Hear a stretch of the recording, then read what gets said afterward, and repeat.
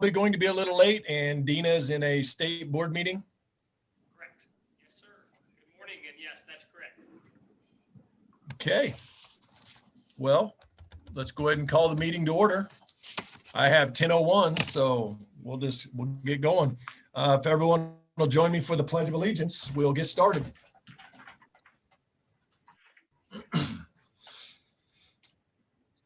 I pledge allegiance to the flag of the United States of America and to the republic for which it stands, one nation, under God, indivisible, with liberty and justice for all.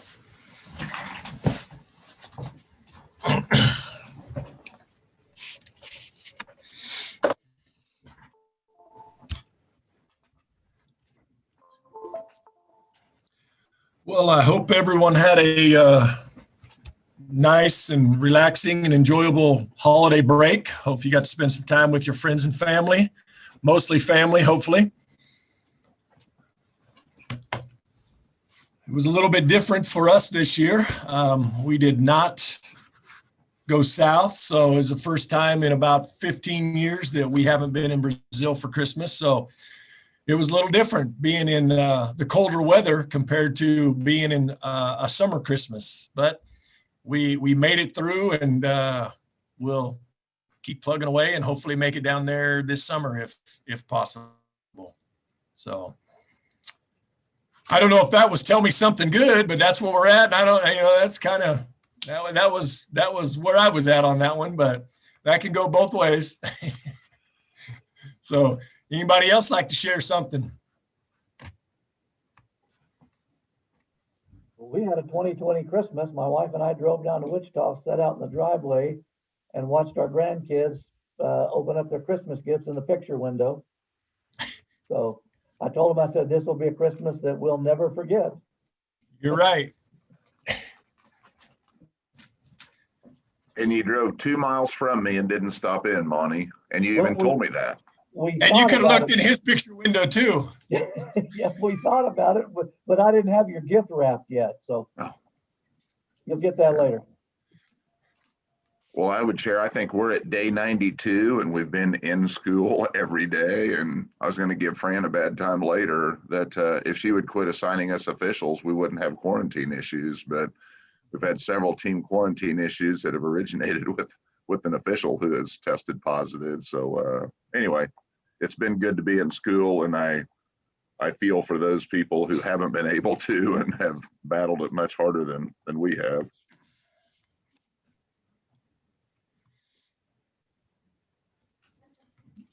Anyone else? Anyone from the staff have anything they would like to say?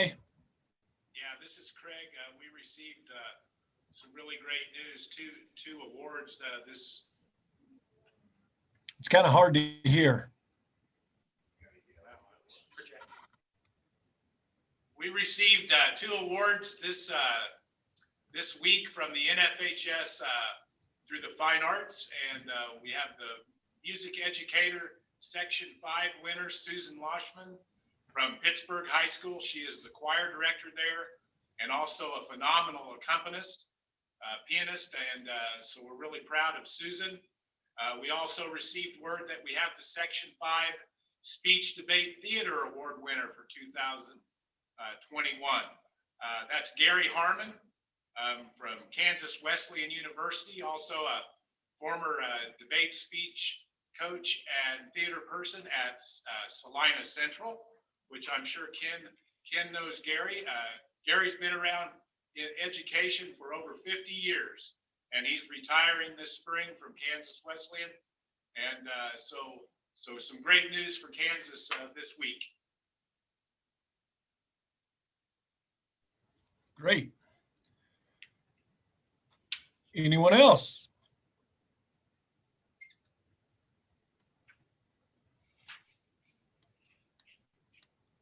Okay, hearing none, seeing none. Next item we have is the consent agenda, item number 4.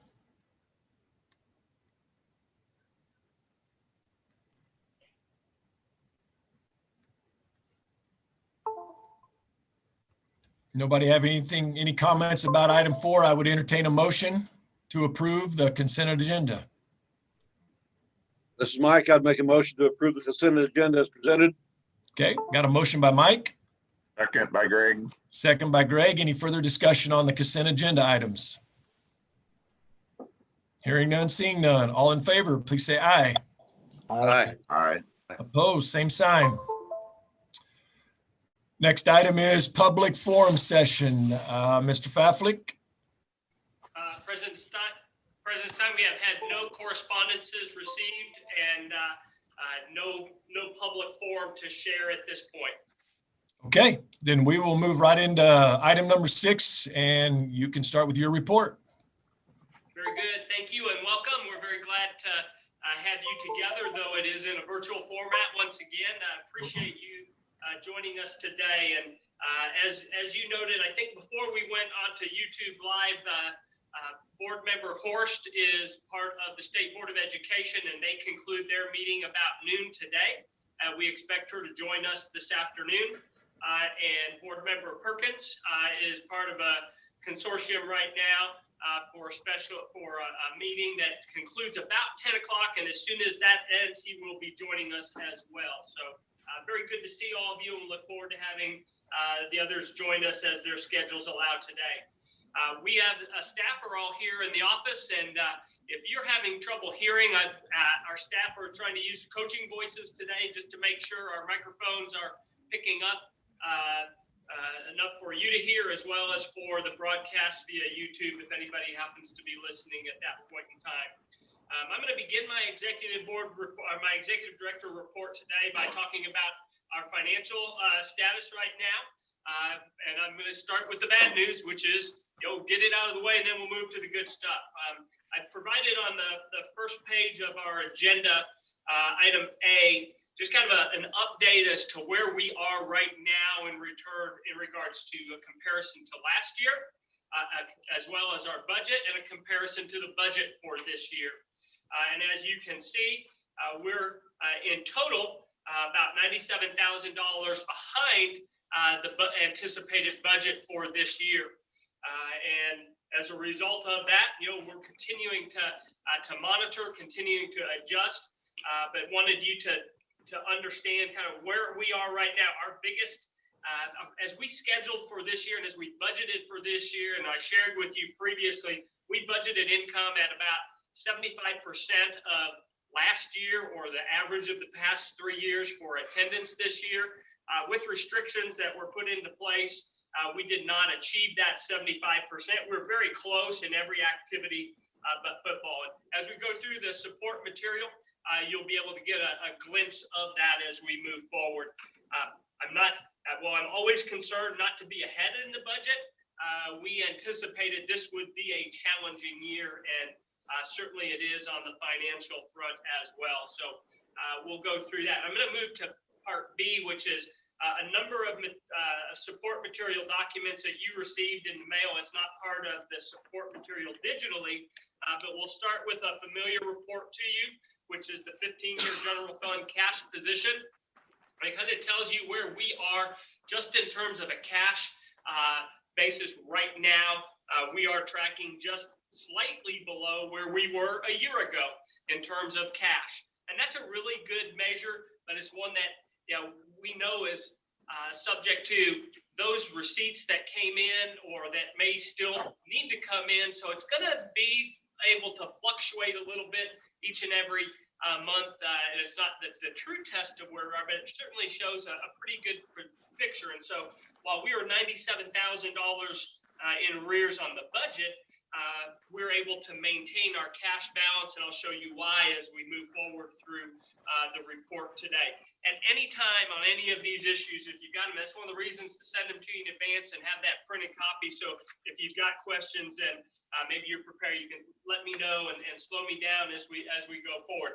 It's not the most enjoyable part of our board meeting, but certainly a very necessary part of that. The next part is the detail of our operating funds, our cash position, where we got to that 3.1 million. That is our cash balance right now. As you know, we have some CDs that are in place. We are continuing to move those. I had to cash a few of those in, and I'll have a discussion with you later in the meeting about our final CDs simply because they're not making any money. 0.01% is what those CDs are paying. So I'll have a proposal for you as we move forward and as we talk further. But you do see those continue to have historically been significant for us, and we will continue to utilize that until we make a move to a more feasible solution. Then the general fund and all of the fund positions, I'm looking at 6B41. And on that particular document, you can see that the reason that our cash position continues to be solid is because our investments have been very, very successful. And the general fund year to date benefit is all based upon income that is received through those investments. Likewise, with our special benefits fund, that fund exists so that those employees who achieve longevity and then retire from the association have that benefit. We're able to compensate them for vacation days or sick days that haven't been used, as well as our longevity program as part of being a staff member here at the association. Then our special capital outlay fund for those large purchases has also had a very, very good year in regards to generating revenue that we will count on at the end of the year. And as we started this year, and we created that budget, we knew that was going to be an important part of closing that gap between the deficit budget and the anticipated costs that we're going to have in terms of difference between receipts and expenses. You've got that provided for you. The management report is also provided for you. That management report is a new document for you. That's part of our transition to our new financial software. It's a very good document. It's pretty easy to see, where our money is going in more broad categories. That budget detail is also available for anybody that would like to look at that. But as you look at some of these documents and you realize, this is how we're saving money through the pandemic. So let's go to 6B5, page 6. And on that page 6B56, you'll see we have a category called meetings. And that line item of 7020 executive board reflects that we have been absent from meeting together this year, with the exception of one hybrid meeting that we had earlier this fiscal year when we had the September meeting in summer remote. So that's there. The next line down, the only real expense or the significant expense in that is the advisory committee. That advisory committee is the Scholars Bowl committee coming in and creating the bank of test questions, a group of 30 educators that work really, really hard for 2 full days here at the office. And that pays their travel, their hotel, their meals, lunch we provide here at the office, and a stipend for their evening meal. So a really good savings in that category. In a typical year, that particular meetings category would be significantly higher. Next year, you'll have a comparison from year to year, but since this is year 1 of our new system, we have not backfilled some of those numbers because they're in different categories that we've established. Now we feel like it's pretty user-friendly and will help all of us as we move forward in terms of planning and preparation. 6B6 is the profit loss statement.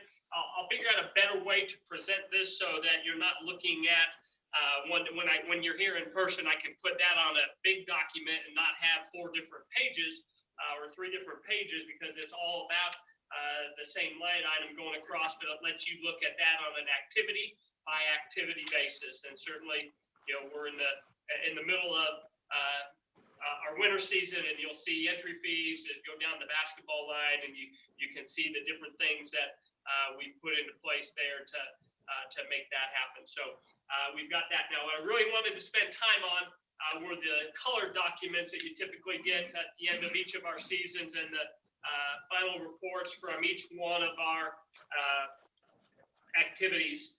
This is part C of my report, and we'll start with the orange financial report. Our orange financial report is soccer. And as you look at soccer, you saw where we were in terms of the budget, but in terms of how tickets impacted that, you can see on the final page of ticket, this is every single regional game as well as each of the state games that we played, that our soccer was only $8,000 behind where it was last year due to two reasons. One is we increased ticket prices by $1 for our adult tickets. We were outdoors, so we didn't have as many challenges for that. We had two pretty good days for regional soccer to be played at our state quarterfinal days, so 3 days actually. And then our finals had actually beautiful weather. So we did well, though. We never fill up the stadiums we attend, and so we had pretty good crowds, even in spite of the restrictions that we had. So we were above our 75% in terms of anticipated gate receipts there in our budget. So you look at that, it was our lowest year in the past 5 years, but not that far behind last year, though we had about 1,500 less tickets sold. We were only $8,000 behind in terms of net proceeds or gross receipts from ticket sales. The blue sheet is state cross country. Cross country probably was one of the most challenging activities that we had for receipts this year because of the nature of the activity. It's very difficult at the sites that we went to. Number one is we went to a third site, so we had additional costs that were part of cross country. And if we had stayed with our two sites, we probably would have shown a profit on cross country as well. From that first page of our document. But the reality is we needed 3 sites because we wanted to spread out. We had another great host site out in Victoria that came on board, as well as a substitute site down in Wichita or Augusta, and 2 great brand new managers to go with Wamigo, who did an outstanding job as always. Hats off to our hosts for that. But you see our state cross country analysis and our projections there. We're about $8,000 off of where we were a year ago, and 1,500, 1,600 tickets below that as well. So we didn't have a high year, but it wasn't a dismal year in terms of cross country. It was a challenge because of the wristbands, and it was a challenge because that took a lot of extra work on your part at every school level, but it also took an inordinate amount of work for our staff here. Fran and Melissa and Lori, our bookkeeper, our financial office, spent a lot of time dealing with receipts from state cross country this year. The one activity that did show a profit this year is the green sheet gymnastics. We were down in ticket sales, 27, down $189, but those still exceeded the expenses for gymnastics. Didn't get the green sheet. If you didn't get the green sheet, I apologize, but I'm running through that packet, and hopefully some of the staff didn't get the green sheet, so I apologize for that. The goldenrod sheet is volleyball tickets. Again, all of our sub-state, as well as our state quarterfinals and our state finals are there. And if you flip to the very back, you'll see that our receipts for volleyball, $134,000 this year. We're down significantly, about 2/3 of that 198 from a year ago. So we're a little bit below our projection there. But again, that helped us, being able to go to big arenas and still allow 25% or whatever that additional restriction were for sites. But one of the additional expenses for volleyball is an additional site. And as we went into this year, we knew that the split of 1A in 3 activities was going to be an expensive split. We projected probably $60,000 to $70,000 of additional costs. In reality this year, because of some of the challenges that we'll have, it probably will be closer to $100,000 in additional costs for that 1A split. It's one of the reasons that we put some additional revenue sources in place for this budget year, and we'll need to maintain as we work forward. The most challenging or the biggest drop that we saw was in football. And as you look at the gray document that you have for football, you can see some trends. The larger schools had the biggest decreases and the biggest losses. 6A was always the biggest drop from a previous year. 5A in a couple of rounds was pretty doggone close to that. A lot of that was, where are our 6A schools located? They're located in the urban areas where there were additional requirements above and beyond our 50% capacity limit that was in place. So you see that. Don't be alarmed when you look at some of those and you see $0 that came in and it says use digital. The line right below that were the digital ticket sales that allowed that activity to go on. We did have a couple of games not played, and those obviously reflect zero income as well, and that went to it. But every round of our playoffs had a decrease in revenue from the previous year, more significant, more pronounced than we thought it was going to be. Last year was a decent football year. This year was not. Total difference was roughly half of our sales from or $300,000 less in football revenue from the previous year, and 50,000 less, 48,000 less tickets sold. So we do see that that is a challenge that is absolutely one that we can overcome as we move forward. But did want to share that with you. We do share these receipts and post this as typically as part of what we have done in a journal, and we'll continue to do that so it is available for the public. The final document that you have is a front and back 5-year paid admissions on one side allows you to see that comparison for each of our activities that we have completed this year and compared to the previous year. As we head into winter, we'll still be able to compare everything as a real comparison, except for basketball, because we missed half of our basketball tournament last year, the final 2 days. Then, of course, spring, anything we bring in this year will be above what we brought in last year. The back of that 5-year admission really helps me in terms of budgeting. It helps all of us in terms of budgeting, in terms of how many tickets have we sold? How many people are attending our events?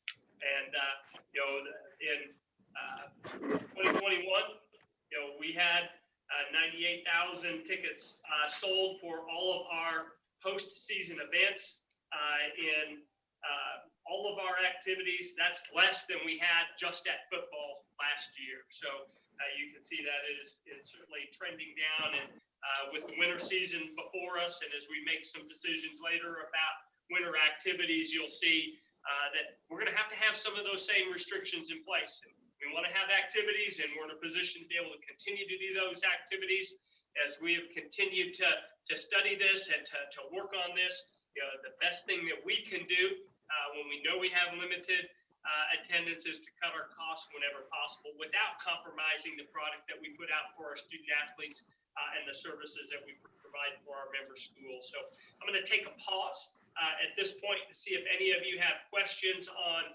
any of the financial information that has been shared with you via my report today. Anybody have any questions or comments for Bill?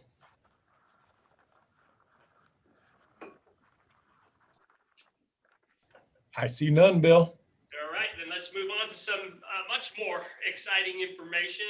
Cheryl will do more on the Hall of Fame. I had put this in the wrong section, totally on me. She'll share more about Hall of Fame, but we have an incredible class of inductees to be.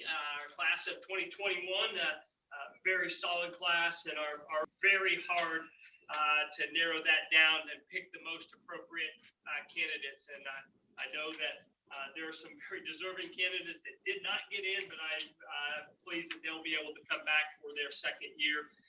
Just to get nominated is quite an honor, and to have that consideration and have our team come together in a virtual format to make those decisions was well done. I provided a copy of the press release that's out, as well as the schedule of inductions that will take place this year.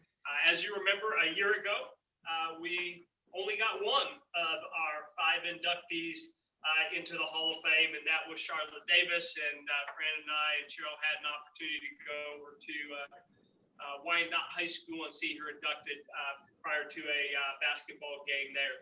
The other 4 we're scheduling for this year. 2 of them will be at the state track meet. We'll actually have 5 at the state track meet this year. 2 from last year's Hall of Fame class and 3 from this year. one at the Sunflower League meet. We're looking forward to celebrating with Dan Rose and his fan club there, and then we'll get one in the fall at a Centralia home volleyball match as we induct Kim Tennell into the High School Activities Association Hall of Fame. So we're really, really pleased with an outstanding class of the candidates that were selected. So class of 2021 is just excellent. Next item for me is to share with you information relative to our Board of Directors elections. That election process is underway as of Friday. Mindy will send a correspondence out to all principals and superintendents relative to these elections. This is a year, it's an odd year, so we elect our odd congressional districts, 1 and 3, for our Board of Directors, and we as well do our middle school representatives for that, and we'll have those folks put into place. We have candidates that are eligible to return at the Board of Education level, but unfortunately, at the middle school level, our 2 middle school reps are going to term out. They'll have completed their 6 years of service. And Mr. Stein, you're not supposed to smile when we talk about that, because you happen to be one of those. And we certainly have given you a year to remember in your final year on our executive board and board of directors. The appeal board likewise has 2 candidates, congressional districts 1 and 3, that will replace. From the board side, as well as the 6A, 5A, and the 2A, 1A, both eligible, all 4 are eligible for return to that board. The documents that follow, 6F2, 6F3, are information that's provided to the schools to help them know for sure what congressional district they're in and whether they are a Division I or a Division II school. And then the map on the back of 6F4 will also be an aid for that. We also have some information in there about our Board of Director appointments, State Board of Education representatives, the governor appointees, and then the organizational reps and the information for that. Also, later this week, Mindy will send information and kick off the process to our member schools about their league representatives. That's not due until later in the spring, but we get that in front of some of their spring meetings so that those decisions can be made and we can have that board appropriately represented as we move forward. So that gets you up to speed on election cycle in terms of where we are right now.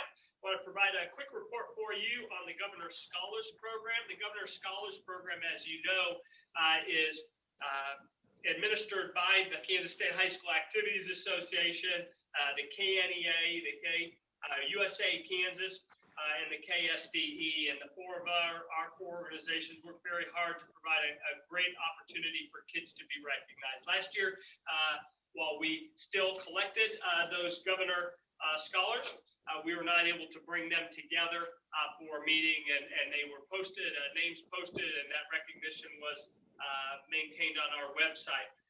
As our committee met and prepared for this year, a decision was just made that we would not have a in-person Governor Scholar event this year. Instead, we would do a virtual honoring of those students, and we will be approaching the governor as well as the Kansas Teacher of the Year, who happens to be the National Teacher of the Year, Tabitha Rossbroy, and ask for some appropriate comments to be made. And any of our support organizations would do that. We intend to have student pictures and names to represent their respective schools, be part of a slideshow that we would post on our website.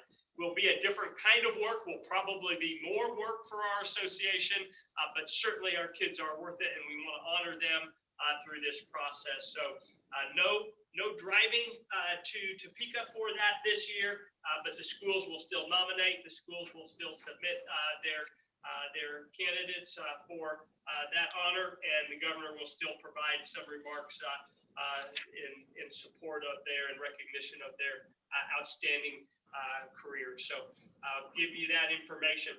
Next are a couple of meetings that I attended. The Midwest States Meeting Report does not exist because the Midwest States Meeting takes place typically in Chicago, was moved to Missouri this year, but it happened to align perfectly with our special board meetings in early December. So I was here in Topeka and did not participate. I've been promised notes from that meeting, though.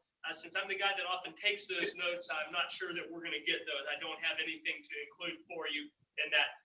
They did meet. They talked about COVID. We meet on a very regular basis with that group via Zoom. This would have been a face-to-face meeting, but Kansas was not participating in that. I did participate in the winter meeting that just took place this past week on Tuesday, Wednesday, and Thursday afternoons. You see the agenda that is there. I have several pages of notes that I will send to you. I've shared them with staff earlier this week, and we'll share them with you via email so you can see some of the things that the National Federation is talking about. Some really important topics that we need to be that we need to be aware of, whether it be name, image, and likeness that the NCAA is wrestling with, whether it's the Center for Official Services, whether it's the NFHS football initiative relative to promoting that, the strategic plan, a number of items that the Federation is involved with that are very, very important. Most importantly, we talk a lot about sports. We talk about safety and risk mitigation, and certainly those are included in the notes that are there. So we'll share that information with you. Of note and of interest to many Kansas schools is the NFHS network update.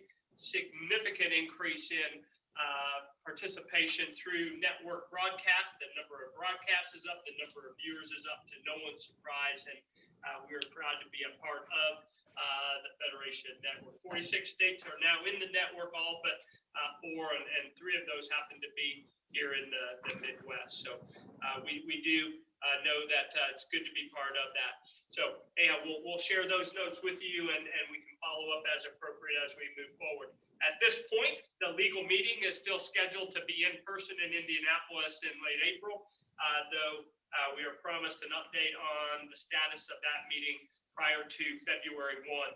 I'll keep you apprised of that. If that does take place, both either virtually or in person, our legal counsel, Randy Forbes, and I will both attend that meeting and benefit from that. So we'll look forward to that. One thing that was released as part of the winter meeting were public service announcements. We'll share those with you as the meeting goes on today. These are radio PSAs that are sent out to all of the media outlets in Kansas and across the country, but they're unique for each and every state. And those states have not yet received theirs. I asked for ours so that I could share them with you during this meeting. So we're excited to allow you to hear those as we head to lunch today and come out of lunch, and some of those opportunities that we'll have. It would be a good transition for us. In terms of awards, an update for you on awards. The Governor's Award has been, award winner has been selected. I won't give you that name at this point in time because that individual has not yet been notified. Those letters typically go out the first week of February or thereabouts, because that's also when we'll hear back from the Kansas Association of Broadcasters and our sport to help us with our Oscar Stauffer Awards for our sports writer and sports broadcaster. We did have nominations in each of those categories, and I think I have a February 5th deadline for them to get back to me. But we do have our Governor's Scholar, our Governor's Award winner, who will be displayed on our wall with other previous winners. Item K in my report is a list of all of the championships. We provide that to you. It's a 2-pager, every activity and the fall champions that have been won, and then a summary of those with percentages for public and private. That's part of both public and private, as well as just good information to have. Transition perfectly into item L, which is our public-private issue that we continue to address and move forward on. As you know, and I've shared with you through 6L1 is a document, an invitation for folks to participate in that work group.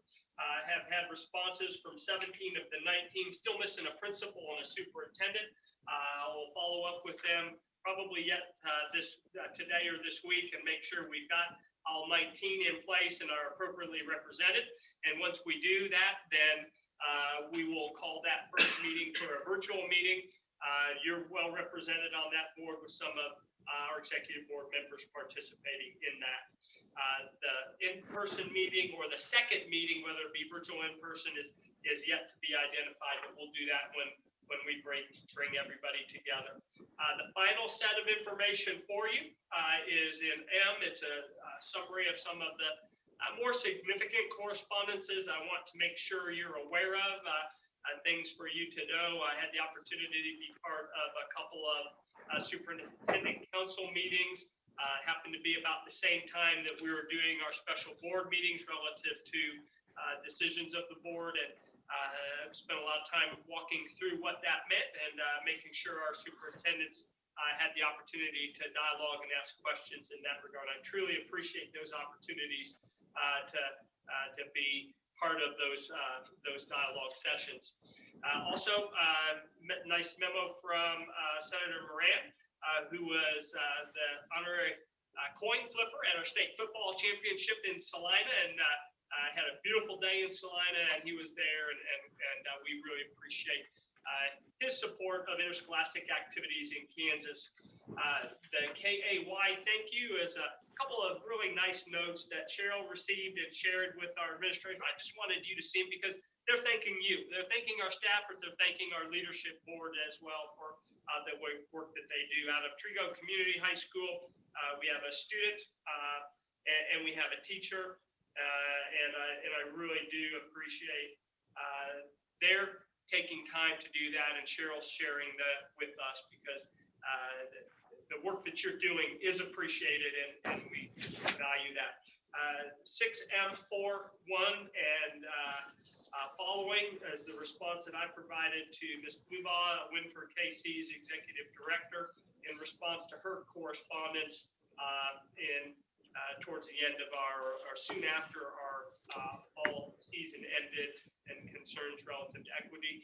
The intent is, I've not received a response yet from Ms. Blubaugh, but we will not wait. We'll probably reach out and ask for the opportunity to work with their organization and others to help support developing leadership of our women involved in interscholastic activities, and making sure that we make good decisions as well. Certainly do appreciate her reaching out and the opportunity to provide some clarifications.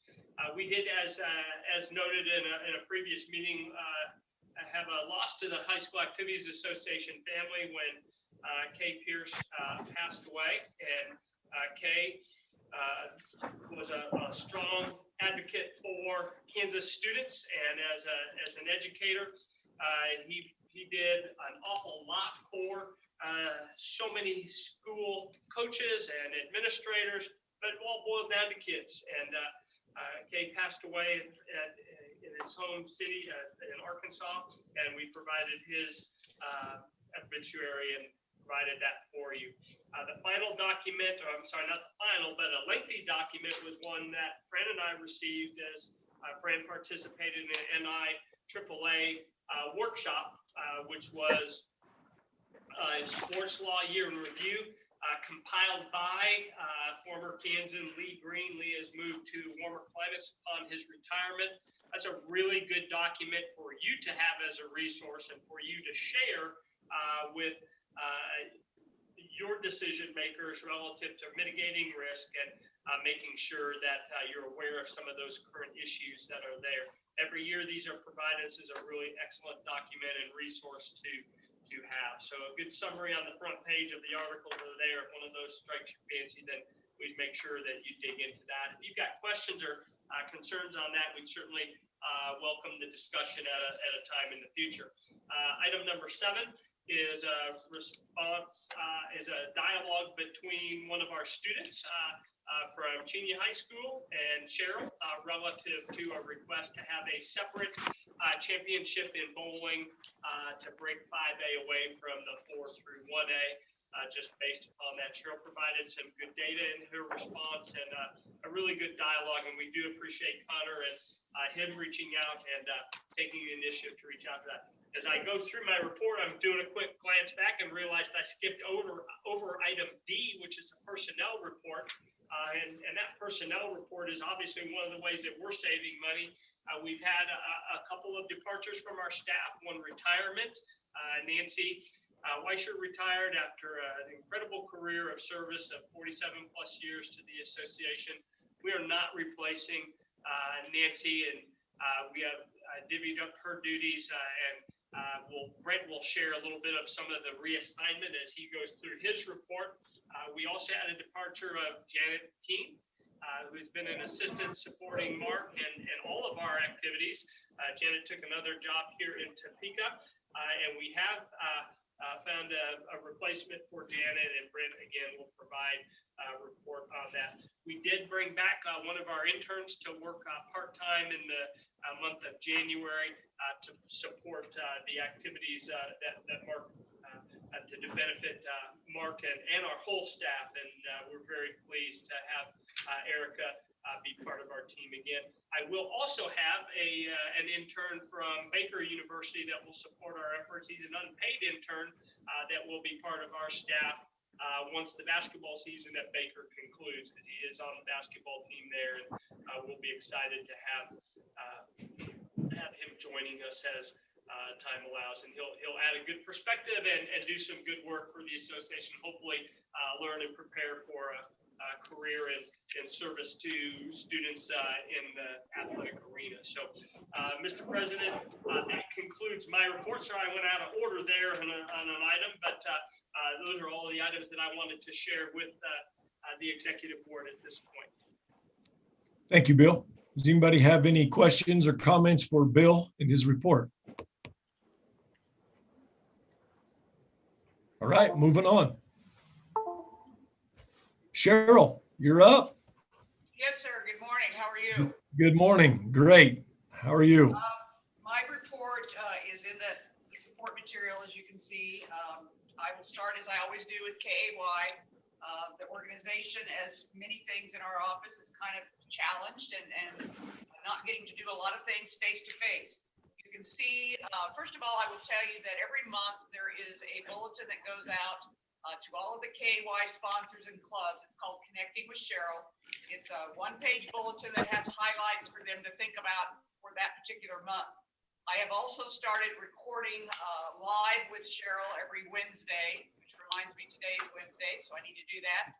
It's just an opportunity to touch base with the clubs. Many of them are not at school, although some of them are at school and able to function as rules allow. So the statement at the top of my report is something I put on my last Connecting with Cheryl, just to let people know that, you know, we are looking forward and ahead at the spring and the summer with hopes that we will be able to have some activities, but it all is dependent upon COVID.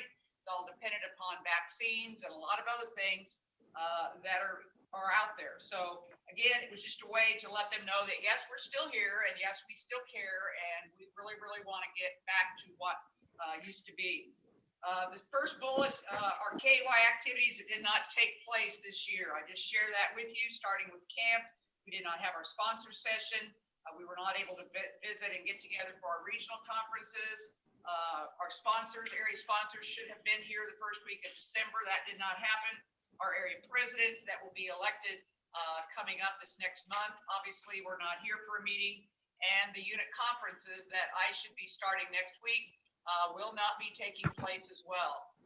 We are going to, on the next bullet, have recorded regional conferences. These are not going to be live because we want to record them so that schools can watch them when it's convenient. We want sponsors to get their students together, find a time between January 20 and February 15 to sit down and watch this recorded session. It's going to be done in the same format that we do our rules meetings, so that they have to advance slide by slide. There will be some recordings. Our area presidents are going to be able to give their farewell speech. We'll give out the KY awards. We'll share the area projects that clubs have been doing during this pandemic, and they were all related to what we can do various peoples during COVID-19. So we will provide all of that on our website and make that available when clubs log off after watching. That's when they vote for their new area president, and we will announce those on February the 16th. So we are going to have our conference just a different way, and we delayed it because just some opportunity to really get people lined up and prepared since some of them had a late start to their school year. So we're very, very excited about that. The things that we continue to teach them in KY, and I know in other activities, Rod does that in student council, is if we can't do it the way we wanted to in person, we're going to find a different way to do it. We're not going to let something stop us from doing what we want to do or should do. Leadership camp dates are listed there on the next bullet. I'm not sure where I am with that right now. I know Rock Springs is planning on opening up in March or April. And again, it depends on where this virus goes and this vaccine, or excuse me, this pandemic goes. So we just have to wait and see. We can't wait until June and then decide we're going to have camp. We're going to have to make a decision later on this winter about moving forward and acting like it's going to happen. And we certainly hope it can. And then other conference hosts, we did ask the people that were supposed to have hosted our regional conferences this fall to host next year. The same is true for those schools that were supposed to host the unit conferences. And so most of them are agreeing to stay on board for next year. We've got a few that will have challenges. So that's where that takes place. And then lastly, the KN board, the alumni board, has been around for 9 years, and that group continues to function. We were ready to finance some students to go to camp and offer scholarships. That did not take place. But that organization actively manages the Be the Spark Blue Cross and Blue Shield grant that we received for the second time. And so we are having Zoom meetings and meeting actively as a group in light of what's going on with the pandemic. Moving on to the Hall of Fame, Bill already shared with you the things that have happened, but the committee did meet a little bit later this year. We really wanted to meet in person, but that was not possible. So we did have a great Zoom meeting. It lasted just as long as a face-to-face meeting did the previous year. We had some outstanding candidates this year, 24 to be exact, which is exactly what we had last year. We had a thorough discussion, worked very, very hard, and the 5 people you can see on my report were the ones identified. We also have, as a note down at the bottom, the individuals from last year, as Bill has already explained, that will not or did not receive theirs except for Charlotte, and so we're working with that. I would note that I'm calling Kim Tennell Mrs. Kim because there are 2 Kim Tennells that will be now in our Hall of Fame. And Mr. Kim has some health challenges, has really been in, I don't want to say in hiding, but he is really being careful since the pandemic arose. So we're not sure when he will get his award, and we're still trying feverishly to find out where in the world Jack Sock is and to make some kind of arrangement for his. So again, the Hall of Fame, we had some great people, and we've had some people that were disappointed that their person did not get in, and I visited with a few of them and given them some suggestions from experience on that committee. But all in all, it was a great day, and we've got some outstanding people that we're proud of. During the sport of bowling, we are working on that. The first competitions began Friday, the 8th of January. We have 89 schools still, and they are still in 2 classifications. As I shared with Connor in my letter, we were really, really close to breaking away into 3 when the classification format got changed. We are still very close to breaking away, and that could happen. But right now, schools financially are not adding sports, and/or there are no schools that have bowling centers large enough to accommodate. Or the third thing, we have schools in an area where bowling centers are saturated by schools in the area that are already bowling. Wichita West Acres, for example, takes in a lot of schools from Goddard to Mays and west of there. So there may be schools that want to participate, but they can't find a place to go. You can see the information there. We will talk later today about the format, what we have set up for our postseason, and you've already kind of seen that. Next Wednesday, I will be going to Wichita and meeting with the managers, and that is North Rock Lane. We also have the 2 6A managers from Derby and from Campus High School, and then the 5 through 1A school manager is from Bishop Carroll. So we will talk about what that looks like. I'm also going to go down to Wichita on either the 29th or 30th. They are having the Great Plains Tournament. They have 32 schools. But what they're going to do is they're going to bring in 8 in each session. So there are 2 sessions on Friday and there are 2 sessions on Saturday. And they're going to do the pod system like we are presenting for our postseason tournament. So in other words, Washburn Rural would be on lanes, for example, 1 through 4. The girls will be on 1 and 2. The boys will be on 3 and 4. So, and then there will be 4 lanes in between the schools, and Northrop with 48 lanes is able to do that. I'm anxious to see how that works, but I'm also anxious to see what the seating will look like, because that is our state site. They told me they're not going to have bleachers. I need to see what that would look like for a state tournament. So lots of stuff to still decide. We're trying to find our last 3 schools in 5 through 1A to host a regional, and once we do, we will post the regional assignments and get information to the schools that are hosting. Boys tennis, again, we have the schools that are hosting, that were supposed to host state last spring. They are going to host state this spring. We asked the schools that signed up last year to host regionals if they would stay on board to host this year. We've had a couple of schools, Wichita Northwest, for example, went from 5A to 6A, so we've got a few places to make some adjustments, but I would anticipate that it'll probably look a lot like the girls' season that we had this fall.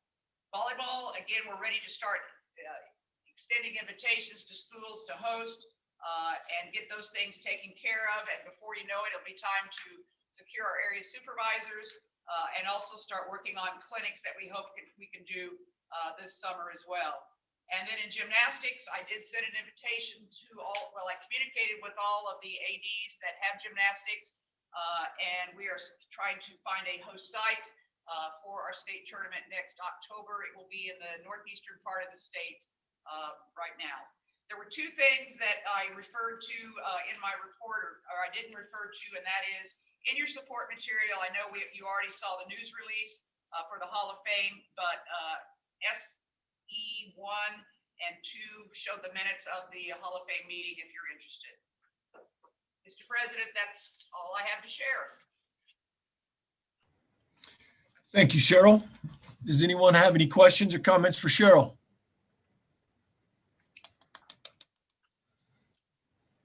Okay, moving on. Fran. Well, again, Bill has mentioned our situation with the cross-country financials. We didn't do horrible, so pretty pleased with that. Probably the biggest thing, couple things out of cross-country. The course that we used at Victoria, Joe Brungart was the owner of that course. Right before Thanksgiving, right after Thanksgiving, Joe had a massive heart attack and has passed away. The property is now being operated by his brother who lives in Wichita, because it was actually willed to his nephew who is under 18. They're not sure exactly what's going to happen with the property. I did talk to Fort Hays State University. They are hoping to be able to continue to use it. They're trying to work that out with the family for them to be able to continue to use that. So it may or may not be an available site for us for state cross-country sites, but we will continue to try and work with that. And we do have a discussion item about potential state cross-country sites or state sites in general later on. So I'll talk more about that there. Basketball, again, we didn't get to have all of our postseason or preseason clinics with our officials like we had. However, we did get to have 8 of them, and we had 66 officials attend those clinics with 52 veterans giving back to them. The coach reports for technical fouls right now are probably down from normal, but we haven't played as many games as normal. That we have a lot of games that are being canceled, a couple days before or the day before, which is why we have mentioned to schools and to leagues numerous times, you need to have in place a policy for cancellation of contracts with officials, because they have a contract Would they accept a game in Arbiter, or they accept a game with you? If you're not going to pay them, you need to have some type of policy in place for your leagues. And I hope everybody has done that so that we don't have too many issues. The area supervisors, I was able to meet with them here in person. They did try to do as many as they could in-person meetings. Those seemed to go well. We had no issues, no complaints, but we did have a makeup meeting that was sent to every official that didn't attend an in-person meeting, got the opportunity to make up area meeting 1. They had about 10 days to get that done. Some of them did and some of them didn't, which is going to lead to our next challenge, which is, are we going to have enough officials eligible to work postseason contests? We've started area meeting 2s. They seem to be going pretty well. Frankly, I don't think our attendance is down a lot in the meetings that have sent in at rosters. It seems to be the same people are still going to the meetings. So we will also offer an area 2 meeting makeup. I think that will be a good meeting. That will be available for our basketball officials over a 10-day period of time to get themselves postseason eligible. We are asking our schools to report their scores after each game. Our school sites, our sites are up. They went up last week, and our schools are put into those divisions so people can start keeping track of where they are in their sub-state format. Did have a few questions about, 4, 5, and 6A and why they couldn't just do what they've always done and why do they have to be in pods of 4. But for the most part, I think people are understanding the situation we're in and will move forward. We'll talk about postseason. That's a separate agenda item. Basketball site visits. I'm going out and doing all 7 of those next week. So hopefully we'll be able to get those in there. We are going to have some challenges at some of our state sites. We're not going to be able to do just what we've always done.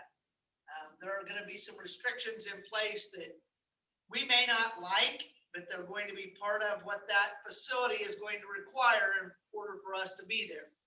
So hopefully everybody can be understanding.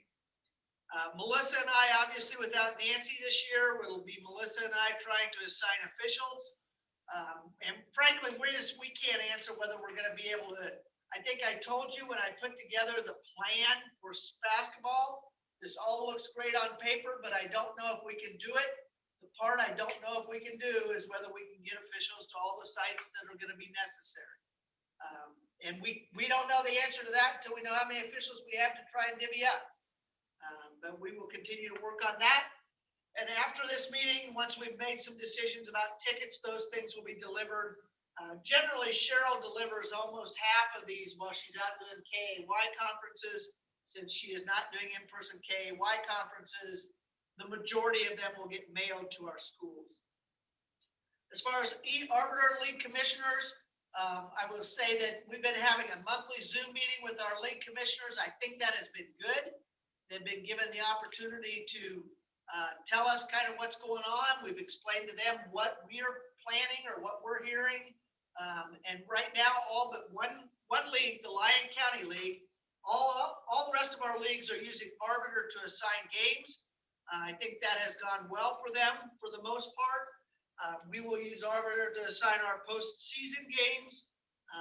But I think that for the most part, those things have gone well. We do have one new league commissioner. John Moore has taken Steve Dean's place as of January 1.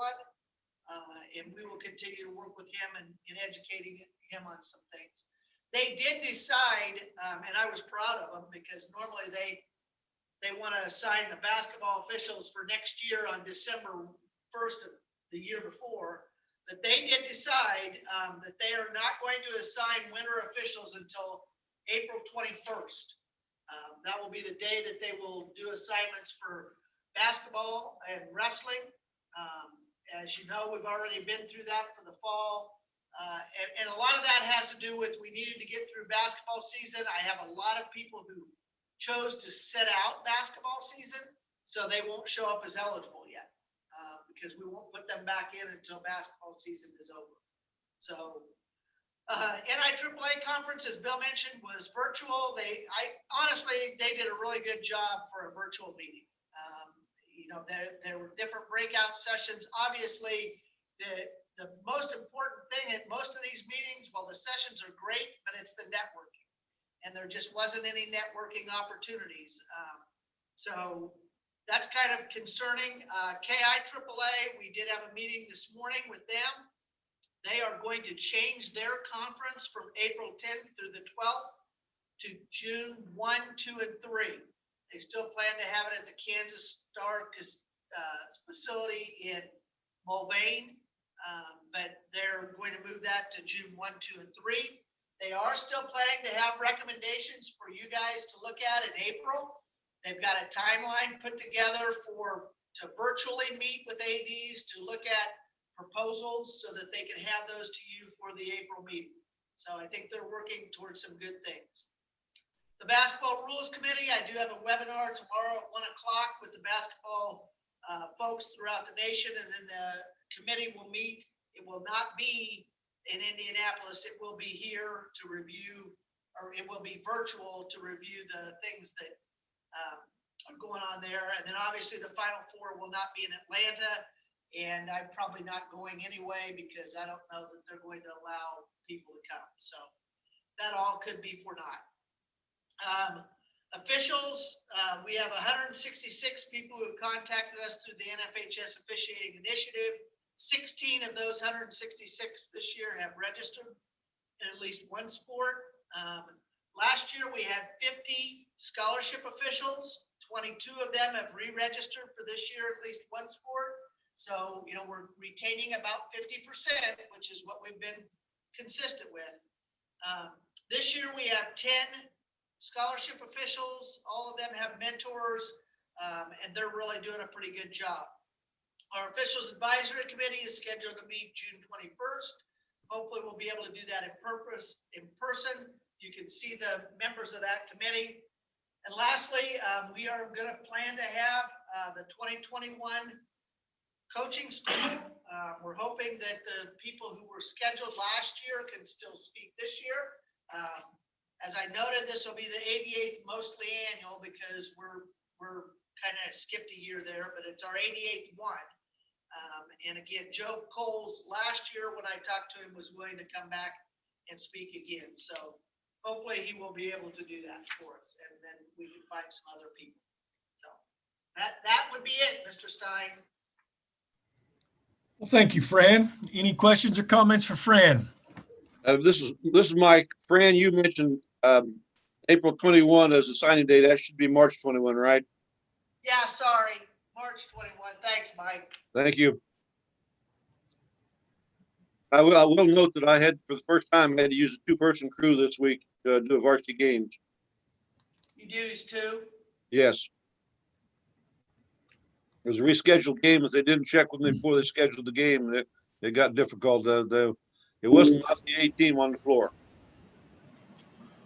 That's what happens when there's a lack of communication from the school to the person assigning.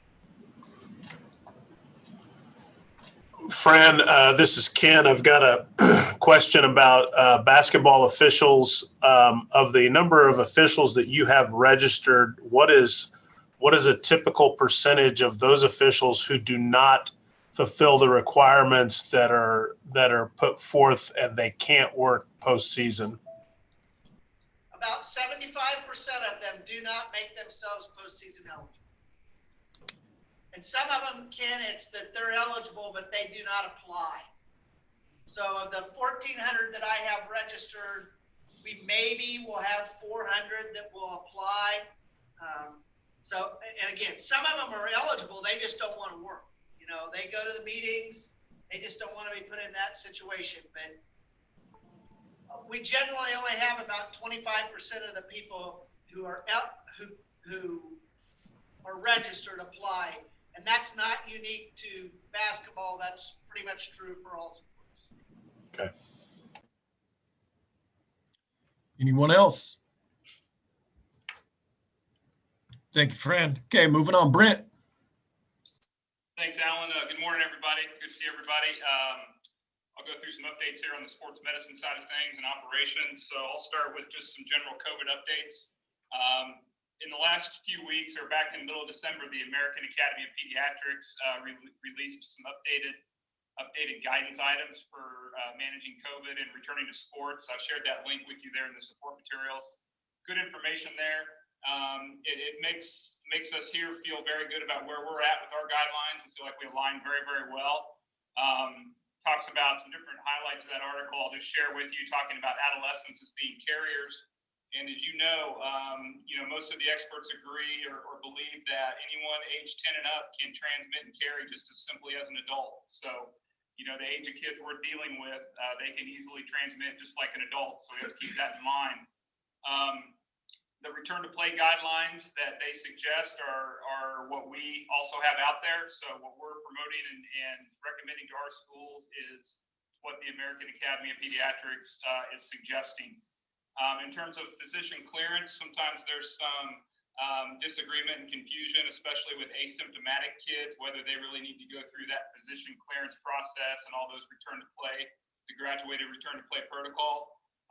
But all of the medical experts are saying anyone that tests positive, whether asymptomatic or not, needs to go through that process and go through that graduated return to play progression.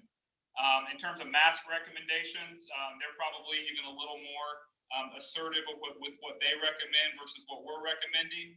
They recommend anybody wear them, even kids in competition wear them in the sports where it allows them to do so. So obviously in a sport like swimming, it wouldn't work. But in the sports where they can, they do recommend it even for competition. So just some updates there on kind of the current recommendations in terms of return to sports. As you guys are probably already aware too, recently the CDC updated their quarantine guidelines, permitting rather than a 14-day quarantine, also permitting a 10-day quarantine, but still monitoring symptoms for another 4 days, and also making available the option of a 7-day quarantine if there's a negative test on day 7. So the KDAG still recommends the full 14-day quarantine, but they have made that option available to counties. If counties want to adopt those other quarantine alternatives, they obviously do have that option. So we do know of a lot of schools and a lot of counties that are doing that have different quarantine guidelines. And the bottom line for us is our recommendation all along has been you need to refer to your local county health guidelines when it comes to quarantine length. Moving on, some other non-COVID related items. About 5 years ago, there was some new guidance released in terms of caring for the spine injured athlete on the field of play. And a lot of those recommendations 5 years ago came out saying that equipment should be removed on the field, and spine boards might not necessarily be the best to be used to transport athletes. That kind of threw the high school sports medicine world into a little bit of a frenzy, because that went against everything that they had been doing and everything they had been taught. There's a new advisory group that has come out and added some new recommendations, and I think they clarify it better. They do a better job of explaining that it really depends on what you have available for skilled medical care on site. Obviously, at our high school sites, we don't usually have a lot of skilled people on site that are going to be able to remove equipment safely. So in those situations, there's still a recommendation that equipment stays on until the kid gets to the hospital, and it's handled like it's always been handled. So that'll be something we talk about with our sports medicine advisory committee this spring when we get together, in terms of what we as an association maybe need to do to communicate some of this out to our schools, and clear up, if there is any confusion, still clear some of that up. So we'll be talking about that more this spring. There's also a new training opportunity that we just became aware of through the American Academy of Pediatrics for concussion training in terms of recognition, also the return to learn and the return to participation progression. We've shared this link with our schools through our weekly announcements and also through our sports medicine contacts that we have. It looks like a really, really good, solid opportunity if schools wanted to pursue this. It's very, very interactive, it looks like. It is multiple sessions. but it gives the opportunity for schools to interact with other schools and talk about, what works for them and things like that. So, hopefully some schools take advantage of that. Like I said, it looks really good. The concussion reporting update you'll see on the next page, just giving you an update on where we're at to date. I've told you in the past, we're tracking much fewer concussions than we have in previous years, which probably isn't necessarily completely accurate. But we also have to consider that, there were fewer practices and fewer games played this fall, so there were fewer exposures. So some of that reduction is going to be because there were fewer exposures, but I do still think we need to, and we'll keep working with our schools to make sure we're getting the data that's out there. But I think there's probably still some underreporting happening there. So that kind of summarizes the sports medicine side of things that I wanted to share. In terms of operations, Bill already talked a little bit about our staffing update. We will be bringing a new person on board. The lady's name is Tracy Miller. She'll be joining us a week from yesterday, and she'll primarily work with Mark and the activities that Mark works with. She'll also be working with Fran in terms of the sport of cross country.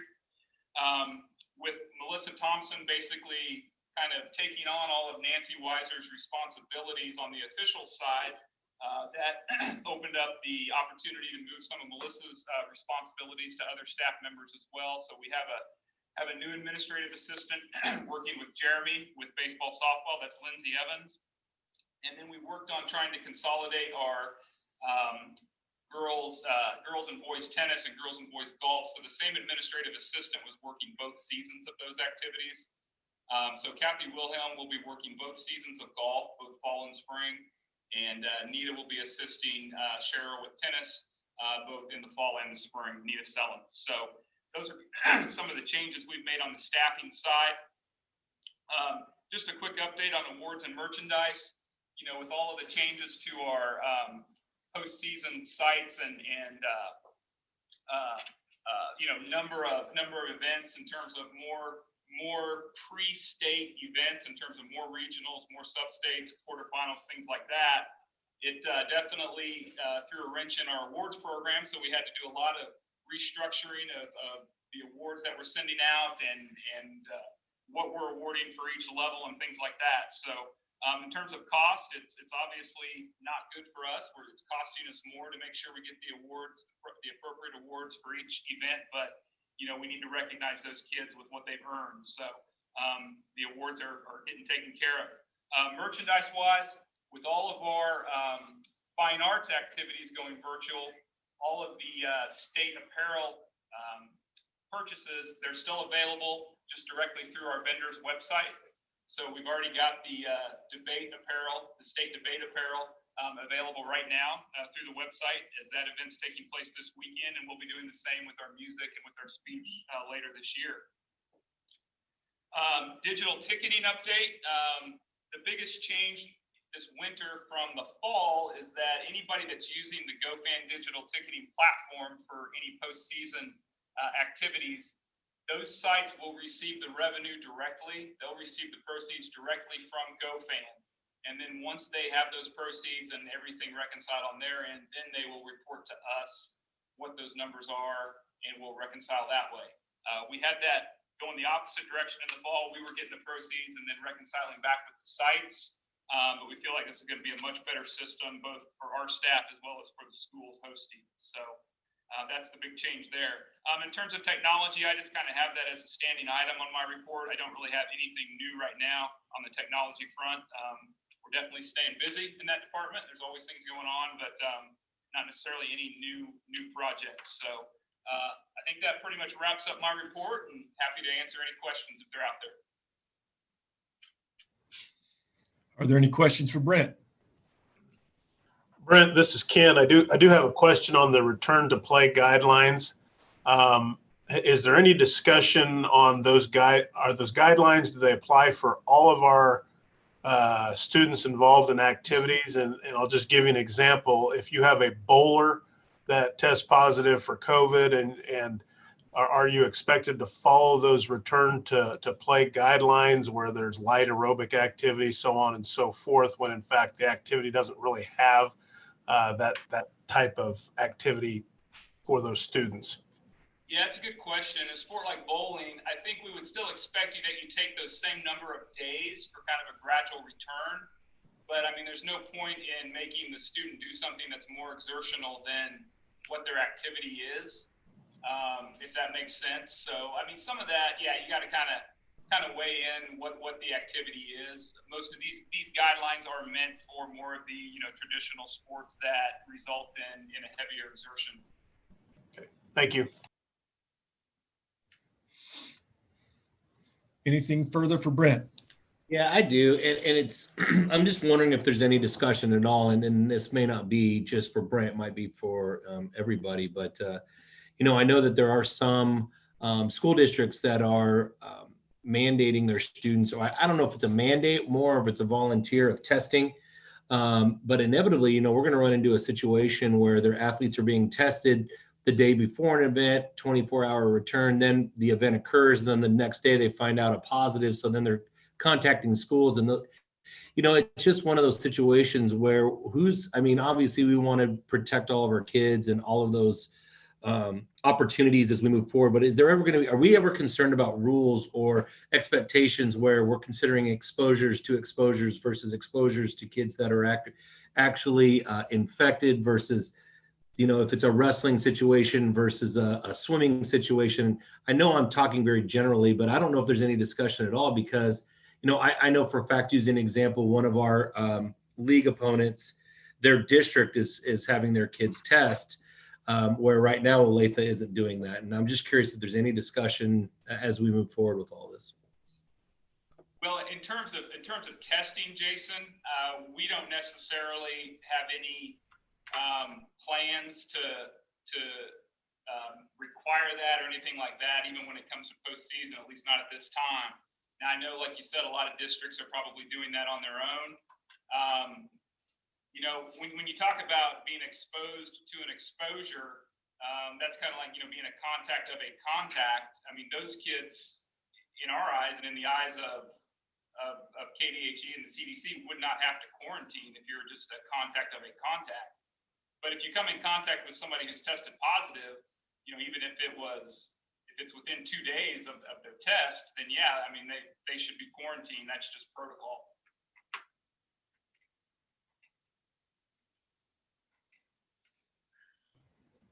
Anything further? All right, moving on. Mark. All right, thank you. I know you've been looking forward to this report. Start with wrestling, since Jason just brought it up.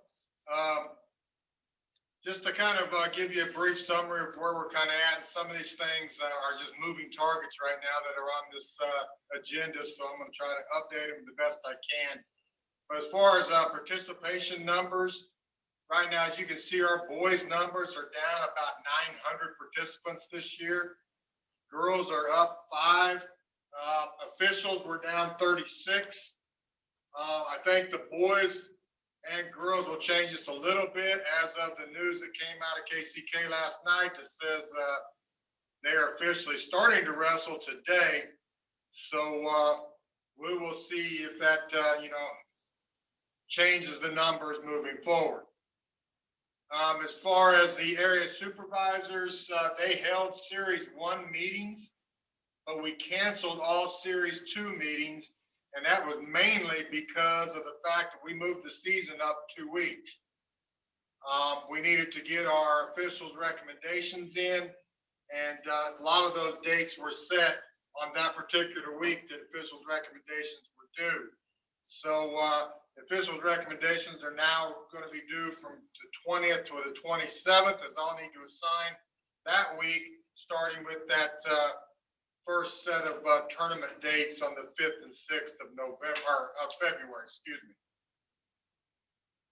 As a reminder, as far as the eligibility of officials, and I know this doesn't differ from anybody really, but to be eligible, an official has to complete a postseason application, which a good number have at this point in time, and they have to have attended the rules meeting, scored 90% or better on the exam, which is an open book exam, and attended at least that first area supervisor meeting this year. So hopefully we'll have enough officials to fill all the spots. I think we probably will. It's just a concern, obviously, of, you know, where they're at, where the officials are located, where the sites are, things such as that. As far as the host sites, this is something that is constantly changing, constantly looking at, and constantly giving me a headache. Which you can only imagine, which I told you the concern was going to be finding people to say yes, because a lot of people definitely say no. As far as the district tournaments, the boys 3-2-1A and the boys 4A are now all secured. The girls Division 2, looking at probably 2, maybe 1 before this meeting gets over, as I've been talking to someone via email to try and get them to host. So we'll see where that falls. As far as the regional round, the boys 6A is secured. The boys 5A still missing 1, but been communicating with a particular school quite a bit. In the boys 4A, 1 of them are secured. The other 3 I'm still trying to secure where we're at. The boys 3-2-1A, all 4 are secured. The girls Division 1, all 4 are secured. And that brings me to one other topic. And before, I know we'll talk about postseason a little later on, but we did eliminate the district round for girls Division 1 just off pure numbers of participants. We felt like we could keep those numbers below 112 by just starting with the regional round. Now, with that being said, KCK will add a few more into there, but we will still keep those numbers down around that 112 category. When it comes to the regionals for girls Division 2, I have 3 of the 4, so hopefully we can get that one secured at the end of the day as well. Sub-state, I have not sent out any invitations. I have them all prepared on PDFs and plan to send those out sometime today or in the morning to those schools, and that would be 12 sites, 2 in each classification and or division. That kind of is an update there. State wrestling still working on a lot of things there, but you can see what's being held at Hartman Arena is the girls Division 1, the boys 5A, and the boys 6A. At the Tony Pizza Event Center in Salina, the girls D2 and the boys class 4A, and at Gross Memorial Coliseum in Hayes will be the boys 3-2-1A. Still looking at getting, and hopefully we can secure numerous volunteers that kind of make up the tournament success of the state tournaments. And those individuals are not only the management side of things, but the table workers, the announcers, and so many other people, pass gate workers, etc., that all kind of help secure and make sure those tournaments can run off in a good way. I have my state meetings, 2 of them next week, another one the following week. So hopefully we'll have more ideas of what capacity limitations, seating limitations, those type of things, you know, because we have to take into account our coaches, our wrestlers, potential cheerleaders, managers, etc., before we ever start talking about fans attending. So all of that will come into play when we start setting those limitations. The mats, they're secured, they'll be delivered. Obviously, we're not going to need as many mats. So I've talked to Dahlimer. Dahlimer provides the mats for 6A, 5A, 4A, and our girls. Easy Flex will provide the mats for the 3-2-1A out in Hayes. The weight scales are all secured through Salina Scale Company, and score clocks through USA Kansas Wrestling. Again, you know, just a moving target wrestling is. We continue to look at it, and I know that quarantines, those type of things are a huge concern. And yeah, it concerns me. It makes me nervous. And then I look on Twitter and I see, you know, lines for weigh-ins, guys, wrestlers not wearing their masks. And then they're not lining them up 6 feet apart. They're standing side by side. How am I supposed to feel sorry about that? you know, the part I feel sorry is those that are doing the right thing now are going to wrestle someone that's not doing the right thing. You know, those are concerns. Coaches, administrators need to put, you know, pressure on their friends, because they are the ones that's going to hamper wrestling moving forward. And it's not that hard to do the right thing. Everybody says they'll do the right thing until comes time to do the right thing, so to speak. And again, social media tells me everything. Again, but some are doing things in a great way as well. The one thing I would suggest is that schools, and Jason, to maybe answer a question, talk to your county. I'm not saying it's a requirement, but there are a few counties that are requiring wrestlers to wear masks when they wrestle. Maybe you ask your county, especially in those lead-up qualifying tournaments, if they wear masks and they have a contact, would they be quarantined? Maybe, I don't know the answer to that question, but it's sure worth asking. They are making masks better every day. I've got one on me today that I just got in yesterday, and it's a athletic mask, a participation mask, because it attaches hooks on the back. You can cinch it up to fit tight, and it's breathable as well, and would last throughout a day.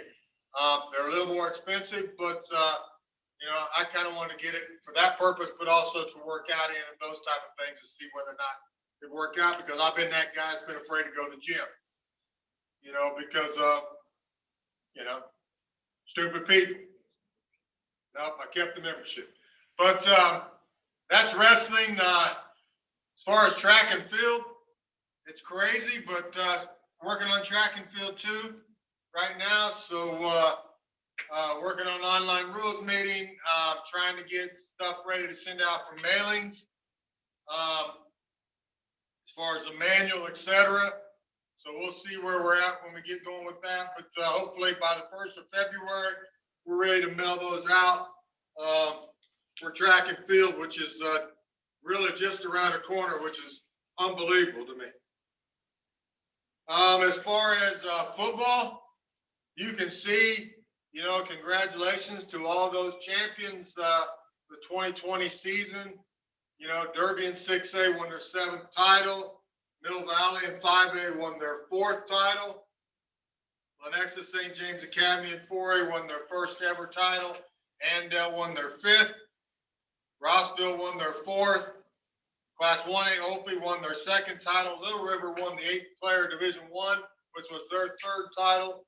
And in 8-player Division 2, Hanover won their 7th title. One other thing, just to mention, the last 3 days, I've been involved in the Zoom version of the NFHS Football Rules Committee meetings. And so hopefully down the road, we'll be able to talk more about that. But nothing is official at this point in time. But we're on the process. We are looking forward to 2021 football season. But there's a lot of things that take place in between. So anybody have any questions for me?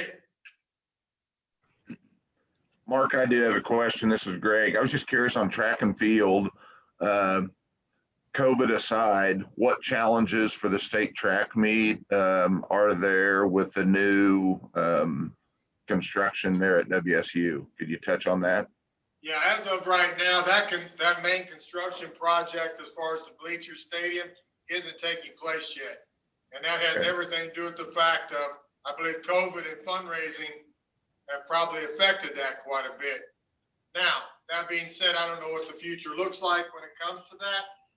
Bill and I have started some preliminary talks about state track and field, but we know we're far from ready to really make any changes than what we already have planned at this point in time.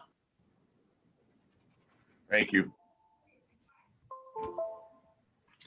Anything further for Mark? Okay, moving on. Jeremy. All right, thank you. I'll start with the network information. The only event that we had since last time we met was football. If you want to look at the previous fall championships, you can look at the sport material for last meeting in November.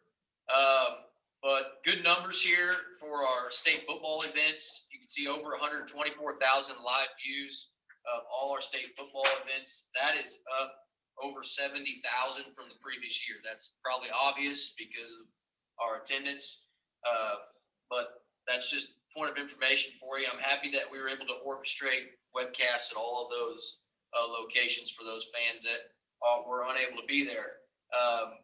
If we did, I know we had one little hiccup in the 2A game between Rossville and Hoisington. The first half had some technical issues, but the NFHS network has been good to reimburse money to those people that had technical issues, and they were very aware of it. So I'm glad that they're able to work with people as needed. So you can see the numbers there, pretty good turnout. The highest with the 4A championship. I don't know if that's because it was on Friday with people home after Thanksgiving as opposed to maybe Saturday, but good numbers nonetheless.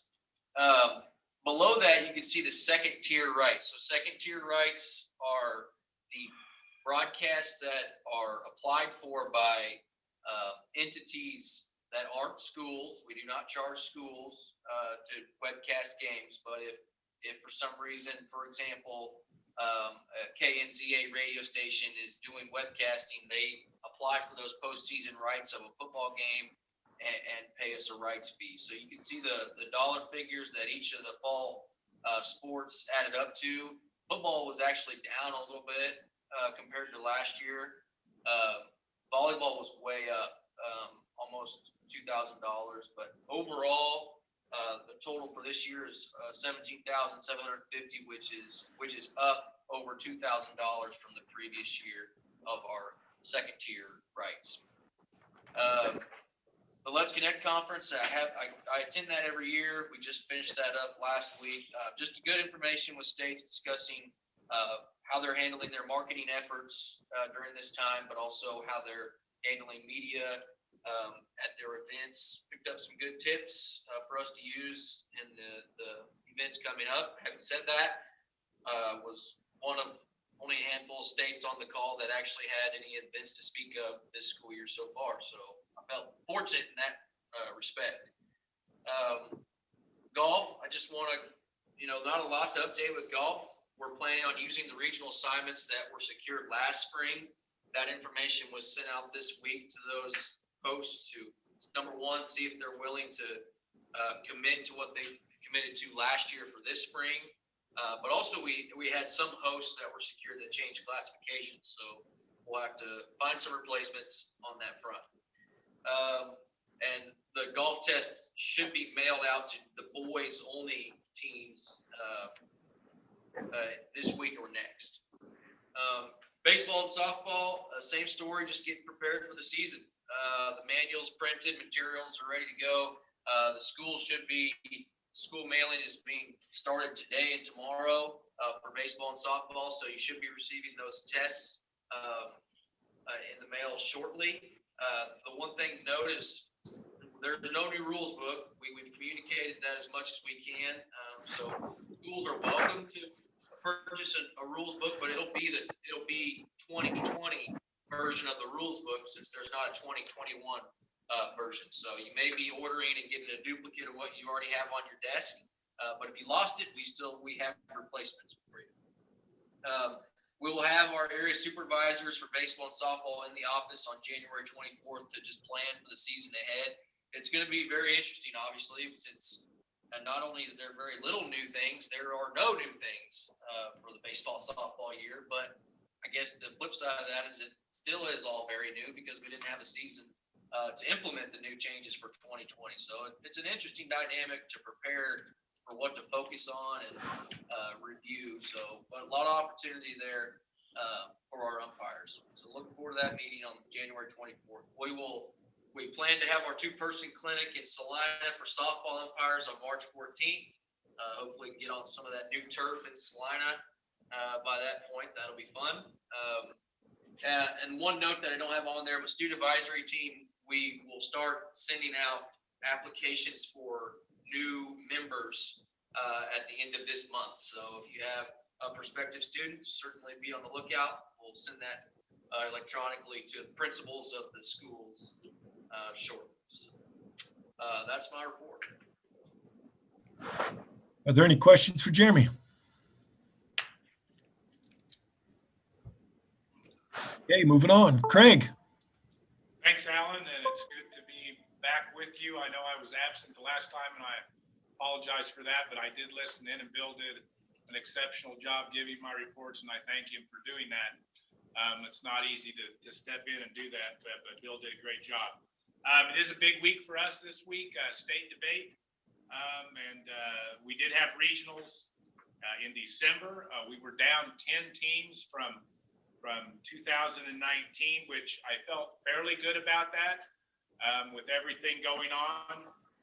But I would like to personally give a huge thank you to 3 folks that made that really come to be, and that's Eric Scoblin from Olathe Northwest, Mike Harris from Wichita East High School, and Megan Hageman from Salina South. They really helped us put the regional virtual format together for 4-speaker. And really appreciate those 3 extremely a lot. And then after, and all coaches, all the debate coaches have done an outstanding job of jumping into the virtual format and learning it and being prepared and getting their students prepared for tournaments. So we appreciate that. Like I said, state is this week. It is hosted virtually by Eric Scoglin, Olathe Northwest for 5A, 6A. And Daniel Dawson from Lions, which is 4A, 321A. Based on the projected state 2-speaker entries, 6A has 73 teams, which again, they are above the numbers to have that double octa final round. Nobody else will have extra rounds going into Saturday. We had 208 teams last year in 2020. This year we have 164 2-speaker teams, which is down 44 teams from last year. Possible state host sites for next year. I've talked to Mike Harris at Wichita East. He is checking with administration to see if we can get that taken care of. And at Silver Lake, Michelle there at Silver Lake, we've already signed a contract with them. So 321A and 4A site is taken care of for 2022. Debate topics, we have not finalized those yet. This is kind of a strange year with the topic meeting. If you remember, it was supposed to be in Kansas City with Misha and Keisha co-hosting that at the beginning or the end of summer. Of course, that didn't happen due to COVID. It was virtually done in December, right after Christmas. And we are down to 2 topics from 10, and Russia and water are the 2. So we've sent that out to all the debate coaches. Kathy does a great job here putting those surveys together in our office and sending those out to the coaches. We will get those back in the and we will get the final topic to you at the next meeting. I will say that most of you know Pam McComas because she served on this board. She co-authored the water paper, which again is in the top 2. And right now it's leading in Kansas as the top vote getter. We'll see what the national vote comes out in later. But if you want to send Pam a congratulations, I'm sure she would love to hear from you. Music, of course, all of our festivals, as you've approved, are virtual. There are a lot of challenges with this, but I think we're conquering most of them. Last week on Thursday, from 4 to 5, I held a Zoom meeting, and Kathy and I were on there, and we went over the guidelines for the virtual meetings. We had about 120 music teachers on, and they asked a lot of good questions. And we have another virtual committee meeting next week to pursue some of the questions that we hadn't thought about and to try to get those things figured out. But it was a good meeting, and we will have another one of those probably after KMEA in March. Speech, we are still working through the platforms that we will have for postseason. And again, those are virtual for festivals and championships. If you look at 15-11 through 15-14, the supplementals, that is an in-person tournament and mitigation, or if your schools are having an in-person speech tournament this year. Of course, we recommend getting on the virtual and learning the virtual with your students because that's what they'll be doing for postseason. But if your school is doing that, we have put out a 3-page of guidelines there, and most of it is taken right from the NFHS aerosol study. Let's see. On January 5th, the KSHSAA developed a proposal for you all, and I think we'll talk about that later in the agenda, but it is lowering the state championship qualifications, and that's 15-15, so we'll discuss that later on in the agenda because that will take some action there. In spirit, we've contacted, when this was written, all 3 of our sites had been contacted, and we had only heard from one back, which now we have heard from all 3. Currently, all the dates, 7 dates for our summer camps have been finalized for those 3 sites. But depending on what happens with COVID and our 3 sites depends on whether we have camps there. But the sites do know about it. It is in their calendar now, and so we proceed, of course, with caution, but we will proceed. Bill and I are still working on the 3-year contract with Varsity Spirit, and we hope to get that finalized in the next couple of weeks. And that's for camps and Spirit spreaders. The last thing I'll say is that we were just contacted by Jamie Graham. I've asked for the financials for game day 2019 a couple of times. They've had some shift in some staffing there at Varsity, and she's just now getting around to the financials. We just heard from her like about 10 minutes ago. It came up on my email. So we'll get those financials to you from game day at the next meeting. But thank you. It's great to see everybody and hope everybody's healthy. Thank you, Craig. Any questions or comments for Craig? Yeah, I had a question. You mentioned one of the topics for debate was Russia. Is that, do you know what that encompasses? Yeah, I can send out the resolution, but basically, should the federal government get more involved with what Russia is doing and getting into like our elections and things like that. Thank you. Do you want me to email you the resolution? I'd be glad to do that.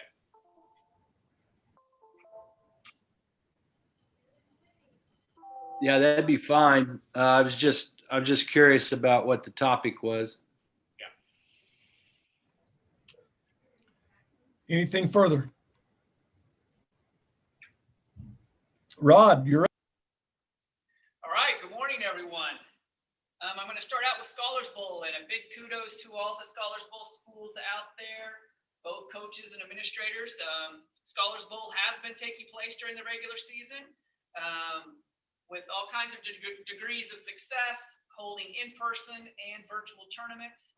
And as you can see in my report, our numbers have not dropped a bit. We still will have 333 schools participating in the postseason this year.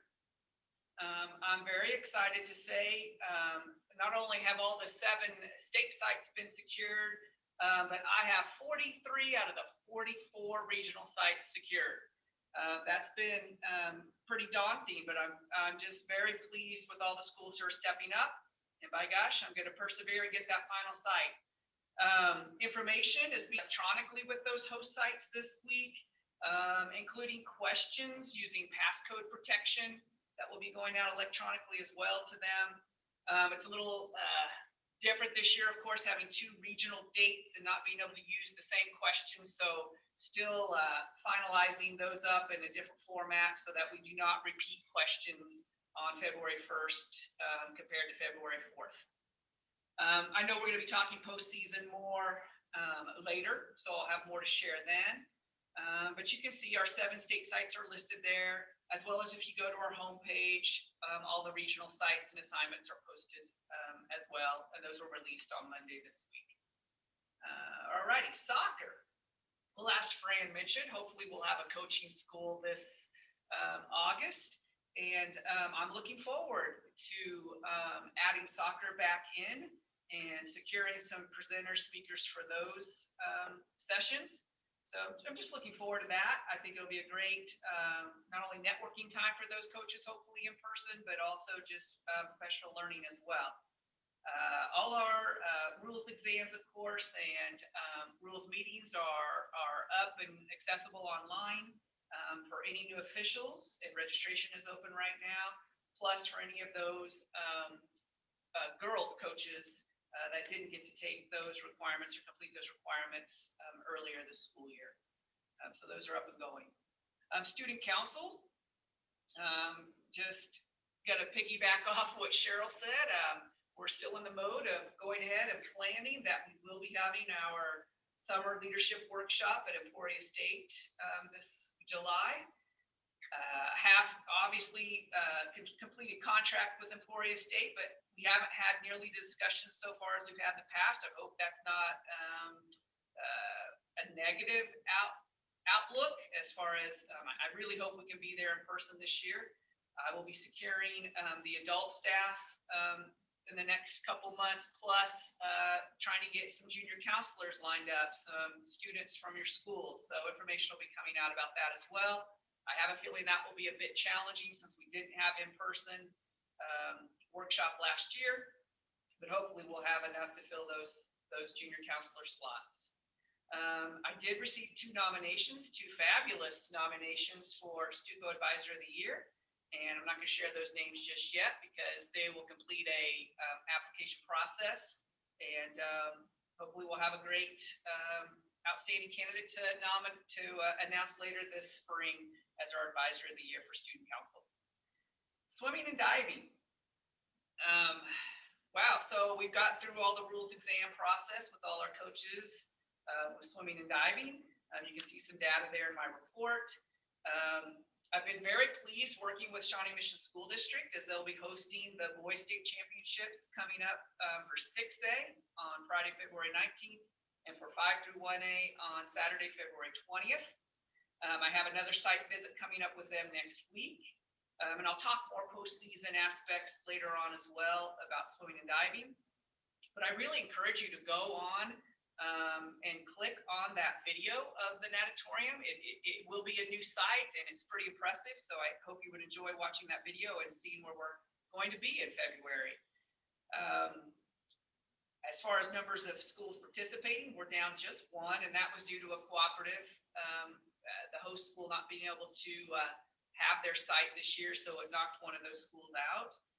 So I'm happy that we felt steady there. And you can also, there's links that you could go check out on our homepage for regular season meet results. Wow, the response to that's been awesome this year. Last year was the first year we did that. We already have 50 regular season meets posted up there.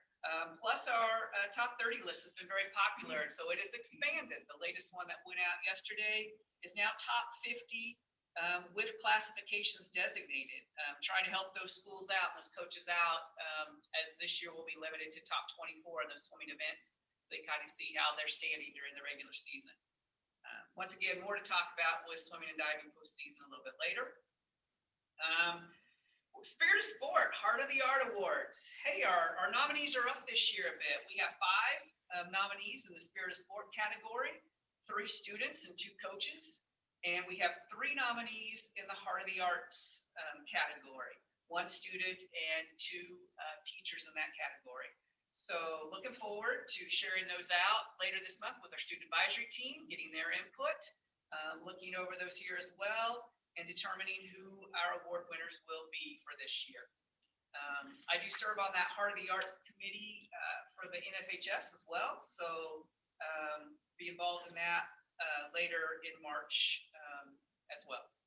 So, no news on the coach front yet on Coaches of the Year. Those haven't officially been released yet, those sectional and National Coach of the Year awards for this past year from NFHS. But I do have an inside track. We may possibly have a national winner, so stay posted.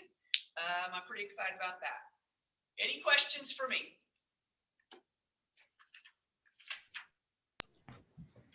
Any questions for Rod, as he stated? Just really quick, no questions, a statement. Last Saturday was my first time ever going into the Natatorium in Shawnee Mission. And I've been into a lot of venues across the state of Kansas, and that might be one of the nicest facilities for our high school athletes to ever have an opportunity to be a part of. So recommendation, if you have swimmers, divers that qualify, I would recommend going to that state meet. It was absolutely gorgeous. I was the only Olathe North person in the room because right now Shawnee Mission is only allowing their parents at swim events, but it was absolutely gorgeous. And I was just excited that my kids got to even swim in that venue. Yeah, once again, be sure to check that video out that they put together. It is a beautiful facility. Oh, we're going to show it. Oh, great.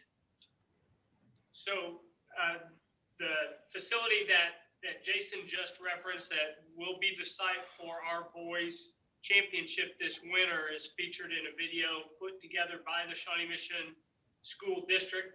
I think students were involved in a large part of this production, and it's an outstanding facility. So we're going to share that right now so that you'll have a good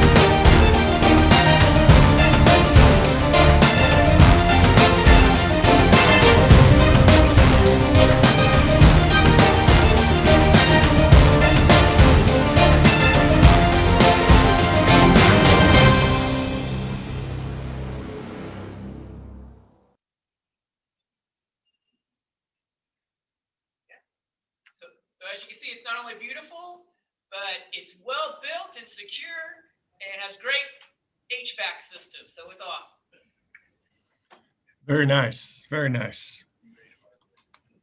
Okay, moving on to item number 8, state basketball.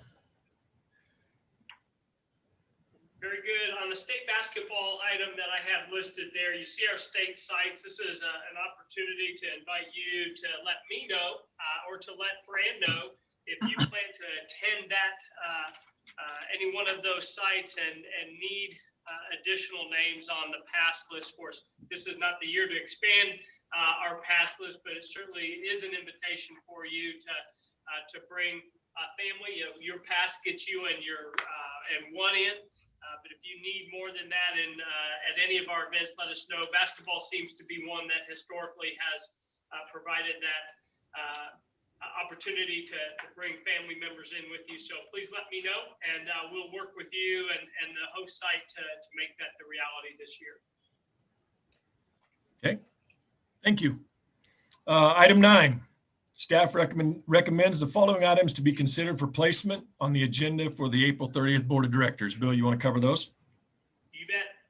On the very first item on 9A, staff has talked at length about our classification system, and this is not tied to a specific proposal because there is not one out right now, but feel like as if a classification change is made, and this is to the general classification, this does not impact football, but this is for general classification, and if we go through a process of discernment and evaluation and discussion and then eventual adoption, that it would be wise to have a period of time where we actually try that new classification protocol that has been put in place.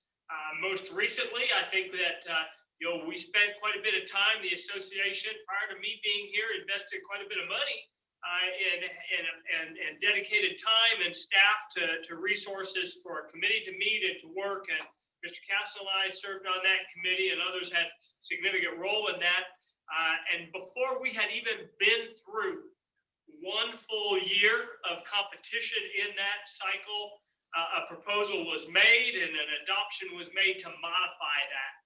And we hadn't even made it through the spring championship season before the board approved a change to a policy that was adopted and not put into place. And this is not specifically about that, but just a general good practice. It kind of is consistent with one of the other difficult things that we do, which is a league placement in terms of calendar. It's consistent with that. When you do a league placement, that league is basically frozen for a period of 3 years for them to try it out.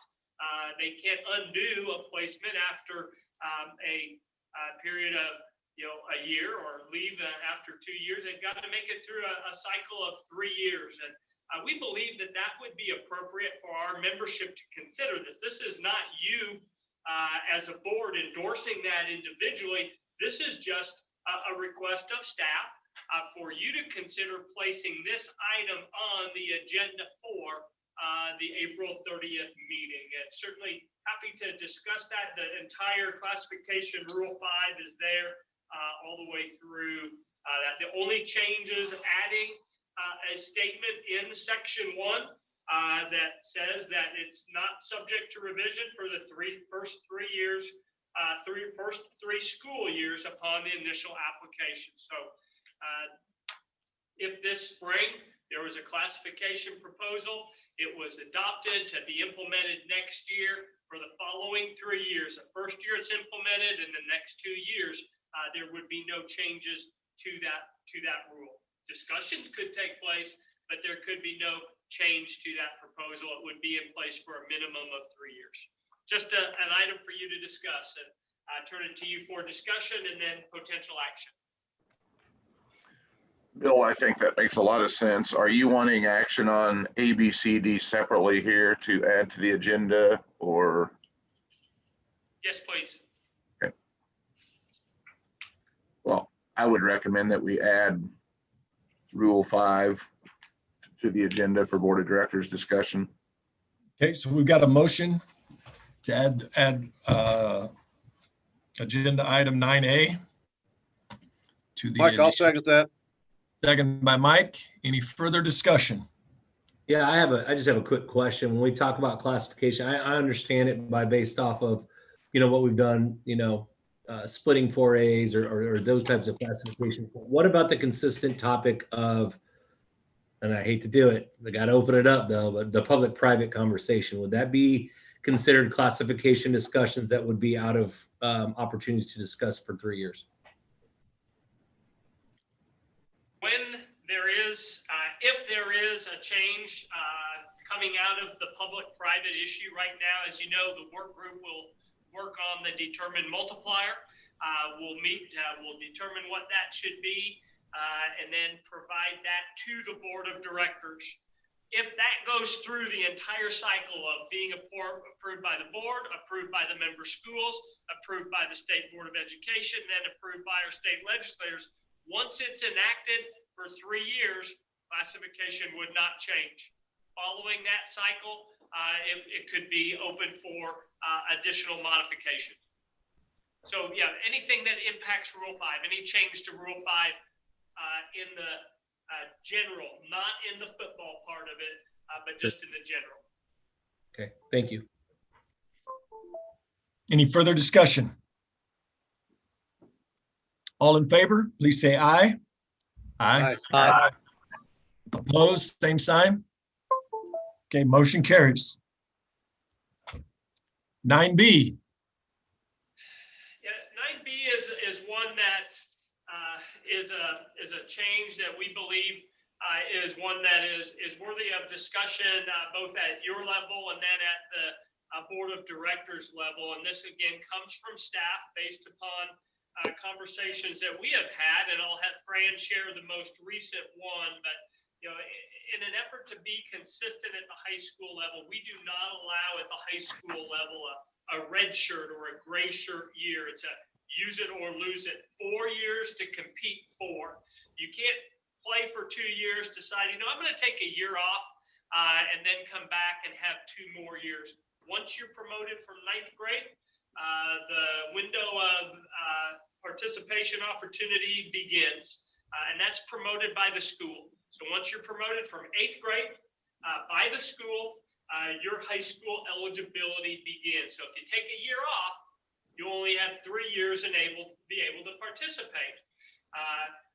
We believe that based on conversations that this probably would be appropriate at the middle school level as well, that families are making some decisions right now for kids to sit out a year or to repeat a year of that, not based on academic issues, but maybe based upon a desire to become bigger, stronger, faster, and achieve at a higher level at the interscholastic level. So Fran, you want to share a little bit more? I may have covered what you wanted to say, but We've had one situation that we know has happened and another one that has been called about where a student has passed 7th grade, but the parents essentially are refusing to send them to 8th grade. And the school is kind of caught between a rock and a hard place. The student is currently, because the school is virtual, the student really has done nothing. In fact, they would be considered truant.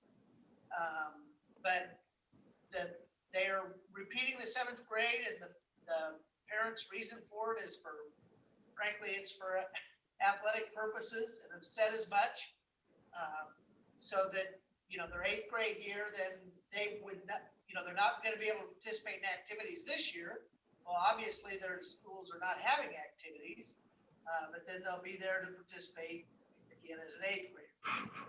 Because they are taking 7th grade again. So it's essentially the same thing that we tried to put in place when we put the information in place. That's once you're promoted from 8th grade, you start your high school clock starts ticking.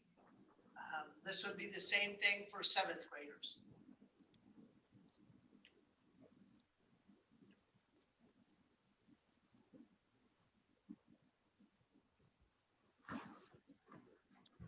Okay. Any questions for Bill, Fran, or staff? Yeah, this is Ken. If a student is not promoted to the next grade, let's say they're in 7th grade and they're not promoted to the 8th grade for academic reasons, they would lose a year of middle school eligibility in there at some point. Am I understanding that correctly? yes, Mr. Stonebreaker, that's correct. That right now, if a student repeats 7th grade, they have eligibility in their first year, but they are not eligible for the second 7th grade year.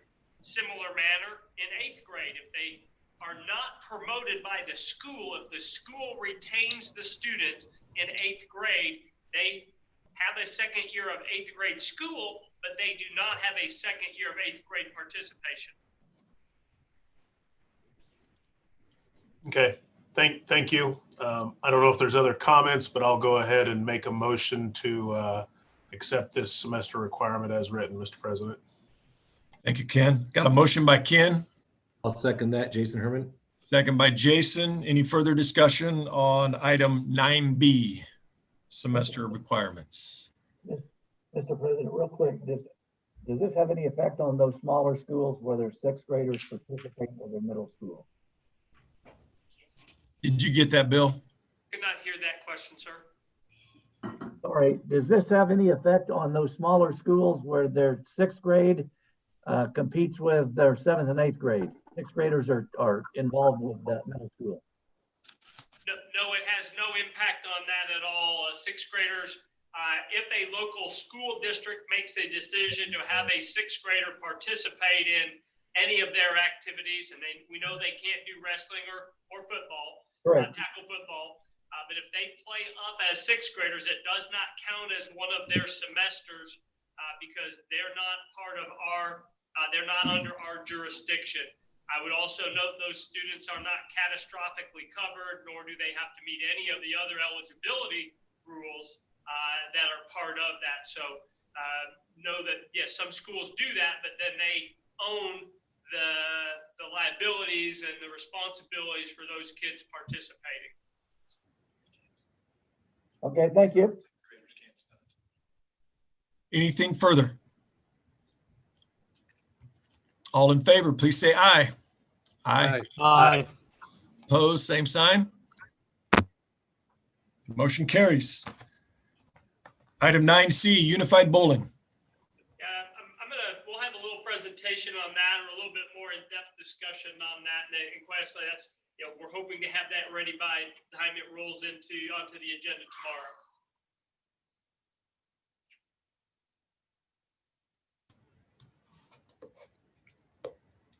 Item D.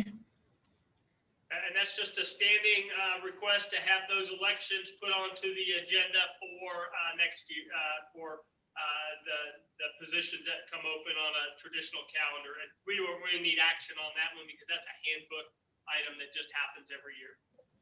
Okay. Thank you. I think we're at a good stopping point for lunch. If you're okay with that, Mr. Faflick. You bet. Okay, we will reconvene at 12:45. All right, we'll see everybody back here at 12:45. Enjoy your lunch.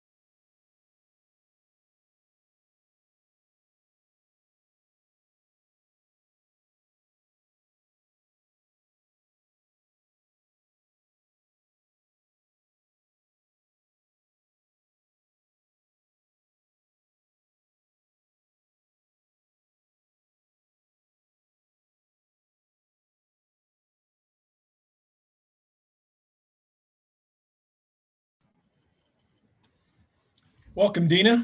It's good to see you.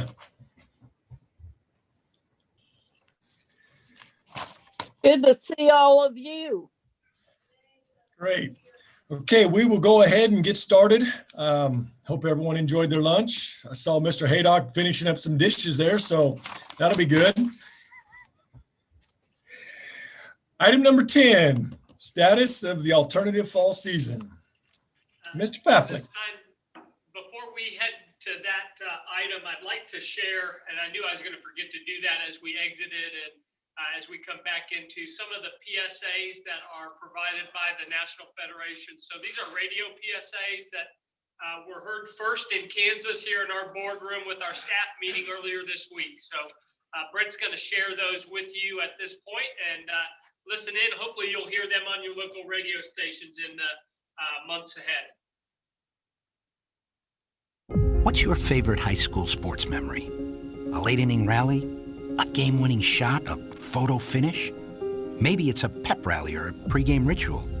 Maybe it's the euphoria of a late-night bus ride home after a hard-fought win. Maybe it's having pizza with teammates after the game. Now, imagine if it never happened at all.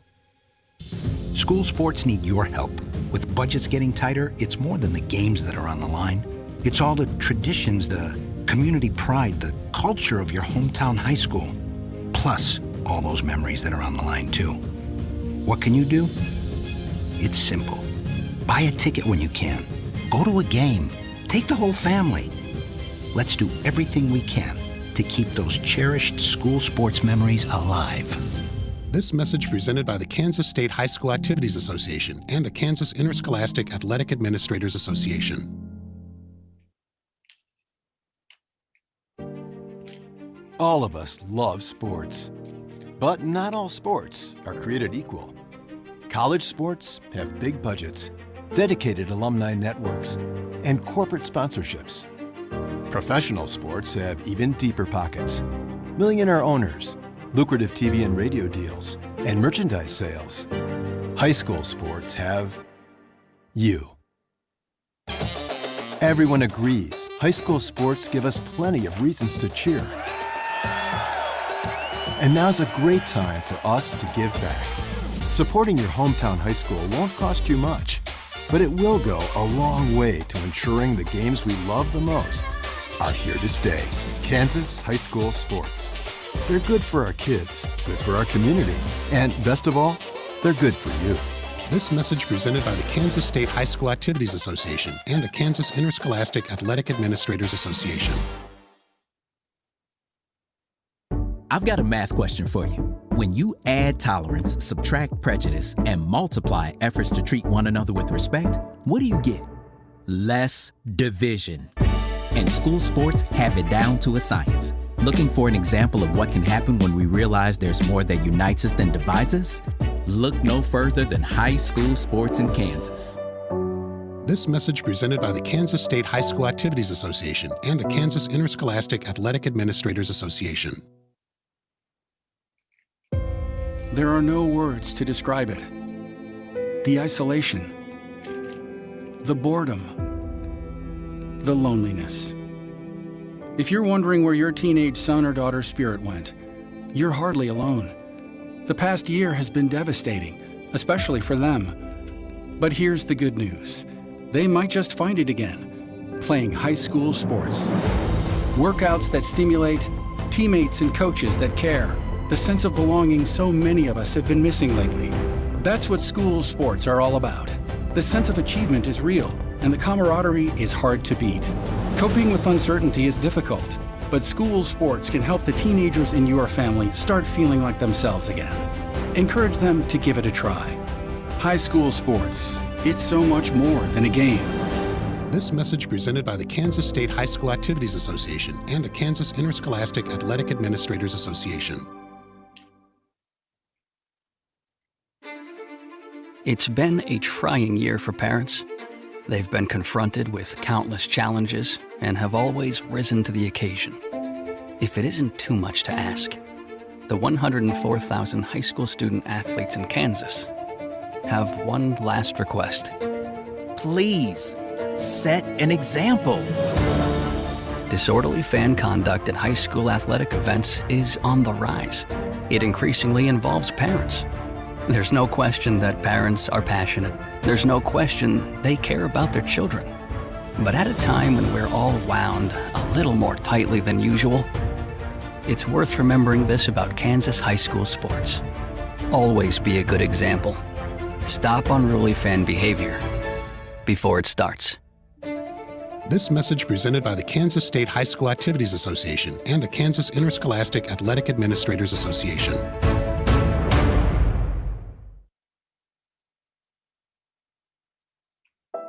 Are you worried how 2020 has impacted your teen's social development? We are too. Want to know what might help? Participating in the performing arts in high school. It's been hard being a teenager recently. Hard to cope, hard to keep up, hard not to feel like you're missing out. Everything's different and nobody knows what's next. Encouraging your son or daughter to participate in performing arts can really help. Those are high school activities like band, orchestra, choir, theater, speech, and debate. They'll make new friends, develop confidence, and feel the satisfaction of being part of a team. Participation in the performing arts aren't a cure-all, and they certainly won't make the pandemic go away. But they will make the teenagers in your family feel like they're part of something special. This message presented by the NFHS and the Kansas State High School Activities Association.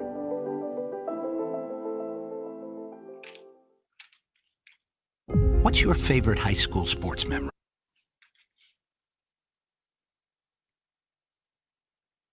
So those are the 6 messages that the Federation produced and that are being sent or will be sent to media markets in Kansas.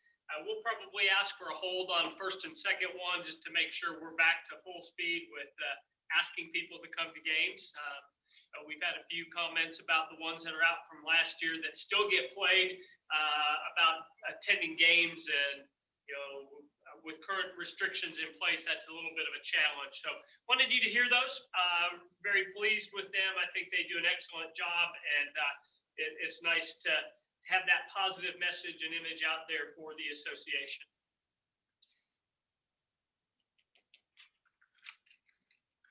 Very good. Those were well put together.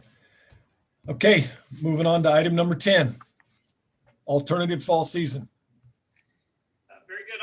I'll share some information with you now, and we'll have to wait for any potential action. But as you know, back in the fall, prior to the start, or as the traditional fall season was beginning, through your leadership and the work of staff and approval of the board of directors, an alternative fall season was created for those schools that would not have the ability to participate in the fall.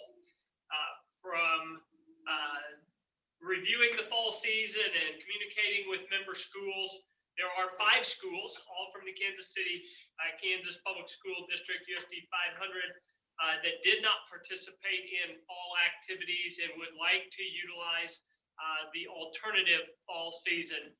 And as I have visited with their athletic administration, they're thrilled to have the opportunity, but they're very concerned about overlap.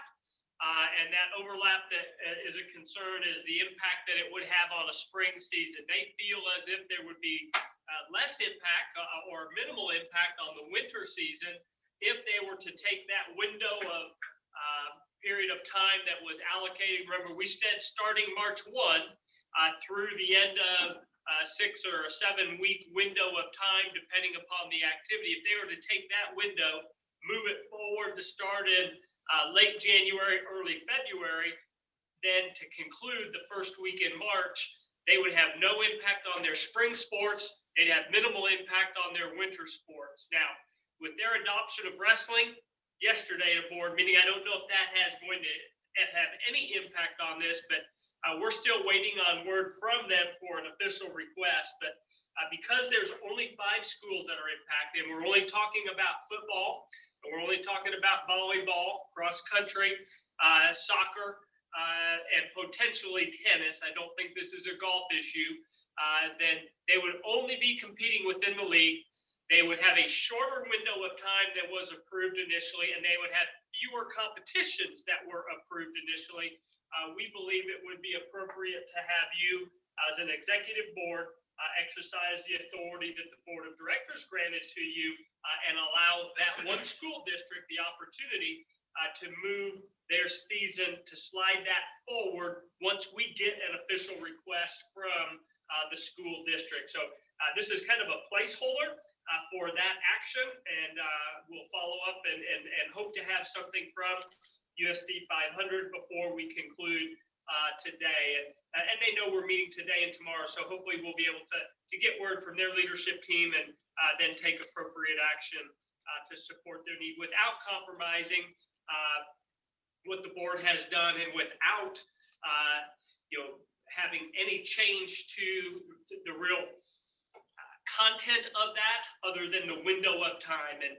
calendar is one of those items that you are allowed to make some adjustments to by action of that board. Again, if it was any significant change beyond that, or if it impacted other districts, or if there was any potential of a perceived advantage, we would bring the entire board together to talk about that. But in this particular case, I think that that risk is fairly minimal. So I would take questions that you have at this point in time, and then hopefully we'll be able to revisit this item number 10 before the meeting concludes. Okay, are there any questions for Bill or staff on item number 10? Okay, I don't think we have any at this time, Bill. Very good. We will just wait to hear back from you on that item when they submit their information. Okay, item number 11, state diving qualifying procedures. I'm going to defer to Rod here momentarily. You guys really did provided great support for the association by approving some changes to our postseason at your December 8th meeting. Since we've studied that and continued to receive feedback, we felt like there might be a slight modification that's necessary to diving only for this year. And again, this is an impact for this year only.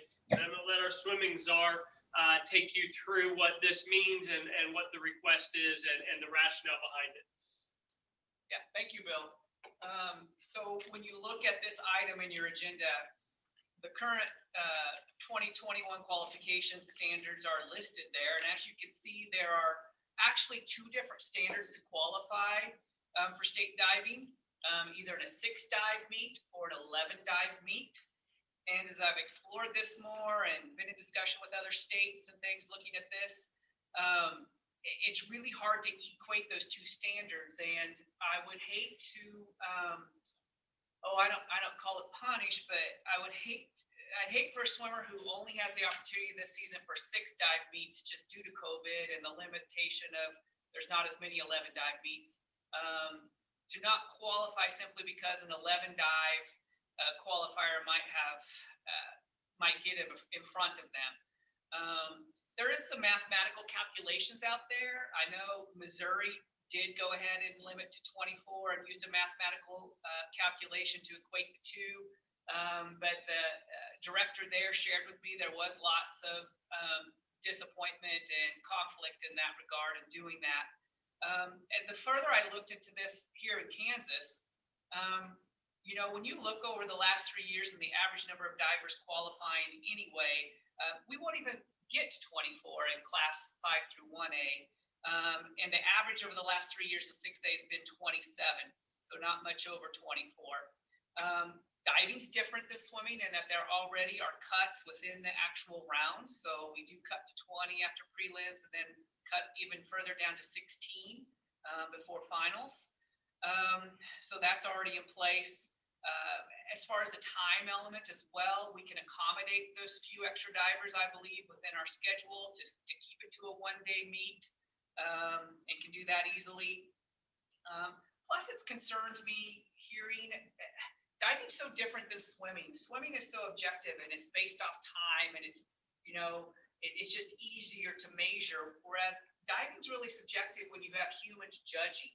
And what's happening across the state, at least what I hear is happening, is people are inflating scores to make sure their diver will get into the top 24 and things. And we don't want to do that either, and encourage that. So I just really, after thinking further and looking at this more detailed, I think it would be best to go ahead and just continue our current standards we had published prior to that December 8th meeting, and allow all the divers who qualified to participate at the state meet. Questions from any of you regarding this? Do I see any questions? Do we know the number? Do we have a solid number or not? All I can do at this point is give you the average over the last 3 years as far as number of qualifiers. Right now, I mean, I couldn't tell you for sure how many will be qualified by that date, because a lot of the 11 dive type meets don't take place until later in the regular season.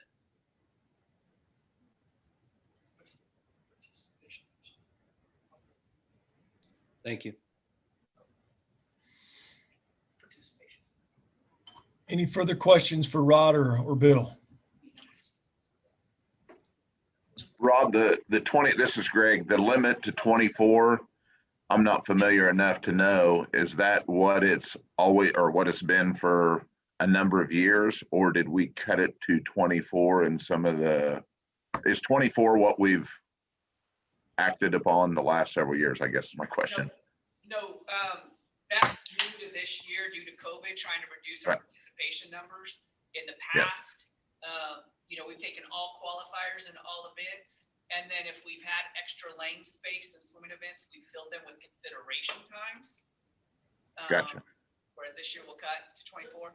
Looking at participation numbers, though, as far as diving is down around the state this year. I should have brought that up, I guess.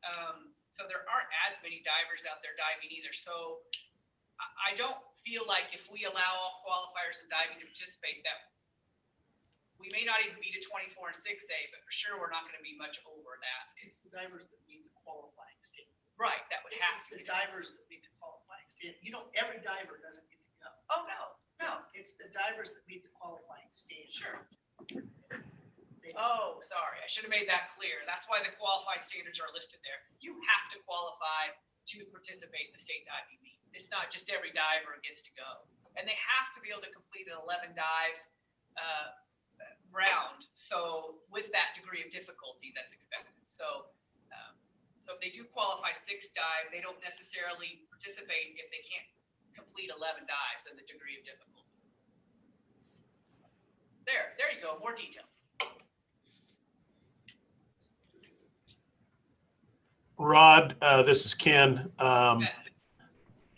Do you have, if you had more than 24 divers that met the qualifying standard, and some of them met the standard in the 6 dive meet, but they can still do the 11 dives, but they've met the standard in that meet, how do you determine which 24 go based on the 2 different dive meets? Do you follow my question?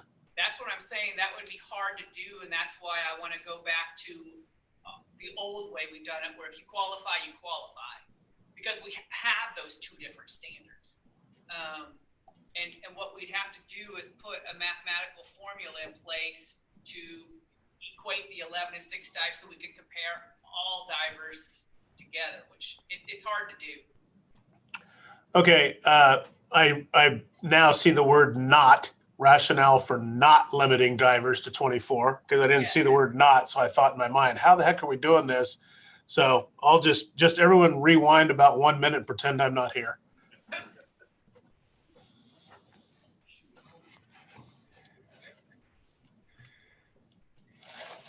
Anything further, Mr. Stonebreaker? No, I'm good. Trust me. Okay, not hearing any more discussion, I would entertain a motion.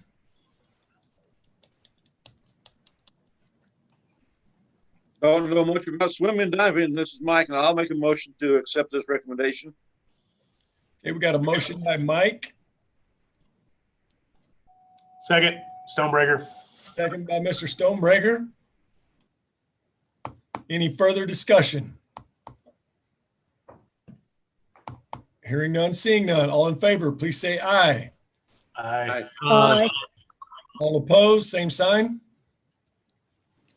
Motion carries.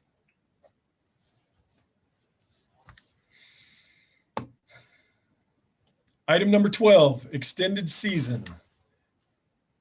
Mr. Faflick and Mark. You bet. I'll kick this off and then Mark will weigh in. One of the challenges that we have this year in an effort to reduce the size of our tournaments, the number of schools that are intersecting at any one time, it was necessary for us to add rounds to our wrestling tournaments. That keeps all of our tournaments at less than 112, both boys and girls. To do that, we wanted to move backwards and we wanted to have our state tournaments later than their scheduled dates. We were not able to do that because we had facilities that were not available for us to host in the week subsequent to our scheduled dates. So what we ended up doing is adding rounds on the front side of our traditional end of season. And that took regular season opportunities away from kids in wrestling. In no other activity did we add a round. We added levels of competition as we did in bowling and as we've done in Scholars Bowl and other activities, but they were still at the traditional date. In wrestling, we had to move forward to have that time in between for travel arrangements to be made so that the qualifiers could get to the site and for sites to be prepared and brackets to be drawn and the kinds of things that happen on a week-to-week competition. So with that in mind, one of the concerns that we have is that made the regular season for wrestling really, really short. It doesn't really impact the varsity kids because the varsity kids continue to wrestle as long as they keep qualifying.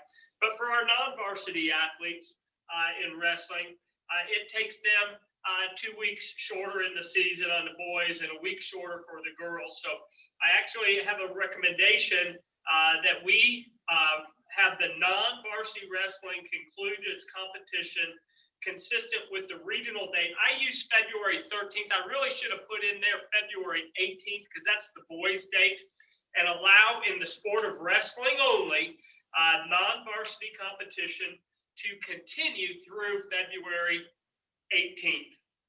That allows those kids the opportunity to have a couple more matches should they not be in that varsity team, should they not be qualifiers that continue on to wrestle. Of course, they'd have to be under the number of points that are allowed, the number of competition days that are allowed for wrestling to occur, and the schools would have to schedule it.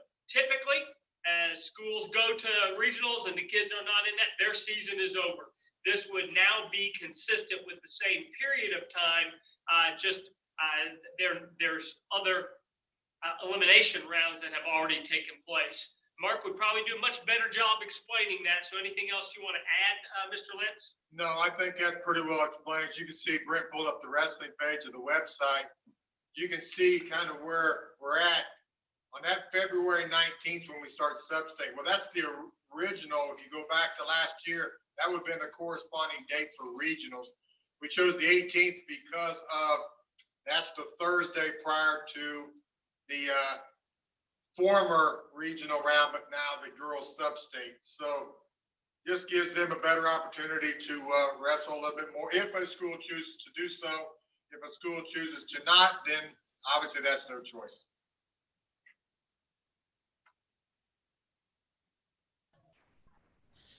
Thank you. Okay, so the date should be February 18th instead of the 13th, which is in your agenda. So please make that change or make that added when you make your motion.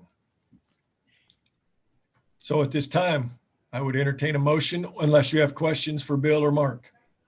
I have a question. I'm just trying to wrap my brain around it. It makes sense. I love it for the sub-varsity kids. What if a varsity kid's eliminated on February 12th? And they had the points available and that type of thing? Would they have that opportunity to continue to wrestle? I'm just asking generally. Jason, and from the perspective of the association, their season was over. If they competed, they're really competing as a non-varsity athlete against other non-varsity athletes, so it may not be advantageous for them. But Right. this is not really a desire of the association staff to provide, and we hope our member schools to provide those young kids the opportunity to have another couple weeks, another tournament or two opportunity, or dual or two opportunity to get better and to prepare for next year. They're the ones whose season was cut short. They weren't participating in that first round of, they weren't participating in that district round that caused them to be eliminated. Well, I hate to call it a stonebreaker, but I'm now reading the recommended non-varsity wrestlers. Non-varsity wrestling. We call that a Herman in the business. You guys are batting 1,000. Any further questions or comments for the non-varsity season to be extended to February 18th? Hearing none, I would entertain a motion.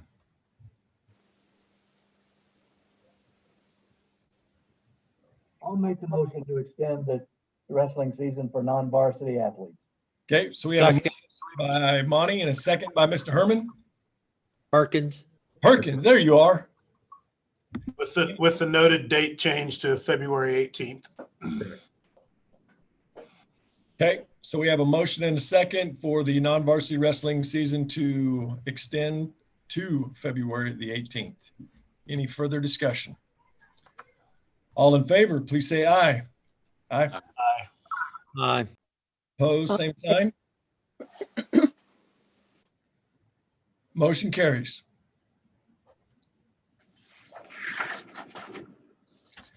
Item 13, ticket prices. Mr. Faflick, you're up again. You bet. Thank you.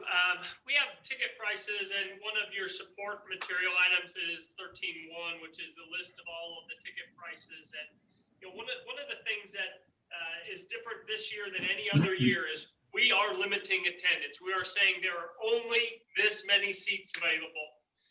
When we do that, a seat is a seat, and we have always wanted and will always want to have students be part of activities, and we have a lower ticket price for them. And as we studied this, we felt like this would be a year where it would be appropriate for us to have a one ticket price for an event, as opposed to having two ticket prices, a student and an adult ticket price. Other states have done this. I talked with my counterpart in one of our Midwestern states, and they went to $20 for all tickets. Our intent is not to do that at all state tickets, no student prices at all. But everything was a $20 ticket for everything in their state for the state tournaments. We want to keep our state prices. We just want to move everything to the adult price for this year's state tournaments. We feel like that will be a benefit to our host sites, and that's all of our state tournament series, not just the state tournament, but our lead up rounds as well. You have approved our ticket prices for this year as noted on the document, but for the winter season at least, we would propose that the executive board allow us to establish one ticket price at the level of the adult price for all of our state tournament series. That includes sub-states and any of the lead-up rounds to those respective events. We're not creating a new price. We're just using the adult rate for all admissions. A seat is worth a seat. This is a good way for us to simplify things. On the digital side, it's a good way for us to simplify things for our host sites. It's a good way for our host sites to benefit. And the association as well. It won't make a lot of difference in our budget, but it certainly does account for maximizing the attendance revenues at our venues in a year where we are restricting attendance. When we get to the point where we don't restrict attendance anymore, we want to have students in at a lower price, because we want as many students as possible now. and then to participate. But we feel like this is a wise decision or worthy of consideration by our board at this point in time.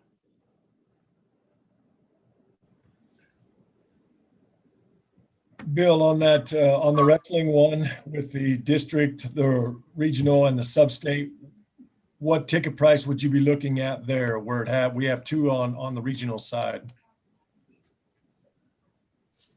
Mark, I'm going to turn to Mark. I know we've had this discussion. I did not bring those notes with me, but I believe that the first round ticket was. This district was 5, regionals 7, right? Sub-state 7, and then state is 9, but there's surcharges at state. Oh, state's 11. State's 11. I'm sorry. Didn't we say 7 on regionals? 5, 7, 8, 11. Oh, 5, 7, 8, 11. I'm sorry. Okay, thank you. Mr. Paflick, you mentioned that it would benefit the host schools. Can you expand on that a little bit? Is it just monetarily? Yeah, absolutely. How that benefits a host school is, or a host site is, our revenue sharing plan is not, or our host site benefit is, number one, they get to host an event for their kids and their site. They get to have their kids with that home court, home mat, home venue advantage. They're not traveling. They save those costs, but they also receive a portion of the ticket revenue.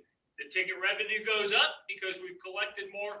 They retain more of that. It's the same percentage that they're keeping, but it's a higher dollar value when the tickets have a higher value. So that's the benefit to the host site, just that they have the same percentage of a higher dollar value than they would if some of the tickets were discounted for that student price.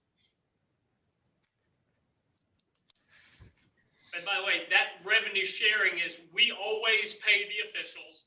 We pay certain costs for those events, but in terms of, money to pay for some of the other expenses that are part of hosting, that percentage of 25% or 20% or whatever it is for the designated activity stays with that host school to reimburse them for their costs or to make a little bit for their activity fund. Shannon, the other thing I guess I would say is this. Generally, I will speak to basketball, but generally there are not going to be student sections because students everybody has to be socially distanced, and there's not going to be what we would consider a traditional student section anymore. I know that's going to be true at our state sites, and because of the procedures we already have in place about no more than 50%, and it could be less than that, of your total seating capacity. In many cases, there won't be allowed more than 500 or 600 people total into an event. So that is going to be significantly less than probably you're used to if you're hosting a sub-state basketball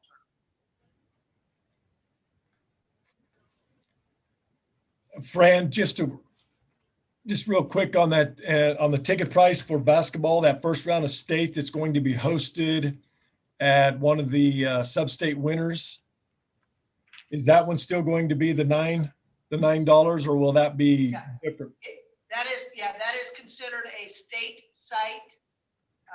That's our first round of state. So all of our sub-state games would be $7. Starting the quarterfinals of state would be $9 through our state sites. And obviously, as Mark mentioned, almost all of our state sites have a surplus, a surcharge that's added to the ticket. So that will also remain in place. And most of those surcharges are in place so that fans don't have to pay a parking fee when they pull into the lot. They don't have a $5, $10 parking fee and then to walk in and pay the ticket. So we've embedded that in the ticket price at those respective venues that have those surcharges. And I'm just going to give my 2 cents here. I know the experience. We went to digital ticketing, and the experience of being able to identify the difference between a student and an adult was very, very difficult. And so I know that just setting that one round number would make this extremely easy, especially if you guys do digital ticketing. And that is going to be, at least in basketball, Jason, we are going to encourage our 56 potential sites that's primary sites, the 56 primary sites to use some type of digital ticketing. It's not going to be required, but we would encourage them to use GoFan, and you are correct. It will be much easier with one ticket price. And as Bill mentioned, a seat is a seat. 0 to 5 still would not pay.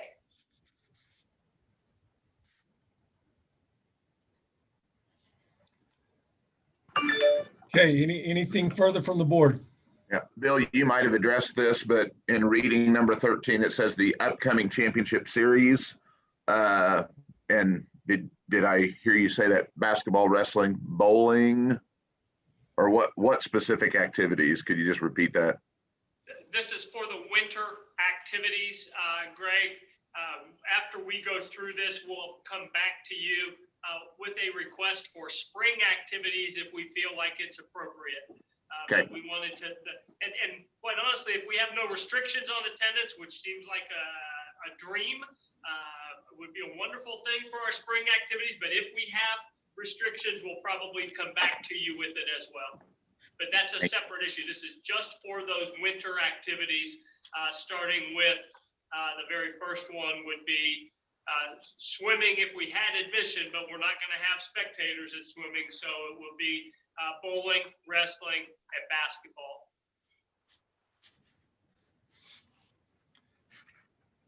Any further question? If not, I would entertain a motion for item 13.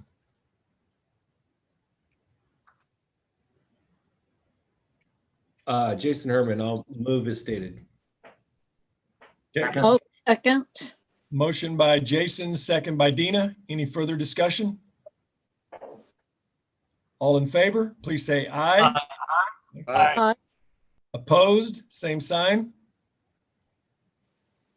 Motion carries. Okay, item 14. Winter Championship postseason protocols. I'll get Fran teed up here, and then each of the activity administrators will walk through their respective activities. At the December meeting, you created some format approvals for us, or approved some of the format requests that we had for you that were necessary so that we could schedule, find hosts, and do the things that needed to happen. Now we get to the implementation approvals. One of those was ticket prices. You just did that for all of the activities. These others will be for information, and then for you to provide feedback for us. And we intend to move forward with this as our protocol following our discussion on these items today. So Fran will lead us off with basketball and their support material for some of these, and others will just be discussion items.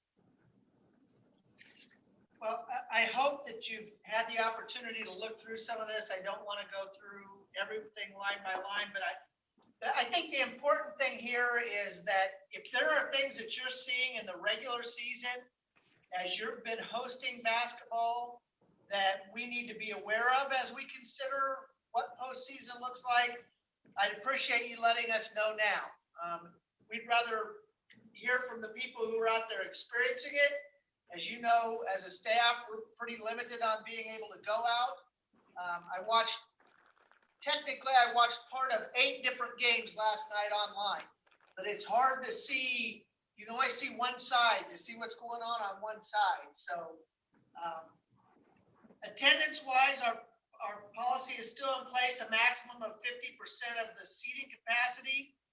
What people are gonna have to take into account is if they are pushing bleachers in because they want to have more room for a team bench or some other reason, then you're losing seating capacity when you start dividing up who's gonna get what. We are not going to require that the team benches be socially distanced. And the reason why is because we are going to consider the 12, meaning socially distanced within the team, within the pod. The 12 kids that we're going to allow, the manager, the coach, the 2 assistant coaches, essentially we're considering them a pod. They've been together in practice. They rode together on the bus. Those are the people that can be in the locker room. So those schools that have been moving chairs out and pushing bleachers in so that they can have more space may want to consider maybe we don't need to do that because we're limiting the number of people that can be there for teams. Right now, our coaches, players, managers, workers don't count towards the seating capacity. Now, the principal, the superintendent, the AD, the personnel that the 3 other personnel, those do count because they're going to be sitting. They don't have a job per se. They don't have a student section in most cases to manage. So those, even though they'll get in free if they're on the pass gate list, they're going to count towards the seating capacity. As I mentioned before, children 0 to 5 don't need to purchase a ticket. They have to sit with their parent. They don't count towards the allowable number. So if a school, after they go through all the, let's say that their gym seats 1,500, but they have pushed in some bleachers. And so bottom line is now we're down to 1,200 in seating capacity. Then you're going to have 600 tickets available for team A and 600 tickets available for team B. 300. Sorry, thanks, Brent. My math was a little off. You'll have 600 tickets, 300 for each team, because we're at 50%, okay? And I'll get into this a little bit more later, but face masks, face coverings are gonna be required for everybody except the 5 kids out on the court and the officials working the contest.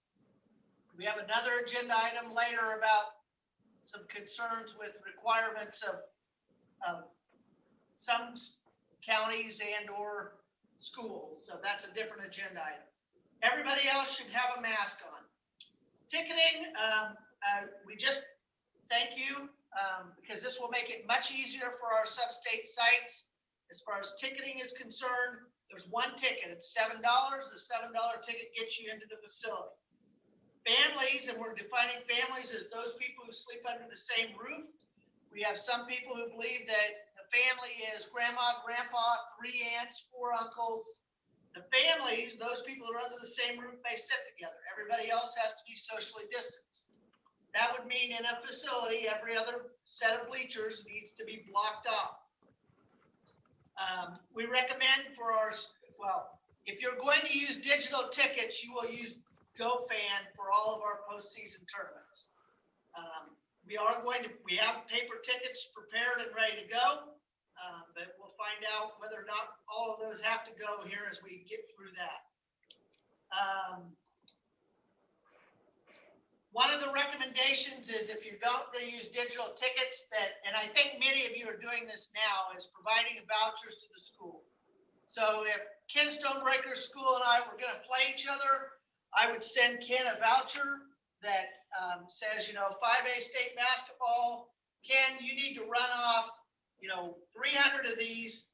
That's how many you're going to get for your fans. You decide who's going to get them. When they come in, they're going to turn in the voucher. They'll be able to buy a ticket for $7. We have a generic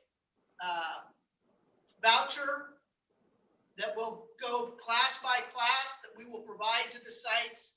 That's the way they want to do that. And again, I don't know how many. I know there are schools that are doing that during the regular season.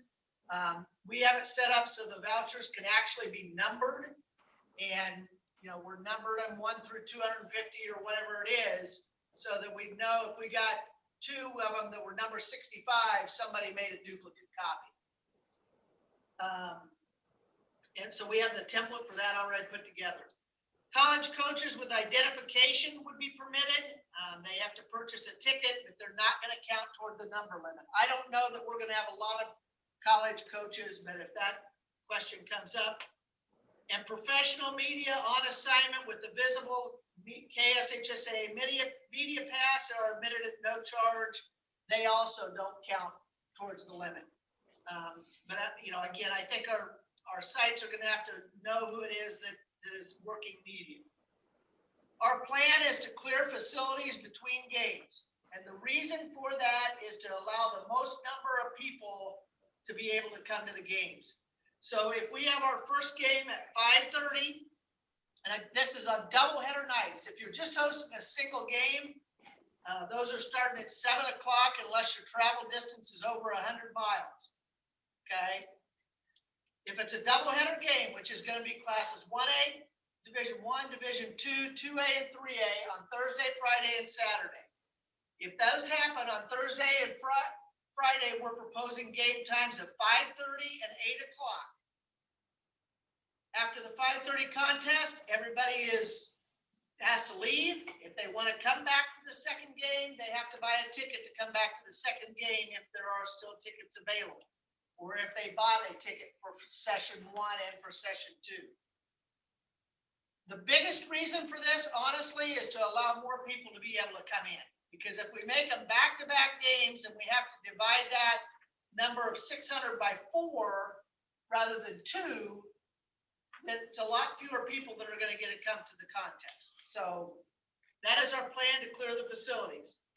Obviously, we try when we ask host sites that are going to host 4 teams that they have 4 separate locker rooms. But if they don't, you're going to have to clean locker rooms between games. I think I've kind of explained the start of page 14-2. 2 games at the primary site. We are proposing game times of 5:30 for game 1 and 8 o'clock for game 2.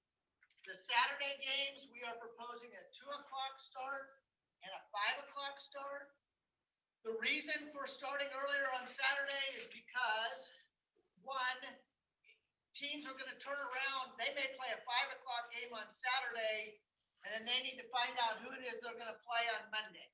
Again, I'm specifically talking about classes 2A, 1A, 2A, and 3A, because this is not the same issue for 4, 5, and 6A.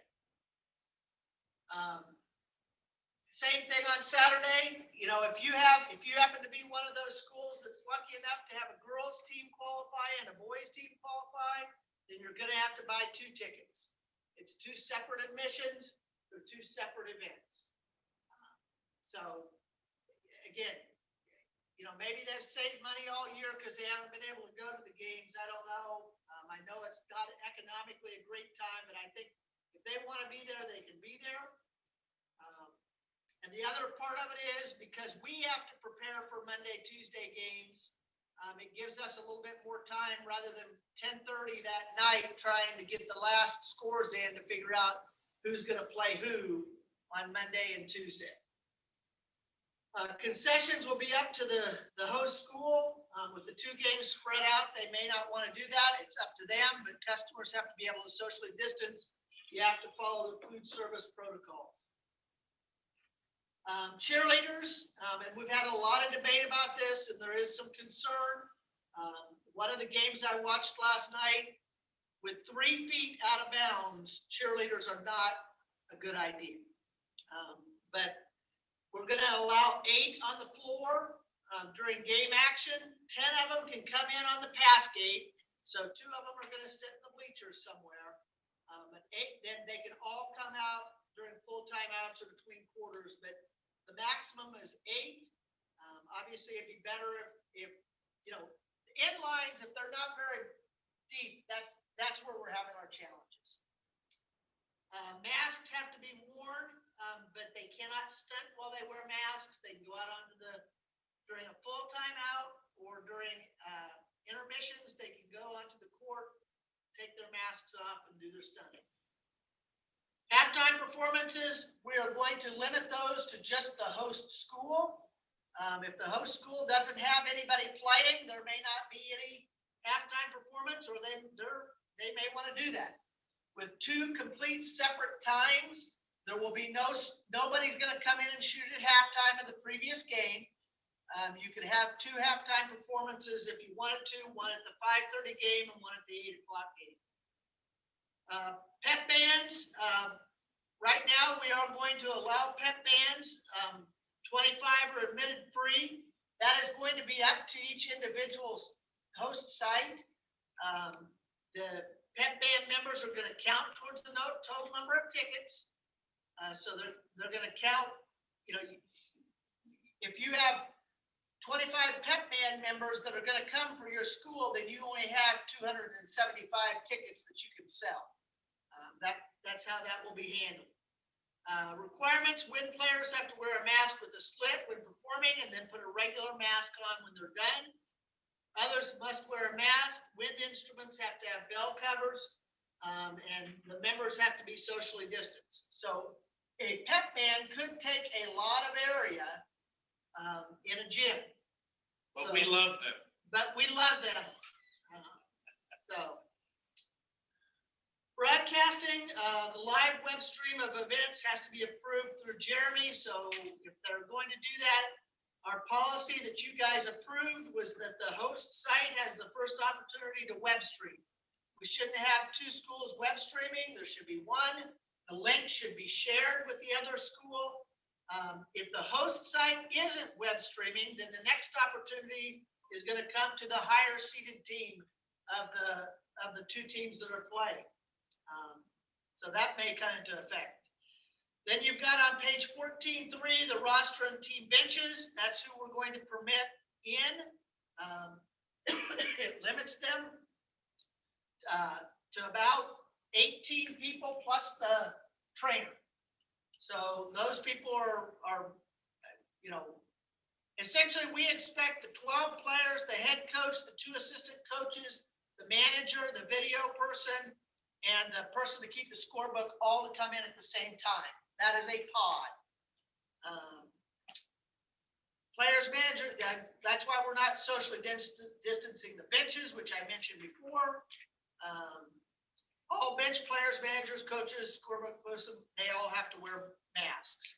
The pass gate list, we have reduced the number of adult faculty supervisors by 3 because, again, we're trying to limit the number of people, and with no student section to speak of, you probably don't need as many adult faculty supervisors. We've also limited the adult personnel, reduced from 2 to 1, and that is intended to be the line on the pass gate where you put the person that's going to keep the book. So the people listed here are the people that are on the pass gate list.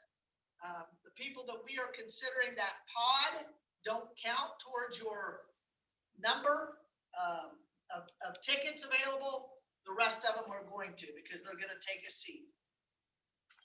And then sub-state programs, it's up to each sub-state site whether they want to produce a paper program or not. So that's all sub-state information. And I'm going to stop there and ask if you've got questions about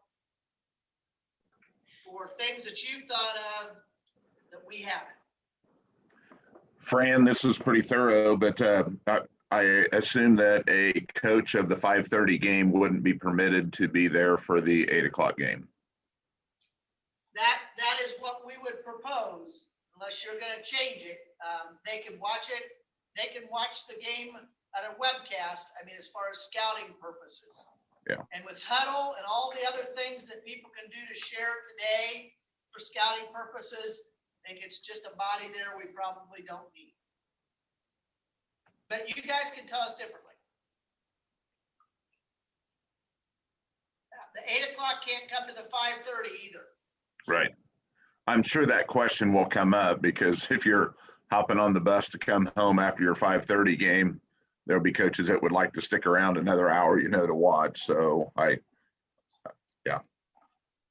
Fran, this is Mike. Up for that second game, how soon will the the gates open for those players in particular, and then the fans. The teams I would anticipate, they may be there before the first game is over. And as I said, we tried to find sites that had 4 locker rooms available. So the team, that pod of people may be there earlier. Our anticipation is that the gates for people to come in for general admission wouldn't be until 7:30.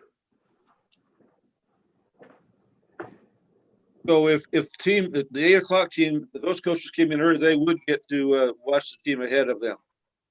Well, if we say an hour before, Mike, if we say they can't be there till 7 o'clock, that 5:30 game is going to be done or almost done. Right.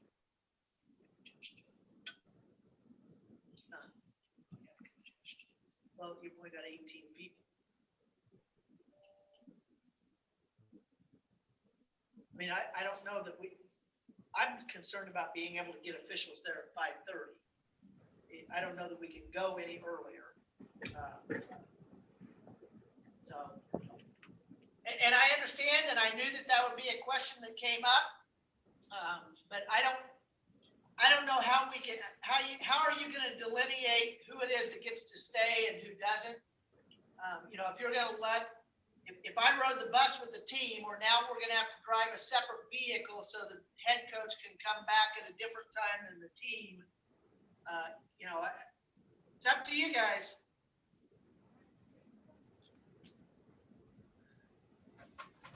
I guess my question is, with today's technology, how important is that today? When you can get huddle film, and all kinds of other different things. Well, and I think we also have to put in perspective of what we're dealing with. I would say an hour before game time is plenty, and that's it comes down to the luck of the draw or the luck of the placement on the bracket. There will be very few games that are still going an hour and a half later unless you get an overtime situation or a lot of fouls. And the other thing that helps us on that is there's a rule in postseason basketball that the balls don't hit the floor till 40 minutes before the actual game time. I believe that's correct, Fran. And so there's no need to be there at 6:30 for an 8 o'clock game because you can't even get on the floor till 7:20. Am I correct in that? You are correct, Ken. So I think it's appropriate to say the arrival an hour or maybe an hour and 10 minutes before the game. I just think we need to communicate it, but I totally agree with what Alan said. It's a unique circumstance. And like you said, most of the film study, I think most of the scouting is done via film study.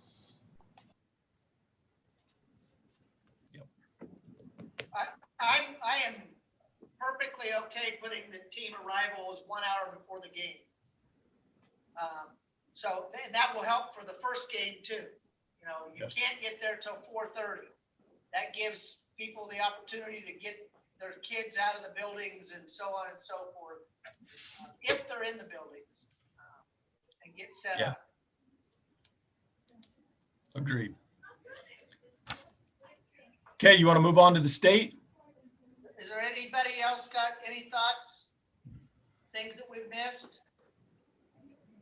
Can I ask a question here? I'll bring it up because I think we've already discussed it at one time through the Activities Association, but I can't remember. Do we have an exception on mask wearing for somebody with a medical exemption? Or did we say if you can't wear a mask, you can't come? Because I had a knockdown drag out with a parent last night, and I barely won. Monty, this is Brent, and we've always, anytime we've been asked that, we've always allowed a medical exemption if it's in writing to be accepted. Okay, that's what I thought, but I couldn't remember. Because I told the guy, bring me a medical exemption and I'll allow it. Yeah, as long as it's by, signed by a medical provider, we permit schools to accept those. Okay, thank you. And One other point, just for a point of clarification, and I know we've talked about, what our county health guidelines are and those types of things, but I'm assuming it's still up to the local jurisdiction of the district on fan attendance, even if the county health guidelines don't mandate that you have to do it. And I say this, for example, with the current restrictions that we have in place, beginning on January 29th, if I'm not mistaken, unless this board recommends to the board of directors to do something different, it'll go back to local jurisdiction. I can see some school districts staying with the exact same policy that is in place right now that was enacted through our board of directors, and they'll want to do that through postseason. I assume that they have the ability to do something like that in a restrictive sense to go below the 50%. Yeah, and maybe I need to be clear on where I have county health departments may have stricter, less limitations. If those must be followed. If we need to add another bullet that says districts may have stricter policies, we can do that. But what we are not going to permit is what we've got going on in some of our schools that are allowing only home fans. That is not going to happen. Is that the wish that we add another line in there about districts may have stricter policies? Yeah, I think that would be good. That way the district knows they get a little say in it as well. And you have secured all your sub-state sites. So, and I'm like Ken, there's a lot of school districts out here that are really in favor of us keeping, for as long as we can, 2 parents per player. Because for us out here, it's worked out extremely well. So I could see some, if anybody out here is hosting, I could see that they might choose to do that. If you guys, if the board of directors, or if you send something to the board of directors that says that it's going to be 2 parents, for the rest of the regular season, you might want to consider that through postseason also. That would make some of this easier, because it's going to be different from county to county and school to school right now. So that's a separate topic. Yeah, and I'll speak up. Like I was in Lawrence last night, Lawrence Free State, and they're only their parents. I was the only Olathe North person in the room watching my basketball team. But and I agree with Monty. I think the two tickets per participant. One of the things that I know that even when the January 28th date comes up, something that we've definitely discussed is keeping it at 2 tickets. But I don't know about it being parent or guardian. I think we're in a space of letting siblings or grandparents or those types of things. So I don't know if that's a recommendation we want to make to take to the board, but I certainly would agree that we need to give districts that leeway if they are, again, just going to limit it to their home fans. Obviously, Jason, the challenge with that is that the districts get so much pressure, they end up caving, and that's why we ended up where we were in December. Agreed. November. I was just giving you my 2 cents from the Northeast. Yep, we completely get it. Okay, if you look at the state information, you guys have already approved a change in dates. We are proposing game times of 3 o'clock and 7 o'clock. Again, it will be completely emptying the arenas. That is going to be a little bit of a challenge. Some of our state sites think they've got to have more time than that, and we're trying to negotiate with them. Some of our state sites think they can do it in less time.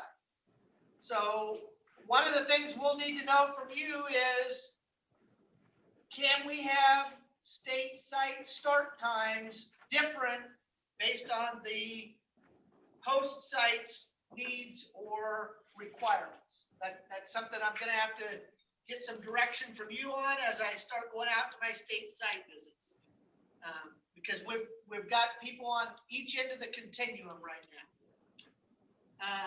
Limitations are gonna be exactly what we talked about. Obviously, with bigger arenas, it's more people. But, and I'm just gonna use Manhattan as an example because we've already had extended discussions with them. Their proposal basically is there are 584 seats on one side and 590 seats on another side, and that's what you're gonna get. And so that's what they have in their map. So I don't know, I don't know what that, their limited capacity is. They have they're pretty strict on some things, and that's the way it's gonna be at our college sites. But anyway, we're looking at 50%. We're trying for 50% of their facilities. All of our state sites are requiring masks, so that's going to be consistent. Ticketing, we've already talked about the one price. Families, we have the same way. Bleachers are marked off. We've already been sent a couple of maps from places about how they've marked off things. We're recommending tickets be done digitally or online. I think right now of our 7 sites, 5 of them are prepared to do them through their ticketing systems. The other 2 will use GoFan. And then if they have to have walk-up tickets and they still have some that are available, they will have some rolls of tickets to sell. But everything else there is pretty much the same. Once we determine who the home team is and which side they sit on, and who the visiting team is and which side they sit on, we'll send to where the managers will send the link to GoFan to those administrators for them to decide how to divvy those up. After a certain period of time, anything that's left will go for the general public. I believe that's what we did in volleyball and football, and so that will be our plan there. We'll clear facilities between games. You'll have to purchase a ticket for the second game, just like before we talked about. Locker rooms, again, the only people that can be in the locker room are the 18 people that we've identified. Concessions will be left up to the state venues.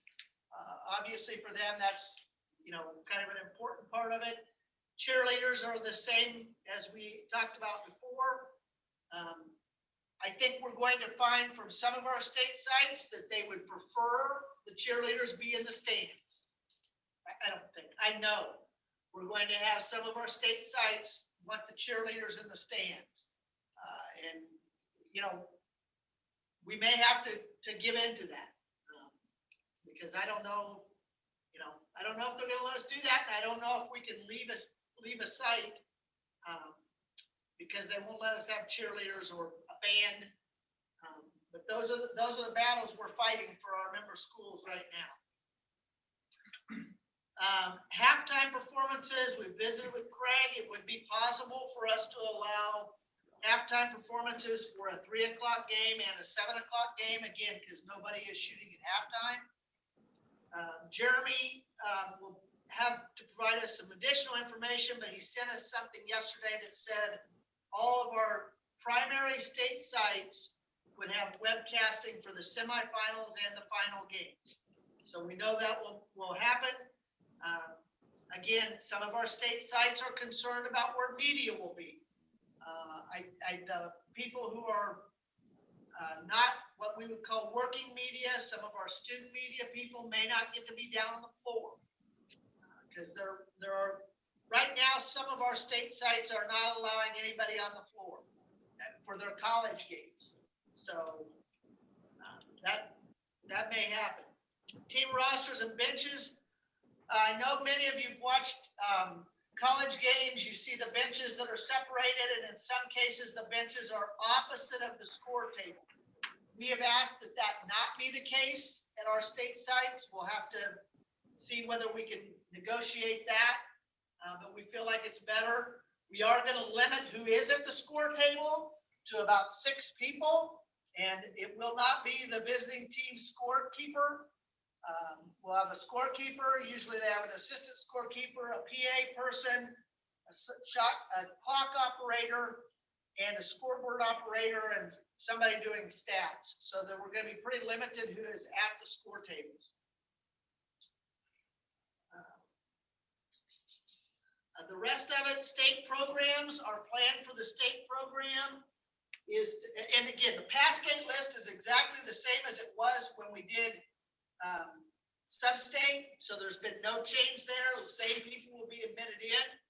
The state programs, we are proposing that all the eight teams that qualify for our state tournament will be in the state program. We obviously will not have it done in order to get it out to every quarterfinal site.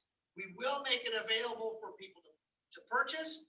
We do plan to put their pictures in and have their rosters in there. But we'll have the page that generally has the 8-team bracket. We'll have on it the, this team played this team, this team played this team, this team played this team. But we can't put it in a bracket because remember, we're going to reseed after those games. So then there'll just be a blank bracket. People can write it in if they want to do that.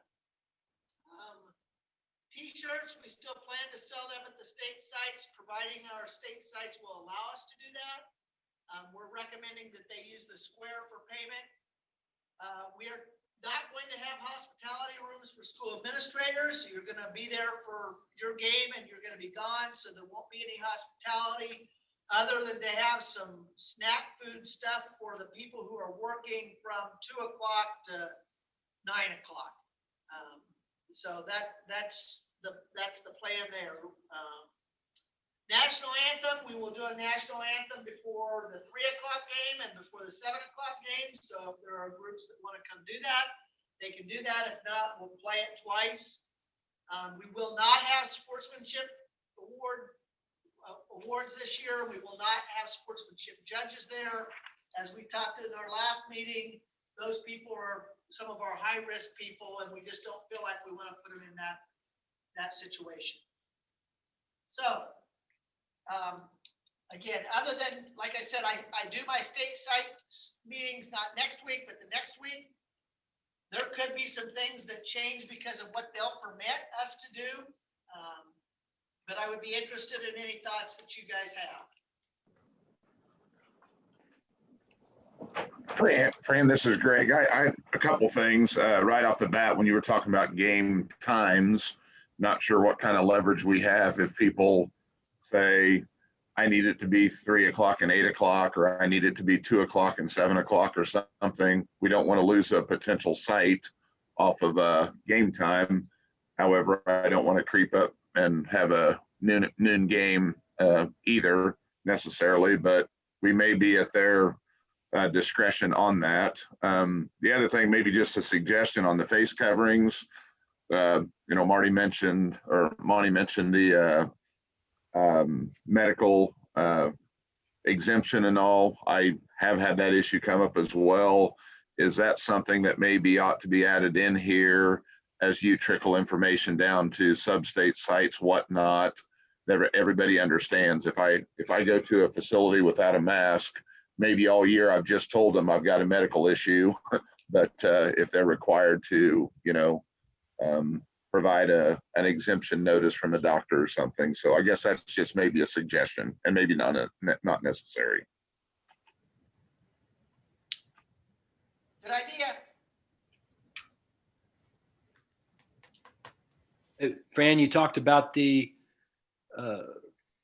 challenges with cleaning between games, or are you specifically talking about locker rooms or the entire facility?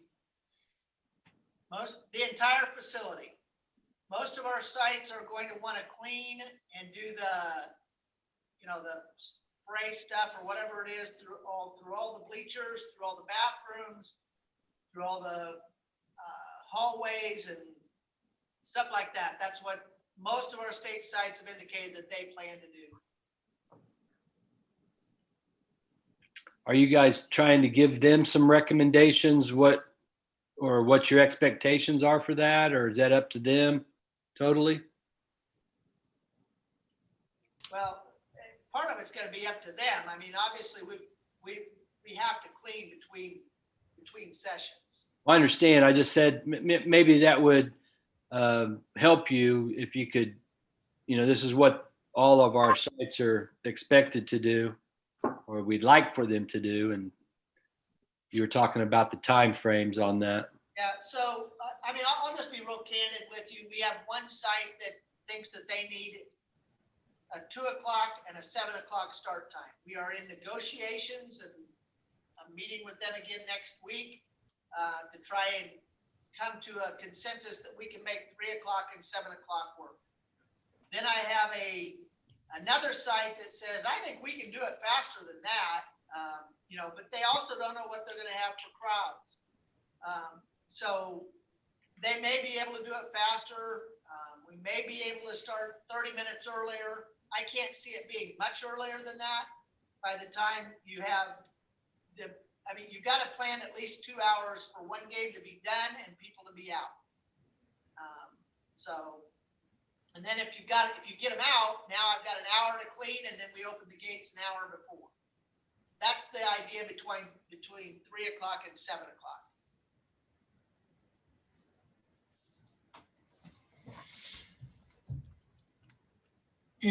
One of the issues I think that our hosts are going to find is the reluctance of fans to leave before the players come out of the locker rooms. I think that's going to cause us some backlog issues on cleaning. And my anticipation is those kids aren't even going to get to come up there. They're going to get dressed and they're going to be out to the bus. Meet them in the parking lot.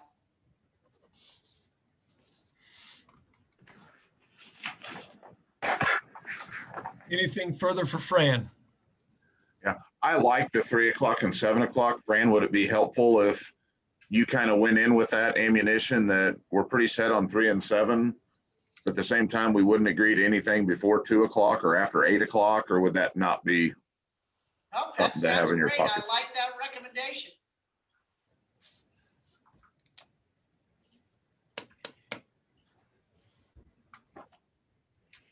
Gives you a little wiggle room. I don't know, just a suggestion. Yep. Well, that's kind of, honestly, Greg, that's kind of what we did. We kind of said, I don't think our board's gonna think that 2 o'clock's a great game time. I'm not thrilled about the 8 o'clock on, I mean, frankly, I'm not thrilled about 8 o'clock on Monday, Tuesday, Wednesday, Thursday, Friday, Thursday and Friday. I'm not thrilled about that for sub-state week, but I know I cannot get officials to sites by 5 o'clock. I'm going to be lucky at a 5:30 start. Right. And I know you guys are going, well, they do that during the regular season. They're there at 6 o'clock, but they don't have to do it for 5 days in a row. Almost all of these officials are going to work 5 days in a row. Because some of them are going to have to work, the 4, 5, 6As are playing on Wednesday. So some of them are going to work those days, and those are a 7 o'clock start. So that hopefully helps. But otherwise, they're having to get off work. And that's the concern that I hear during postseason is it's okay when I have to get off on a Friday every once in a while. But when I have to get off Monday, Tuesday, Wednesday, Thursday, Friday, my employer isn't very happy. Yeah. Because they should be at a state site by 4, or they should be at the sub-state site by 4:30 if they're working the 5:30 game. Fran, at the state sites, what is your plans for the number of officials you're going to use? We're just going to use the executive board members. Okay, good. I'll take mid-court. Okay. Are you paying mileage? Right now, our plan is to take 6 officials on Thursday and Friday. So we're cutting our number of teams in half. We're going to cut our number of officials in half. The Thursday, Friday people will work a game on Thursday and a game on Friday, and they'll go home. So there may be some that have to stay over. Then on Saturday, we will bring 3 new officials in to work a girls championship and 3 new officials in to work a boys championship. So we have less teams, we're gonna have less officials coming in. But we didn't feel like we could bring 6 people in and have them stay for 3 days and work all those games, or bring in 9 and somebody's sitting out. There's no even rotation for that. What a quarterfinal site. Of course, that's just a single game, isn't it? It's a single game, yep. That, and those games are gonna start at 6 o'clock. A one-man crew of Mike Castle, right? Yeah. On the game from midcourt in the bleachers.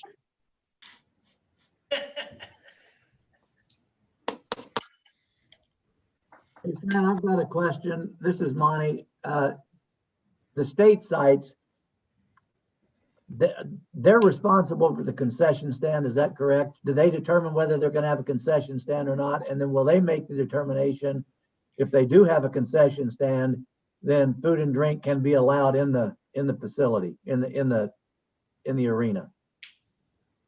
Well, they're gonna be in charge of concession stands, but Monty, we're probably still not gonna allow food and drink into the arena.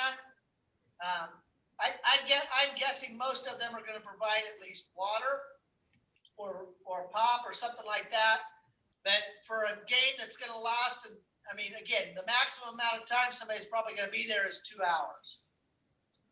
Yeah, and I think that's a good idea, because I don't know if the rest of you are dealing with it, but that was one of the biggest issues, is people feeling they can bring, and even if you don't have a concession stand, we have people sneaking water bottles in. And so, you know, there are a few headaches that we deal with this, but I think keeping food and drink out of the gym area, that will help administrators try and get things accomplished.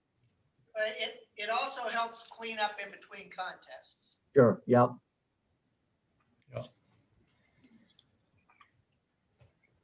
I'm sorry I've taken so long. My fellow administrators are all asleep. I don't know if anybody else will be able to give you any information. Well, we're going to find out. I think we're going to move on to bowling. Well, Oh, shoot, she's away. got her up from a nap. Yeah, you're gonna like me because I have no cheerleaders, I have no bands, and I have no halftime. So we're just gonna, that stuff's not even on my sheet. That's all right. 14, 7, 8, 9, and 10 explains bowling. And attendance, of course, is just like everything else. It's 50%. I will be getting a hold of the sites, the centers that are hosting regionals very soon to find out what their capacity is and what that looks like, so that we can assign schools and set numbers for attendance at those particular events. So again, most of the stuff that you see for attendance is the same that Fran just talked about, as is the language for masks and face coverings. In bowling, bowlers will wear a mask, coaches will wear a mask, everybody will wear a mask, spectators all the time. There's no exception unless there's a doctor's note. And again, bowlers can bowl with a mask on. That's what they're doing all season long. The ticketing looks very similar to what we've already talked about for the tournaments. And again, if we go with one price, I think that will help them at the gate. They have charts that tell them if we've got 2 adults and 3 kids, what that costs. But if it's the same price straight across, it just does speed it up a little bit. We're going to suggest they use GoFan, but we're also going to give them the paper tickets. And we're going to talk to them also about vouchers and how to make sure that the schools attending are treated equally. And you don't want somebody to drive all the way to get there and then not be able to get in. For our regional tournaments, which I'll share in a moment, there will be 4 schools per session. There will be 8 schools assigned to each regional tournament. And then the 4 teams, or 4 schools that are the closest, will bowl in the morning session. And the 4 schools that travel the furthest will bowl in the afternoon session. And so once we make our assignments, I will tell the schools who's a morning or who's an afternoon school. And then we will work with the bowling site, host management, to make sure those 4 schools are given equal numbers of seating opportunities for their spectators. Social distancing will be practiced, and again, we're anxious to see what that might look like. Same kinds of things that Fran had. If you're a family unit, of course you could sit together, but otherwise we're going to have to try to figure out how to separate people out. But I would imagine in the regionals, you're not going to see much more than 2 or 3 people per bowler. So again, we've still got some thoughts to think about, but it should be pretty easy. Facilities are going to be cleared just like in basketball between sessions. So when we talk about the timeline here in a few minutes, you will see that after the morning session is done at regionals, everybody leaves. There are no awards presented because we don't know the outcome of the event yet. They will leave, and then the afternoon session group will not be allowed before, I think it's 12:45. So don't come early because you're not going to get in. And in between, we're going to clean the facility. We're going to re-oil lanes this year at regionals. That needs to happen because the lanes are going to get pretty beat up. And so that's not going to be a bad deal and probably may look like that going forward. So that's the information on the first page. On the second page, concessions, I'm going to leave that up to the bowling center. For them, if we're going to cut their number of people that come, this may be a way for them to reap some rewards and get some revenue. And again, food service guidelines need to be followed, and I'm assuming they have things in place right now based on what they're doing with their local leagues and other kinds of things that are there. Fans will obviously be needed to wear a mask, and so we're going to make sure that we announce that buy a drink, it doesn't mean you don't have to wear a mask as long as it's got something in it. So we'll deal with all of that. Hospitality, I think at the state tournament, we're going to allow some kind of a room for the coaches. We don't need anything for the spectators, the administrators, because we're cutting our time down. And again, they will come and then they will leave. We've never served lunch or had anything like that for coaches and or administrators. So we still need a place that we will have. And last year they had granola bars and wrapped things for those coaches. But the coaches meeting will take place the week of the state tournament by Zoom. And so there will be no coaches meeting that day. And that's all based on the time schedule to get people out, to clean the facility, and then to get them back in. And that, again, is at the state tournament. We'll continue to have programs at the state side, and just like all of our other state events, we will continue to sell those online so people can purchase them if they didn't get one. T-shirts, nothing there that's changed. We'll still have state T-shirts. We'll still use the square. So that remains the same. Our pass gate list is a lot different than the other pass gate list. We don't have adult supervisors. We just have the bowlers, the head coach, 1 assistant, 1 student manager, and then you've got a bus driver, and then of course your school administration. You'll have a superintendent, a principal, and athletic director. But those are the only people allowed on the pass gate list for both state and regional bowling.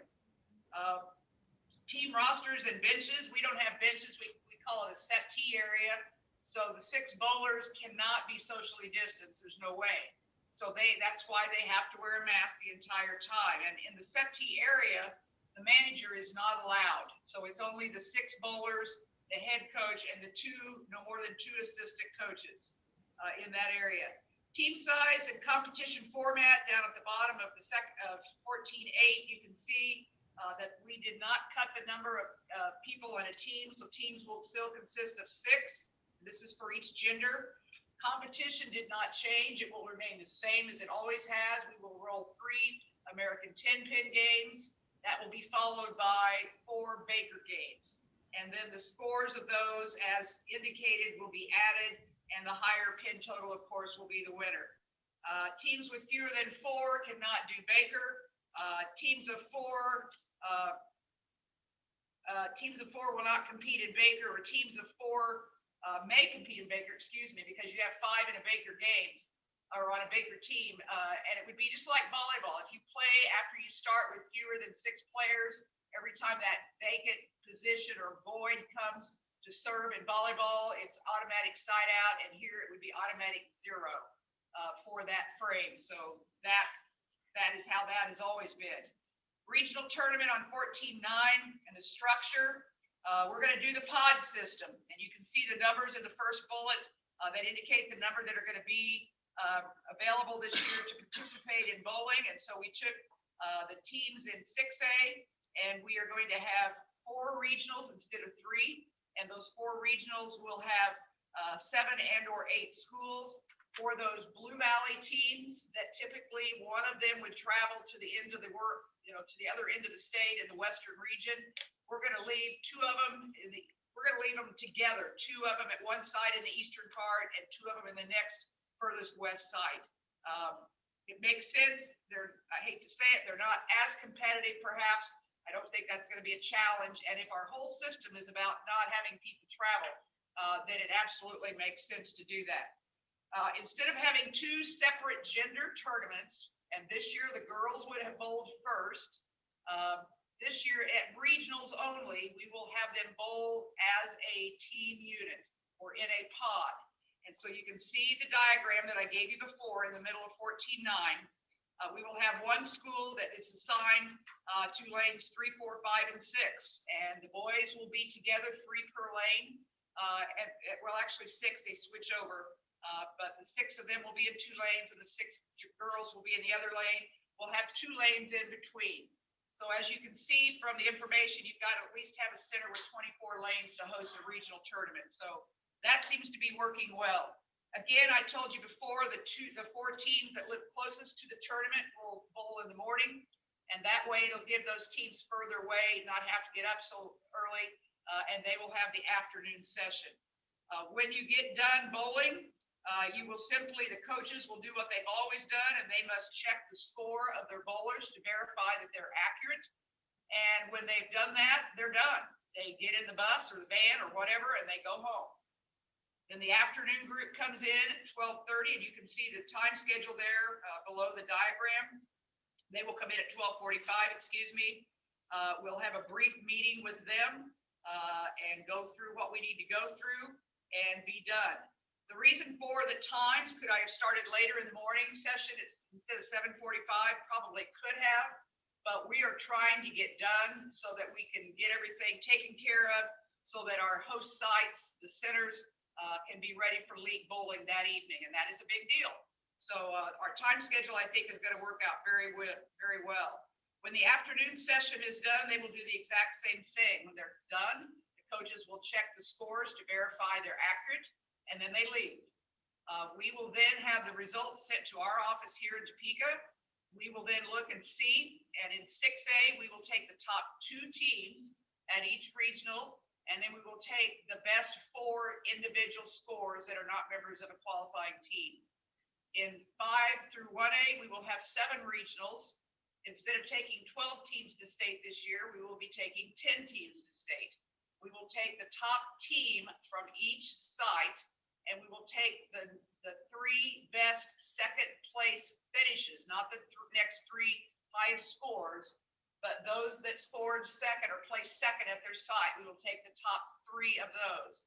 And then we will take 4 individuals that did not qualify on a team to the state tournament as well. So basically, from what we did last year of 72 bowlers at 6A, we're now down to 64. We dropped 8. All we lost is 8. And we lost 8 in 5 through 1A. Instead of 96, we're down to 88 bowlers at the state tournament. Obviously, you don't share bowling balls. We're going to have a manager's Zoom meeting before we have the tournament so that we can make sure we're all good to go. And then on the last page, you can see the qualifiers, as I just shared with you, for the state tournament, and you can see the comparison to what that looks like from last year. The coaches meeting for state will be done the week of the state tournament. We've got things that we discussed, and we might as well go ahead and do that because that room could get pretty congested and there's no need for that to happen. I will be going to Wichita next Wednesday, the 20th, to have my state meeting, as I told you this morning. I have not put any more information here for you because we've got a lot of details to work out in that 84 lane center. As I told you, I think they're not going to use bleachers for their Great Plains tournament, which has been totally reformatted, but I'm anxious to see what that looks like and what seating capacity can be. North Rock can hold 990. So half of that is almost 500.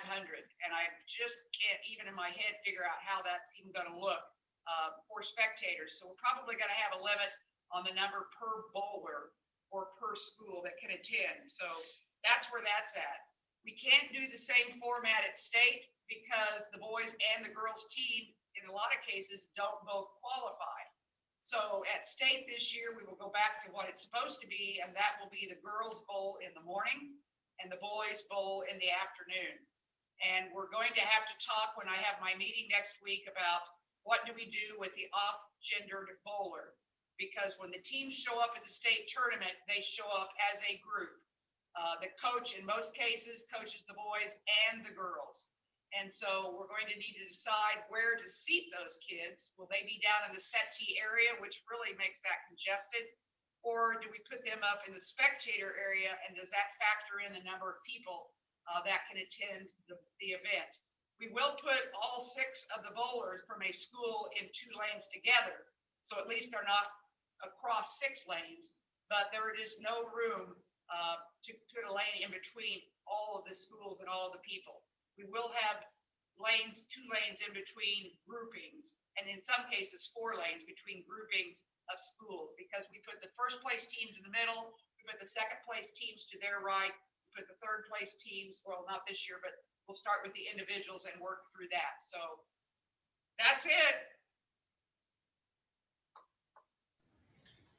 Thank you, Cheryl. Any questions for Cheryl? There'll be a test later. I'd tell Cheryl that I'd buy her lunch if she comes to Wichita. She'd have to come to Rose Hill. I'd take her to Louis. What if I show up? I'll take you to Louis. I may do that on the 30th or the 29th. All right, just text me. I will. I will. No cheerleaders, no band, and no halftime. All right. Well, now I became your new favorite. Okay, next on the list is Scholars Bowl. She thought she was your favorite, but I go even further and I won't have any ticketing involved at either of my activities and minimal spectators, if any, at Scholars Bowl. So first, I just want to say at Scholars Bowl, I'm very appreciative of the efforts you guys put forth back in December in approving those format protocols and things. I'm a little worried in that even though it's been hard to find all the host sites, I have been receiving favorable feedback regarding the smaller competitions and that everyone at a regional site will be playing everyone else and then advancing to that Final Four bracket play. So my worry is that this might be what coaches prefer in the future. We'll see. But yeah, you've approved all those protocols. We'll be following COVID protocols that have been in place for in-person tournaments throughout the season. With, of course, all the everyone wearing masks and the social distancing, all those different procedures. I did want to stress that it will be important for those regional sites to play out those 3rd and 4th place rounds, because let's say, for example, as we near state, all of a sudden a team is quarantined that had qualified for state. We will go back to those regional results and advance on that next school that who was next in line. So that will be important. As far as the biggest issue probably with Scholars Bowl, or the biggest concern I have, is since we do have 44 sides all across the state in those regional competitions, as we've talked about earlier in this meeting, COVID protocols are different, or expectations are different in different counties and different school districts. So I just have to be understanding that each of these sites will be a bit different. Some will not allow any spectators whatsoever, which is perfectly fine. And some may allow up to 2 per participant, depending on their room sizes and what they can allow for social distancing purposes. So I just have to understand that all those sites aren't going to look exactly the same regarding spectators. Any questions about Scholars Bowl? All right, moving on to swimming and diving. As I mentioned before, I've already been over to Shawnee Mission School District on a couple occasions, just having some site visits, and I'm going over there again this next week. I'm very excited about the opportunity there to put on a very safe but very exciting championship for those swimmers and divers. There will be no spectators, so obviously we're emphasizing very much. I'm working with Jeremy on having a quality, really as great as we can have NFHS broadcast of all competitions, both diving and swimming, at both meets on Friday and Saturday. We will have professional photography available, which will look a little different, obviously, because if parents can't be there to take pictures, they're going to want pictures. So we'll have pictures not only of action shots of people who sign up ahead of time, but also all award podiums. We'll want to make sure we have those available to people who want to purchase as well. And the photographer I'm working with will have it all online, a photo gallery available. And so I'm excited about that. He's actually going to be at our site visit meeting next week.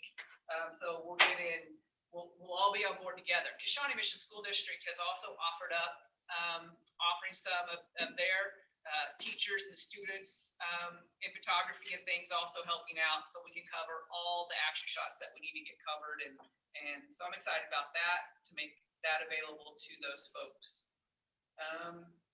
I think, I may be your favorite, but I may not be the favorite here with both my winter activities, but with swimming and diving not having spectators at all, and Scholars Bowl being very limited, if any. I might have a few calls and emails coming my way, but that's the way it is. And I'm very confident about the decisions we've made for the safety of the participants.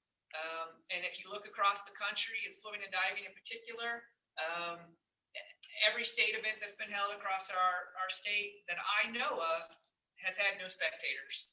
So, and that's even at outdoor venues. So I'm confident we've done the right thing at this time. Thank you. Thank you, Rod. Mr. Lentz, time to wake up. Wrestling. Hey, I'm there. I did some jumping jacks a second ago. I'm ready to go. All right, get that butt pumping. Yeah. All right. No, I don't jump, by the way. But as far as wrestling, a lot has to go into play here. A lot of thinking. I'll try to simplify a lot of this in reality. But my recommendation is that we really look at staying with 2 fans per participant. Could we go 3, maybe in some facilities, maybe 4 in some facilities, maybe 1 in some facilities, depending on where we're at. When we're talking about 48 different qualifying host sites, it's going to vary a little bit. But the more consistent we can be, the better off we're going to be as well. Now we're talking about seating capabilities. Obviously, some counties are going to require less as we go. But we're talking about seating. The first people we got to think about seating are the wrestling teams. Where are they going to sit? Obviously, they're going to sit in pods. Fran talked about a pod earlier. A pod would be, for example, your wrestlers, your coaches, your managers, all sitting together. Now, they're going to take up bleacher space in most cases.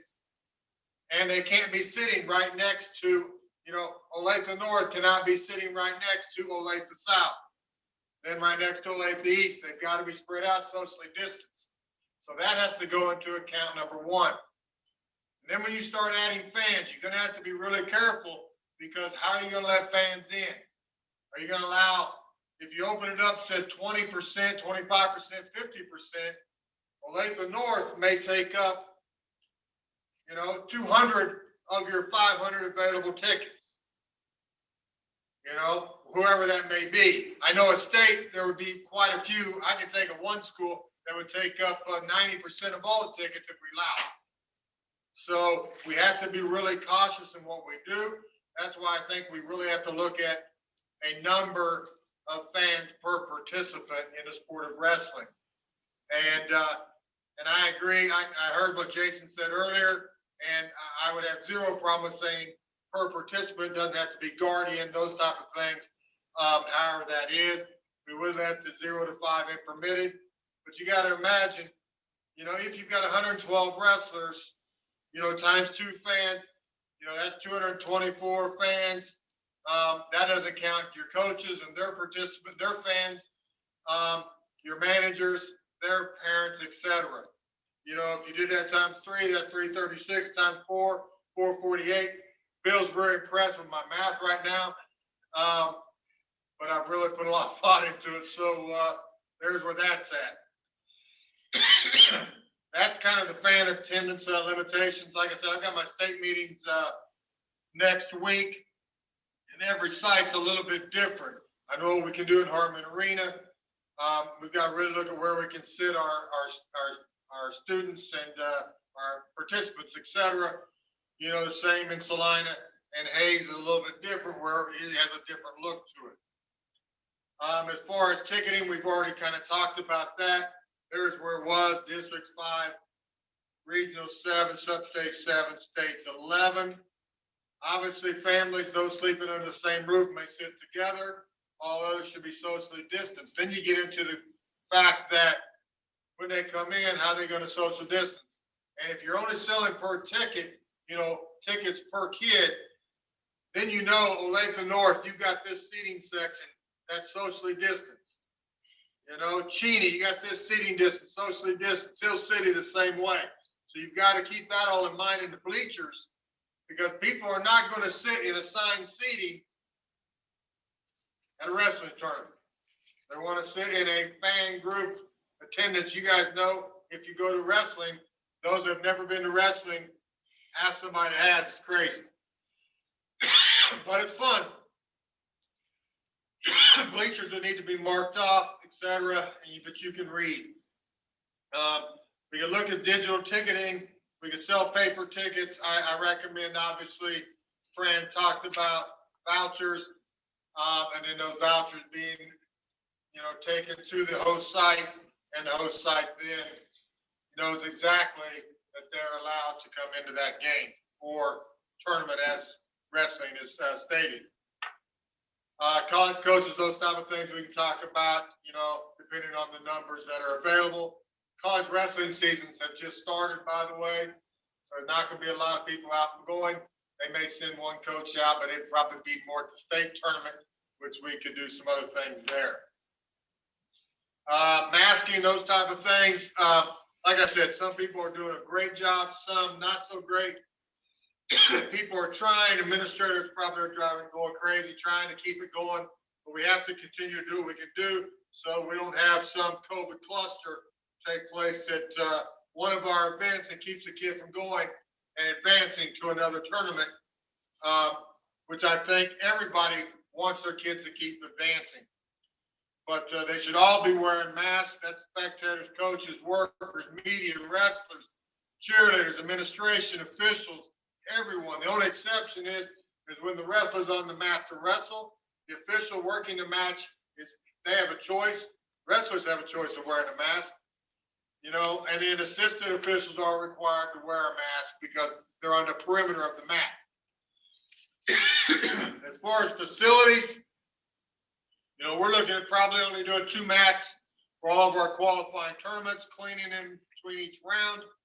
Locker rooms need to be available. They need to be monitored and cleaned throughout the tournament. I know that will mean you have fewer locker rooms available.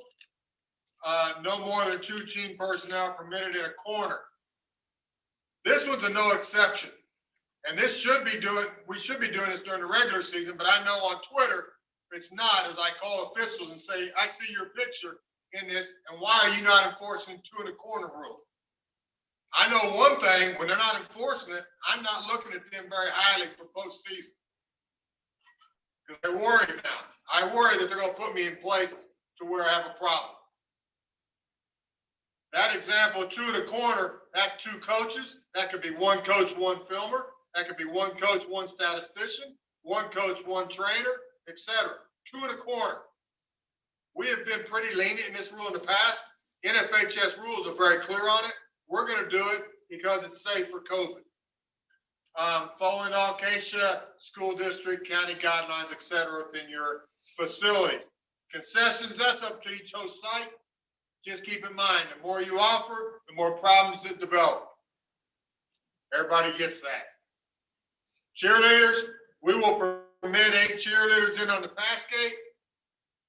No more than 8 can cheer mat side, but we are only going to permit them to cheer during the finals mat side. During the finals mat side. We got people walking around. We know that we can't keep them 6 feet apart. We know they can't keep 10 feet from the mat. We can in the finals. It's more difficult in a high school gymnasium. Do it the right way. Can they cheer from the stands? Absolutely, they can. Okay, and they probably, recommend if they're going to be there. I love having the cheerleaders there. I think they bring atmosphere to it. This just isn't the year to be mat side. You're welcome, Craig. And masks must be worn at all times. We will permit dance performances. I've got a couple of requests at the state level, but we're probably going to limit that to the number. Whatever that may be at this point in time. If this school is hosting a qualifying tournament, then we'll take a look at it as well. How they're going to bring them in, how they're going to bring them out. Are they not going to plan on staying around all day? Those type of things. So it's just a lot of coordinating and planning. The team pods have already been talked about. Pass gate, this is just kind of going off our state pass gate. 1 head coach, 2 assistant coaches, 1 other personnel, 2 managers, the principal, superintendent, a bus driver, the cheerleaders in uniform as mentioned, and 1 cheer sponsor will be let in on that pass gate. We have to do what we can do because we have to know how many people we're going to have so that we can socially distance and that we can continue to wrestle and advance as it's set up. We kind of talked about as a staff, everything's a 1-day tournament. Do I like the officials paid? No. Do I know that we're going to lose a lot of money on officials? Yes. All right. You saw we lost in football. Get ready to lose it in wrestling as well. I hate to say it, but it's just going to happen. But it is a consequence to keep people healthy and safe. District tournament, we're looking at $200 plus $12.50 meal expense, mileage based on the zone pay. Regional $212.50. That's the $212.50 comes off the from our regionals. Last year we were paying we were paying $425, I believe. Half of that $212.50. Sub-state's the same. State is half of what our current 2-day state is. $250 plus the $25 this time on meal expense and then the mileage. So that's kind of what we're looking at when it comes to that. I think that's all that's on the wrestling. And by the way, since we have been sitting here in this meeting, I have filled one of the girls' districts that I missed. I have 4 sub-states covered. People are starting to reply to my emails. There's 1 board member that hasn't replied yet. He don't even know he probably got an invite. But anyway, any questions when it comes to wrestling? Mark, I see on your pass gate, you do not have an athletic director listed. Oh, my bad. Yeah, they would be on there. Thank you. How could I forget?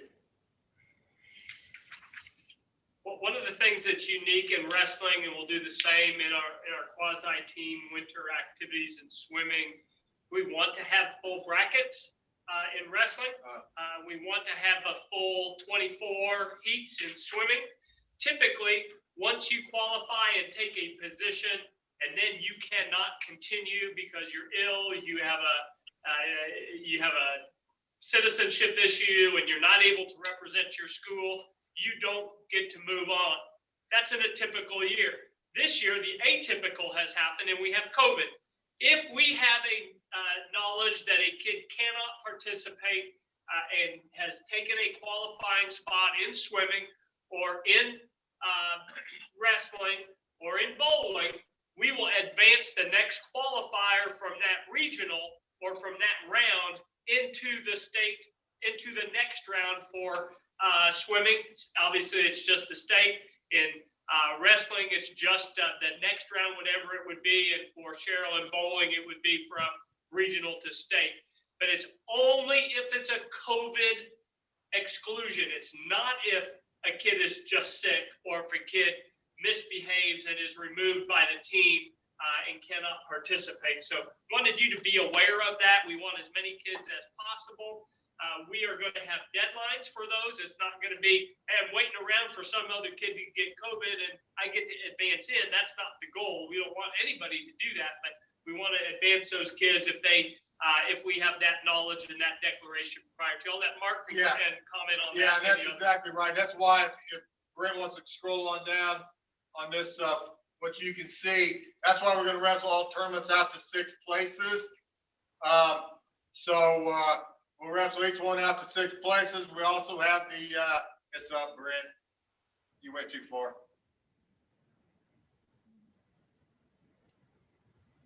One more. Yeah, you can see at all these qualifying tournaments, wrestling out to 6 places, placing 4 as far as medals are concerned, so that, the unique situation that we can kind of carry them on for that way. The rest of this is all posted on the wrestling page, but the next page on this here shows the state tournament wrestling schedule. Basically, as you can see, we're going to do this at all sites every day. 10 a.m. weigh-ins, gates open at 11. Opening ceremonies 11:45. Wrestling beginning at 12. We will wrestle all the way down. We will medal 6 at state, just like we always do. Wrestling those 3rd and 5th place matches, consolation finals at the same time. Taking a 30-minute break again. You can see where we're cleaning the mats a lot. Going in championship finals on 1 mat to recognize those individuals, giving their due diligence to perform. You can see kind of the tournament schedules. The only one that you really can't set up right now are that first tournament qualifier, because, that's the only one where seeding will take place. And there could be some pigtail type matches in there, or there could be some 12 or even possibly 16-person brackets, depending on where you're at. But knowing that they're not going to be 16, but it's easier to do it on 16-person bracket to kind of advance in that scenario. You can see, looking at a regional bracket or what it would look like, you can see how the matchups will take place. For example, number 1 from District 1 is going to meet number 4 from District 2, and then number 2 from District 2 meeting number 3 from District 1. And that's going to look the same in the next qualifier, the next qualifier, the next qualifier, etc., just using different terminology. So it kind of gives you an idea of what it's going to look like. And I can speak to swimming, how that will look. We will be having Zoom meetings. There will be a Class 6A meeting that Wednesday before the state meet at 7 in the evening. That's where we'll go through and talk of any scratches from the meet. And we'll be able to fill in with the next alternate or that 25th qualifier. And we'll have those alternates listed. And we'll be able to do that up till the day before the meet. We won't do the day of. That would be the only way we would possibly have an open lane, would be if it was to occur the day of. So. And again, any replacement occurs when it's a COVID exclusion, and that documentation would come from the superintendent of that school district in writing, so that we'll have that record. And again, our goal is to get as many kids in as we can, and we don't want kids losing that opportunity that we're next in line when there's a COVID exclusion right above them. I'm sorry, Bill. I'm going to jump on that really quick. So you were talking about a superintendent. So an Olathe North kid's 4th place makes it to a regional. I find out he's COVID exposed and or COVID positive, so I need to remove him. Then the communication then would go to the next kid who is 5th in that weight class, but it could be at a different school. That's correct. Yeah, it would be number 5 from that particular tournament. Right. So the communication is coming from the superintendent of the kid who is a positive COVID, or are the schools saying they were the 5th? Do you see where I was confused on what you said? Yeah, the superintendent of the student who is no longer able to participate will let us know that student can no longer participate. We had kind of a weird deal in football where a school said, hey, we're not gonna be able to play, and they told us that on Monday. Well, that team on Monday, their opponent found somebody else to play on Tuesday for a game later that week. On Wednesday, the original school came back and said, hey, we can play after all, so let us back into our original game. And at that point, that ship had sailed, and we knew we needed to solidify that down. So everything from that point on has been based upon notice from the superintendent of the school that is withdrawing from the competition. That would come to us. We'll take the notification to the appropriate next person in line. Perfect. Thank you. Thank you for the explanation. I also assume that each wrestler from that regional would move forward on the bracket. Yeah, that is correct. If Okay. it was number 3, then 4 moves up to 3, 5 moves into 4. Okay, thank you. Yep. Any further questions for Mark or staff? Okay, hearing none. Let's take a break. We'll reconvene at 2:55.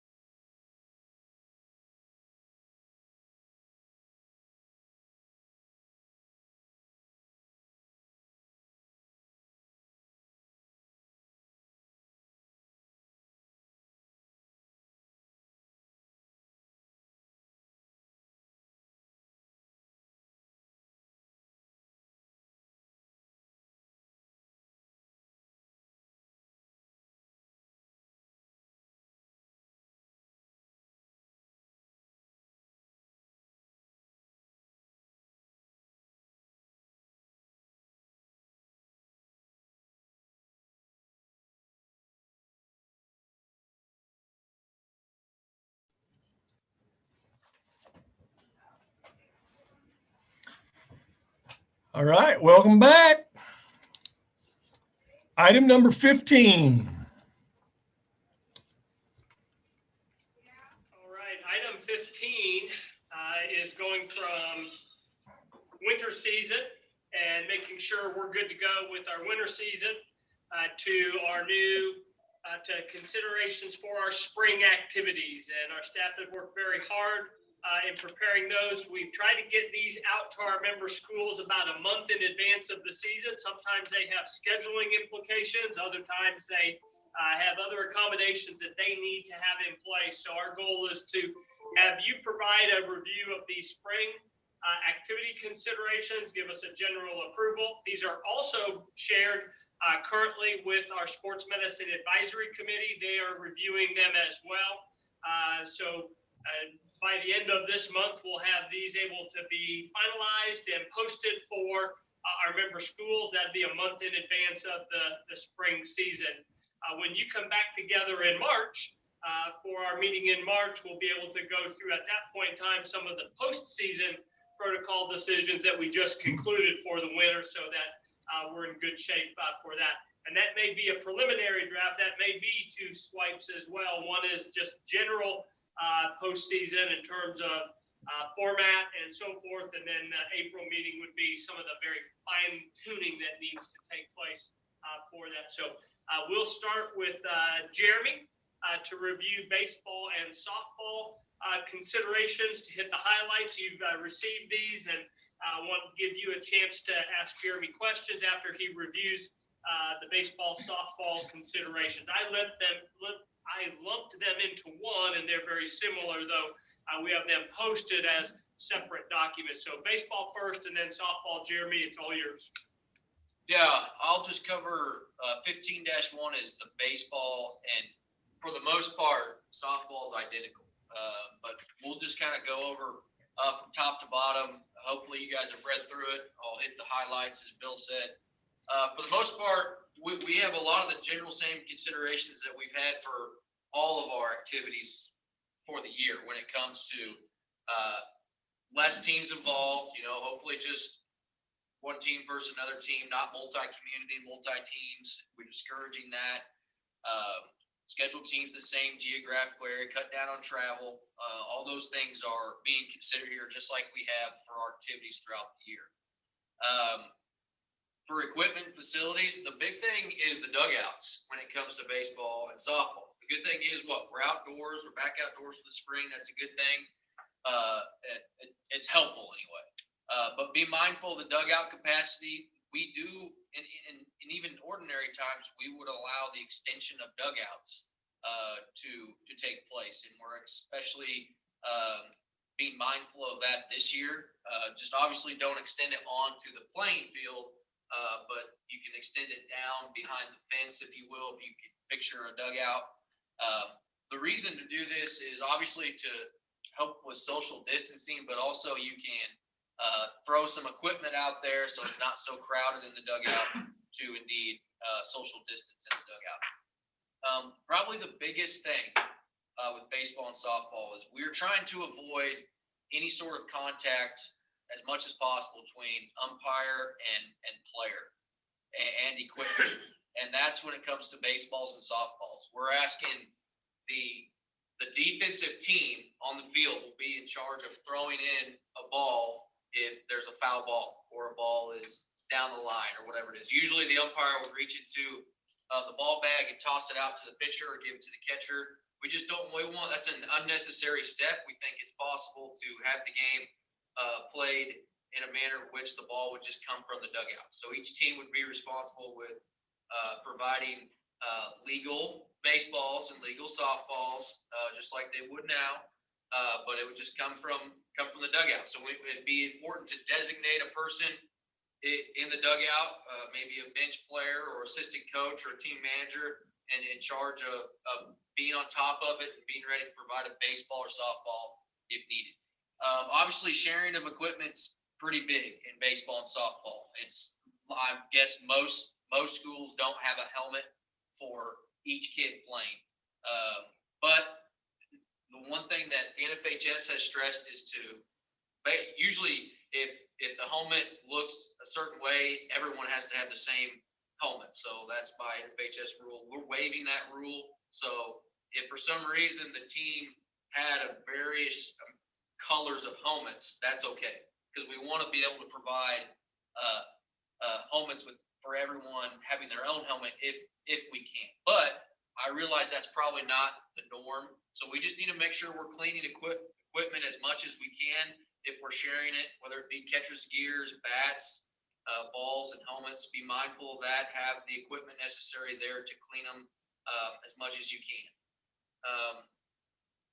You can see the note about plastic shields there. We're asking people to mask up basically anytime they're not on the field. They need to be in the dugout, mask up. They can mask up when they're playing. Obviously, we would accept that if they desire to do so. Coaches need to keep being masked up. We're not asking. Or last thing about the facility is, I know a lot of times, especially in observation, when it comes to baseball and softball, there's people that get in the dugout that really don't need to be there. And we need to be really mindful of that this year to limit the amount of people in the dugout. If they're not essential to the game, then let's keep them out. Practice, just think about keeping people in the same groups if you're doing groupings throughout the day and maybe even the whole year. If you have batting groups, whatever it is, maximize distance and wear masks when you can't socially distance or if you're not in competition. Warm up for the game, traditional infield. I don't see any reason why we can't continue that. During the game, I already covered the biggest thing. That's when the foul balls and when we need the ball. Pre-game conference, we'll have it still, but keep just 6 feet, exchange the lineups and be masked up during that pregame meeting, because the pregame meeting is important to cover ground rules between the two teams. One thing that is prevalent in softball for sure is after an out is made, we circle up inside by the pitcher and give everybody high fives and slaps. And I'm just going to say, don't do that. Make an out, give it back to the pitcher. Let's go. I think a lot of coaches will actually like that just in general, because the NCAA a year ago made the rule change that doesn't allow this anymore, even before COVID, because of pace of play.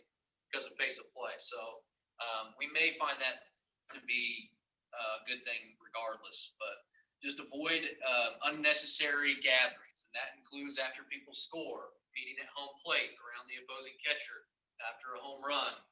By rule, you can do that, but we're saying don't do that this year. Stay in the dugout. Congratulate them when they get back to the dugout. No spitting or chewing seeds by either player, coach, or umpire. A lot of people with turf fields have gone to that anyway, so but that's something we'll need to be mindful of. The one feedback I've gotten from coaches is they don't understand why they need to wear a mask if they're in the coaching box on the field. We're encouraging them to wear masks anytime they're around players and can't socially distance, without question. That's been our message for all our activities. So really, as far as positioning, I remember when baseball and softball started up this summer, people were considering potentially changing the mechanics of umpires about where they stand, whether it be behind the plate or not. And I personally do not see any necessary reason to change the mechanics of the umpires about where they are on the field. I think in doing so, you jeopardize the integrity of the game, and it's just not necessary in the grand scheme of things. If umpires want to wear a mask, they can, but we won't require them to wear one on the field. If they are going to have any sort of conference with a coach or a player, then they need to put their mask on and be ready to do that. So it would be required to be with them. Other than that, besides coming into the field, an umpire, if they're doing their job right, they should never really get too close. Obviously, the home plate umpire will be behind the catcher, but we just need to be. It's just the nature of the sport that we're going to have to deal with. So, and obviously after the match, we're doing no handshakes, just like we've done for our sports this year. Next is softball, and I'll stop there. Baseball and softball. Does anybody have any other thoughts or questions? Jeremy, when a foul ball comes in out of the stands, is there going to be some protocol or some means to sanitize that ball before it gets put back in play? Yeah, I think so. And I know the baseball people have certain requirements about what cleaner to use, and we can include that in this document. The key thing will be getting it back to the right dugout, I guess, knowing which ball it belongs to which dugout. That is going to be an interesting scramble this year. Yeah, just really quick, Jeremy, my daughter plays competitive. She played all summer, and yeah, it's just we're marking balls just like we would if it was a home basketball. I mean, you're kind of marking your whatever it is on it. And you get in those interesting situations of balls being fouled down the line. Do I send my athlete down to go grab it, to run back up? Then we're rolling it across the field to the other dugout, then sanitizing the ball. So yeah, there's a lot of those logistics. I think optically it's a really good idea, and inevitably it starts to become one of those things that people just kind of trading balls. And you're right, optics, it's coming from our dugout to our pitcher, and it looks like it's our defense only. Just my 2 cents. Yeah, I think the biggest thing, Jason, you're right, is just the real reason to do it is just the umpire. If the umpire is somewhat skittish about being there, and if we could take one thing off their plate about interacting with the kids and touching things, then that's probably the best thing for it. Jason, I have a question. This is Monty, and this doesn't come into play at our level, the 1, 2, 8, 3 level much, but when you start getting at the 5, 6A level, and you're dealing with pitchers who know the game, and their quality is probably able to pitch at the next level and maybe major league level. Those kids, I'm sure, understand scuffing baseballs and how you can use a scuff baseball to help out a little bit. And with umpires not checking baseballs, and I don't know, maybe you don't do it at 5 and 6A level. I know at the college level, that I think that's a big deal about checking baseballs. And so will that be an issue? And would some coaches be concerned about a baseball coming from a dugout that dugout's had access to that baseball and nobody else has? Yeah, it also goes to that piece, Monty. It's like, and again, Jeremy, I know they're just small little tiny things, but again, it's always the home team supplies game balls, so is it going to be the home team supplies 3 for my dugout and gives you 3 in the plastic that goes in the other dugout too? Because everyone kind of, like you said, you're going to kind of rub a ball up to get it ready for a game, maybe differently one now. And you're right, no one's ever checking. And we always talked about in softball with my kids team, it's like, how come I feel like they keep rolling out that pillow we're swinging at and trying to hit instead of a hard softball? So you're right, those are definitely concerns and issues, and we're just going to have to, as administrators across the state, is hold our kids accountable and our coaches accountable to make sure that they're playing that game as fair as possible. Yeah, I think that's you two mentioned the biggest concern with this is people trying to take advantage of it and definitely playing the game. We'll encourage our umpires if they think something is fishy with the ball, because you can definitely tell by the sound of a ball or the way a ball moves behind the plate. If something's not right, then we'll take the time to investigate to see what's going on. But it comes down to that fundamental thing when we ask coaches before, like, are you legally and properly equipped? That means baseballs. That means softballs. You're playing within the rules. So, if you guys think if you think we need to do away with that, then we can. I don't know. I think there's a lot of validity either way. I don't know if we need to do away with it, Jeremy. I just know that, a lot of the fields that we play on, balls that hit a fence, under the fence or hit a fence or hit the backstop, it's got a bad spot in the backstop, and all of a sudden that ball has a scuff on it. Well, I guess to be honest, we still use them. But I guess my concern is if I'm a pitcher and I know I've played with some guys who know how to take a scuff ball and make it advantageous to them as a pitcher. And most of them were good enough that they didn't need the scuff anyway, but they know how to use the scuff. And so that was why I brought it up. And again, in high school, it may not even be a consideration. It's something we would need to be mindful of, without question. And we will certainly make, in my rules meetings, it'll certainly be made clear the sincerity of how we need to play with this season. I don't want this comment to be taken as I don't agree with the considerations or things of that nature, but we're entering our third season here, or our third sports season, where we've used different protocols and we have different warm-up basketballs, but we still touch the same basketball, and we're now using the different baseballs that are coming in from the different benches. And I guess I really question whether that is, I guess I'm just going to say it. Is it worth our time to do that? Because I just don't know that COVID is being spread through that. But I guess if somebody says it is. But I just kind of feel like, we have a volleyball that goes in the stands. Somebody throws it back. One school we go to, they sanitize the ball. The other school, we don't sanitize the ball. I just don't know that we're real consistent. And I really question how much validity there is to it. But if the experts say that's what we need to do, then obviously we need to do that.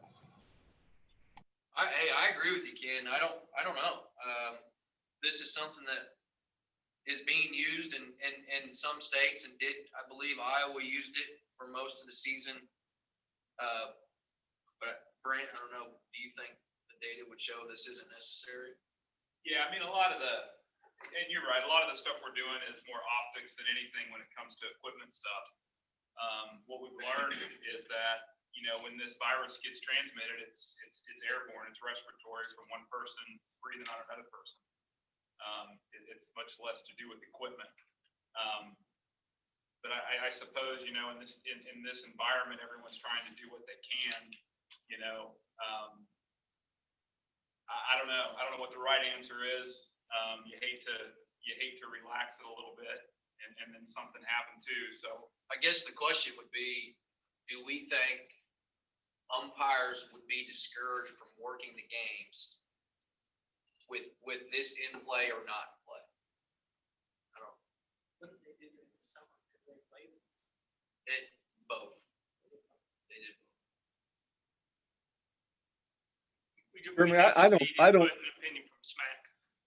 I don't think that the officials would be deterred too much. As Ken said, we're playing basketball with one basketball for almost the whole ball game, and officials are touching that ball a lot. And I haven't seen anybody back off because of balls. They may quit for some other reason, but not because they're touching the balls.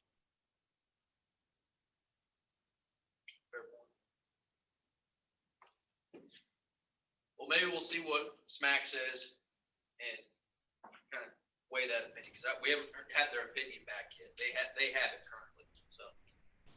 And I would 100% support what they come up with. If they feel like it's a step that is necessary, or maybe they don't know, but they just feel like, what is the harm in it? It may help us. Then I'm going to support that.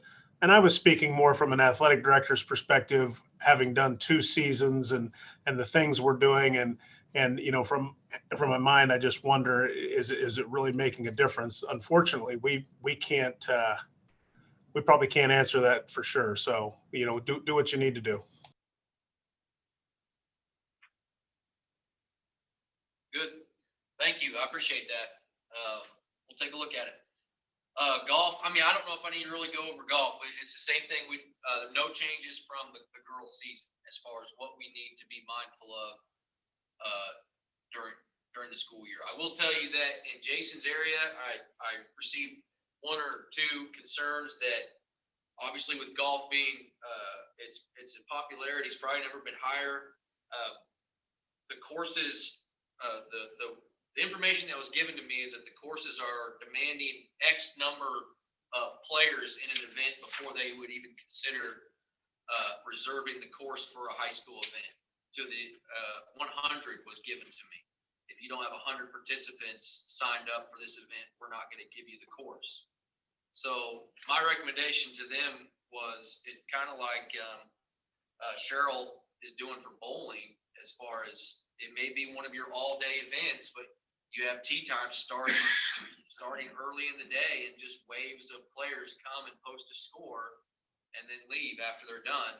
That kind of keeps down on the gathering and maybe not so many participants there at one time. But you just need to get creative and be mindful of the whole point of the golf considerations is to avoid crowds and gathering in areas when it would naturally happen with the golf event. If we can avoid those possibilities, that might be best. And if you're going to do the wave approach, I think you do 3 or 4 teams in a wave, and then 3 or 4 and 3 or 4. That way, if for some reason there was a contact tracing in a certain time period, you'd be able to do that and not take up too much quarantine requirements there. I'd also recommend, and I'm glancing, but I mean, that golf is a sport where I think if we're masked the entire time, that then the tracing possibility, if a kid were to come positive, we were at a golf course, we're walking, we're carrying our bags, we're masked. I mean, with the exception of being unmasked up by the clubhouse or a scoring space, like you said, and we're going to try to avoid that all possibilities. I just see those as low risk and not big issues for any of our golfers to be in a COVID situation because, again, the kids are walking, they're socially distanced at the tee box, they're socially distanced at the green, and if they were masked, that would just, and I think it is a sport that we could consider making our kids wear masks while they play. Now, I know it gets hot in the summer as we are in that late springtime, but it's certainly these athletic masks they're creating. It's just something to consider.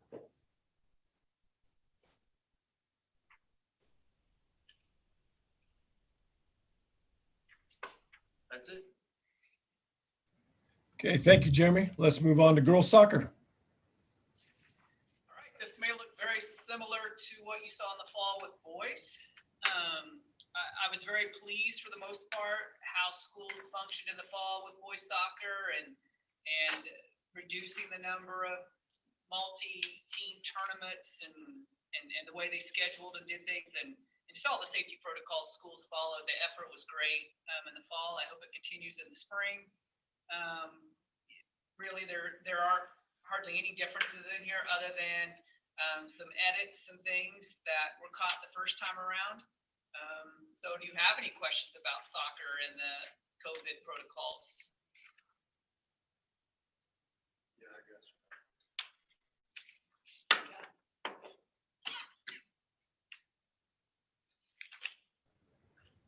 No questions, comments for Rod?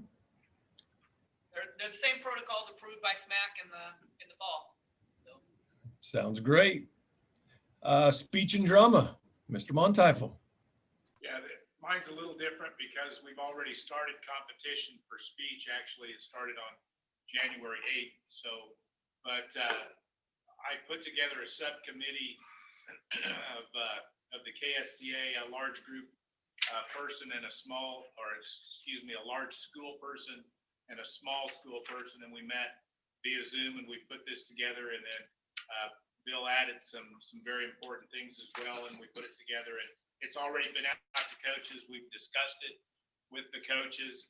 I think the biggest thing on this is if your speech coaches are going to have an in-person tournament, and once again, we would much rather just have you do a virtual, but there are a few out there, and it's to limit schools, of course, to make it as small as you can, and then use this more as a checklist and just go down through and make sure that you're following all those things.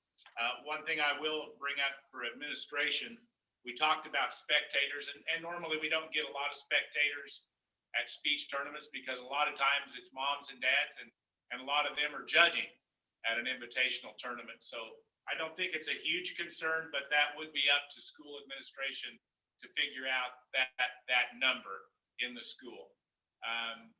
Like 5-6 schools, when you open up your large gyms for a holding place, a big area, you just need to make sure that those schools they stay separated, and kids, of course, are going to want to intermingle, and that's kind of what speech and debate is all about when those kids get into those types of rooms. But it's really going to have to be a secured site if you're going to have a person-to-person or in-person tournament. So I've talked to some schools that have already contacted me about this, and we've gone through this, but a lot of it is the same things you saw for music education and also for our debate. If you were going to have an in-person debate tournament at the beginning of the year, it's a lot of the same things because we took most of it from the NFHS aerosol study. So unless somebody has questions about it, it's a 3-page document. Like I said, coaches should use this more as a checklist and as a reference guide. Any questions? Okay, seeing none. Boys tennis. The other things. Can we come back to that? Boys tennis is pretty much going to be the same as girls. We caught heck for doing what we did because, you know, we were outside. So apparently rules don't apply. But we did things, you know, we were talking about people touching game balls a while ago, and in tennis, we asked them to, you know, they had their own tennis balls and they were supposed to be using their own because they were marked. So I don't know what coaches do in practice, but as far as I know, in competitions, I think it worked out well. So again, we'll continue to do that. We're in the process of trying to get, you know, folks to host. I think at this point, because they didn't get to play last year, they'll do just about anything we tell them to do to be able to play this year. But 1526 shows what we did. We went from the current format to the new format, and well, they didn't like that. Didn't like it at all. We went from 72 at state to 48. So I don't know if we need to reevaluate or if we just simply say, you know what, we did it for girls, we're doing it for boys. Part of me would say that if for some miracle this thing would almost go away, we would let them do a normal season since they lost a season last year. But I just don't think that's going to be happening in the next 3 or 4 months. So at least they know what it's going to look like, whether they like it or not. So I don't know of any changes right now, to tell you the honest truth. Okay, any questions for Cheryl? Okay, moving on. Track and field. So we got to go back to swimming and diving. All right, swimming and diving. Mr. Stein? Once again, girls swimming and diving this spring looks very similar to the boys swimming and diving going on currently. I guess I just like to take the opportunity once again, because I know schools don't hear it enough, but all the efforts are appreciated that coaches are doing in practice day in, day out, and that the athletes are doing, and you as administrators when hosting events. I know I'm going to some more meets here later this month where they used to be larger invitational meets, and now they're being held in separate sessions with fewer numbers of schools and even at separate locations going on at the same time. And luckily with the electronic timing and high tech, you can combine those results and still have overall places, and it's been working well. So I know many of the schools haven't been having spectators at all in swimming and diving, simply because, as Mark mentioned earlier, in wrestling, the teams need to take up the bleacher areas and be spread out in their pods. And so as far as I know, that's been going and has been well accepted. And I think we're lucky in the swimming and diving world because that's the way it is in club swimming and diving right now. The spectators just aren't being allowed for the most part. So I think it's just the standard, and people are accepting of that because their kids are getting to participate. I hope that goes over for our postseason state championships.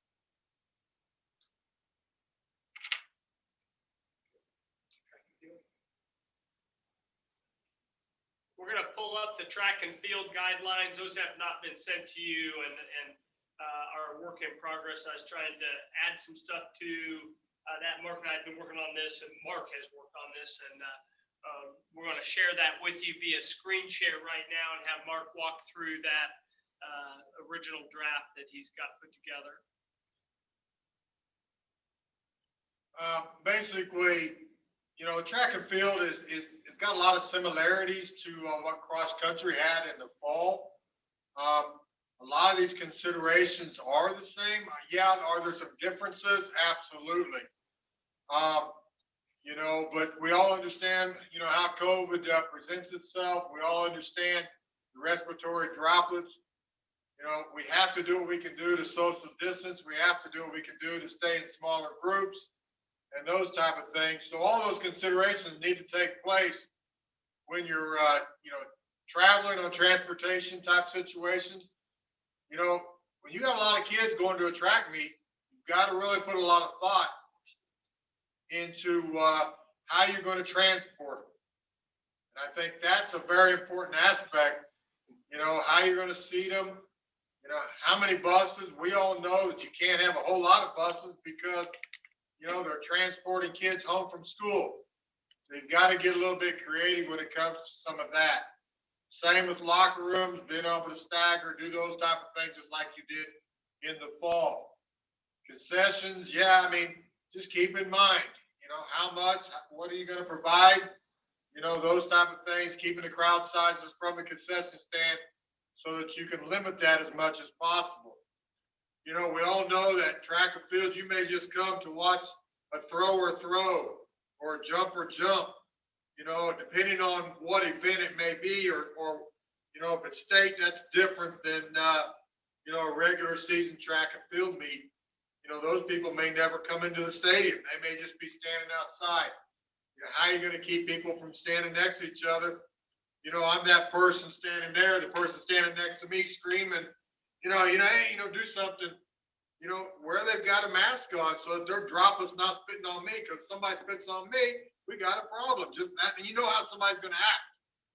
You just don't want, you want to stop something from happening before it ever happens, type of situation. So keep that, those type of things. People get excited, track and field and bleachers. You know, how are you going to limit it? Where are you going to sit people? You know, they're screaming like they can help that individual run. You know, they're the one running, but everybody seems to be screaming and yelling and spit's flying everywhere. So I think the masking needs to still be in place, even though it is outdoors. You know, it's protecting everybody around you as much as anything else. So keep all that in mind. If you do take admission at track and field meets, do what you can do to try and avoid and make it as less cash involved as possible. So those are things to keep in mind as well. Probably the biggest thing everybody really wants to know is about scheduling. I can't tell people how to schedule, but common sense says this: smaller events, fewer people.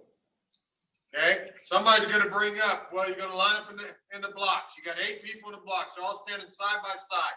They're not 6 feet apart. You're right. So what should you probably do? Mask up till you get in the blocks. You get in the blocks, then you're good to go. Can you separate, skip lanes? Yeah, you can if you want to be there all night. All right, you understand that as a possibility too. But they're facing a certain direction, not facing each other. Okay? Avoid the handshakes, the high fives, everything everybody else has already said. That stuff's just part of it. You could consider having, you know, varsity meets on one day, sub-varsity another day. You could consider, although this would be difficult because of coaches, girls one place, boys another place. I'm not saying you've got to do that. That might be impossible, just coaching alone. So, I mean, you've got to keep everything in mind. Keep in mind how far you travel. Save that to the end. Just reduce the number of competitions if necessary.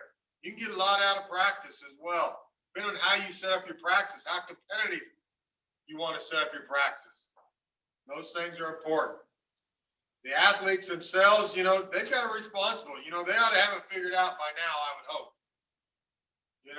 Bringing your own supplies, making sure on the baton, after a relay, obviously you can't disinfect it after each person touches it to hand it off.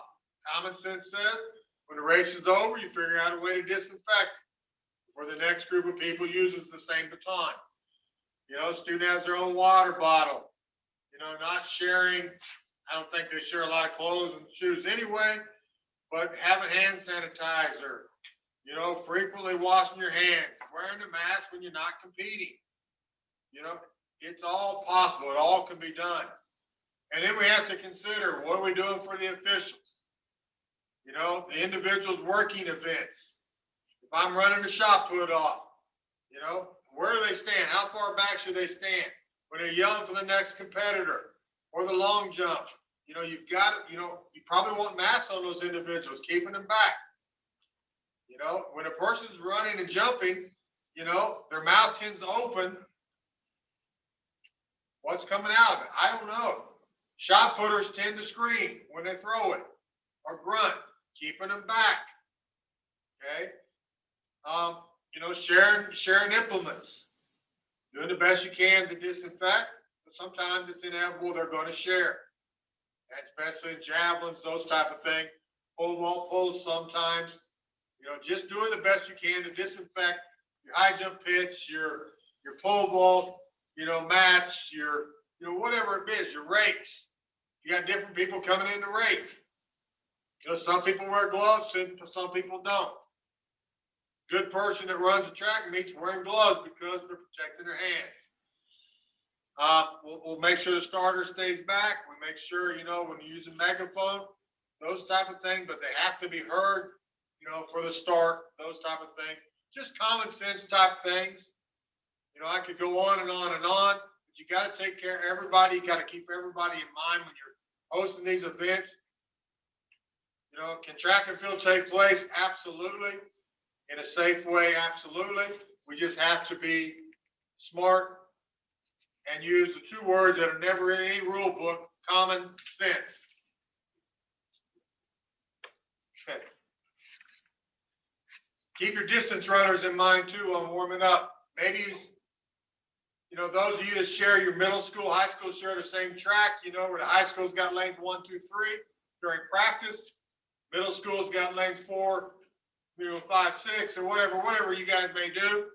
You know, keep all those in mind too. That interaction, the more interaction you have, the better chance you're going to have of having some type of COVID, you know, outbreak. Just keep everything in mind, the best possible ways, doing the things that we've always said going forward. We'll probably have some more things as we go, but just keep good, accurate account of where everybody's at.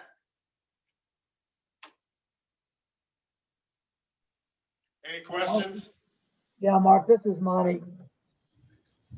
Can you perceive what the state track meet might look like? And when I say that is, are We're you gonna run around that oval. all in the same, Honestly, Monty. right? All in the same direction. Yeah. And I still come back to this because as an administrator trying to take care of all this, are there thoughts on limiting fans?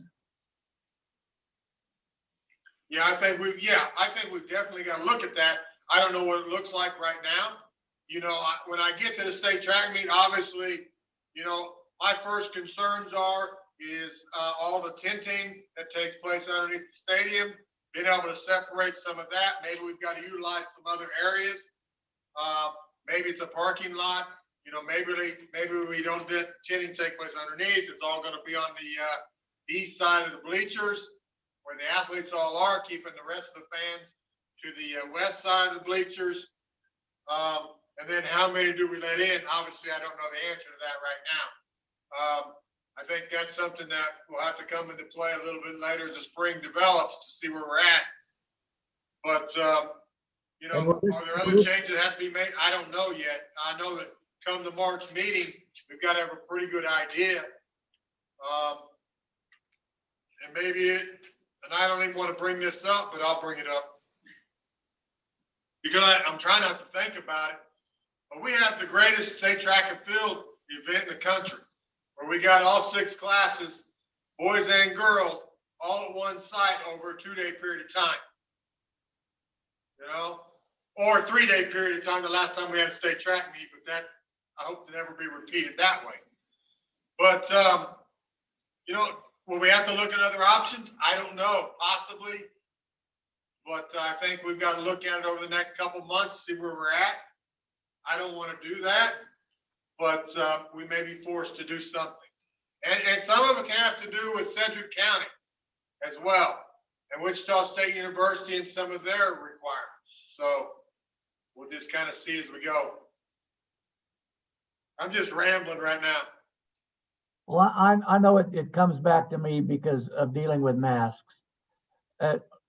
Would we want to consider recommending or requiring? Because I could see at that state track meet that area, first of all, who's going to be responsible for making sure that everybody's masked up? Don and Carol, they got the microphones.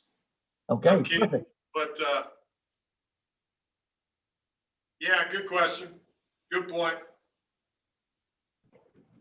I think a hard conversation too will be in the event, say we decided no spectators, and I'm not just talking state track meet, you know, if we had a blanket rule, no spectators coming off a winter of having spectators indoors and then being told we can't have any spectators outdoors. I think that's a hard conversation for people to, something hard for people I to think we're swallow. gonna have spectators. I just think we gotta be smart in what we do. You know, how we can sit on those type of things. We gotta keep our athletes out of the bleachers. You know, I think that's where the fans gotta be. But Well, like you said, dividing a 10-team track meet to 5 teams sure helps in some of your mitigation efforts and everything when you don't have, because you can get a lot of people per, I mean, teams with 100 kids out. I mean, there's potential for a lot of parents there, but cut that in half and it sure can help. exactly.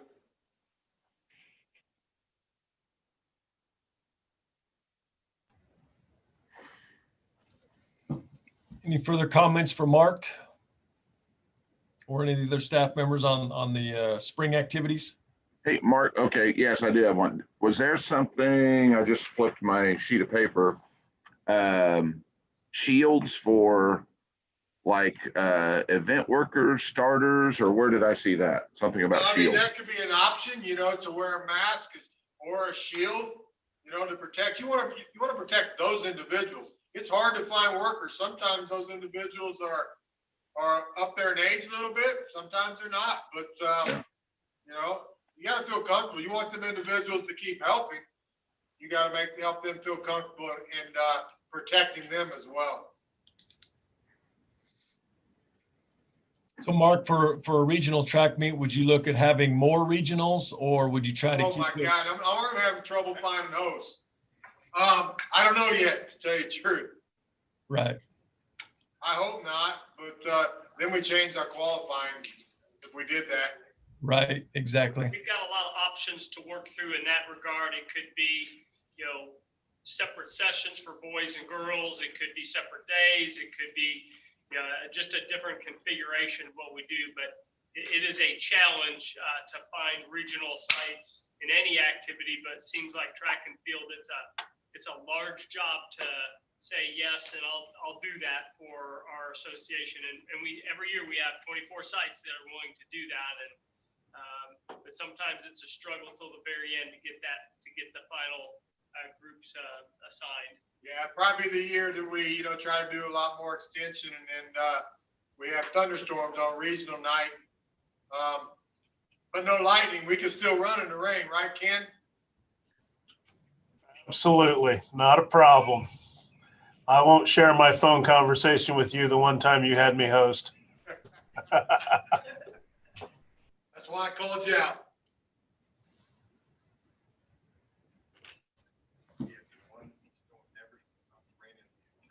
All right, thank you on that preview to things to come.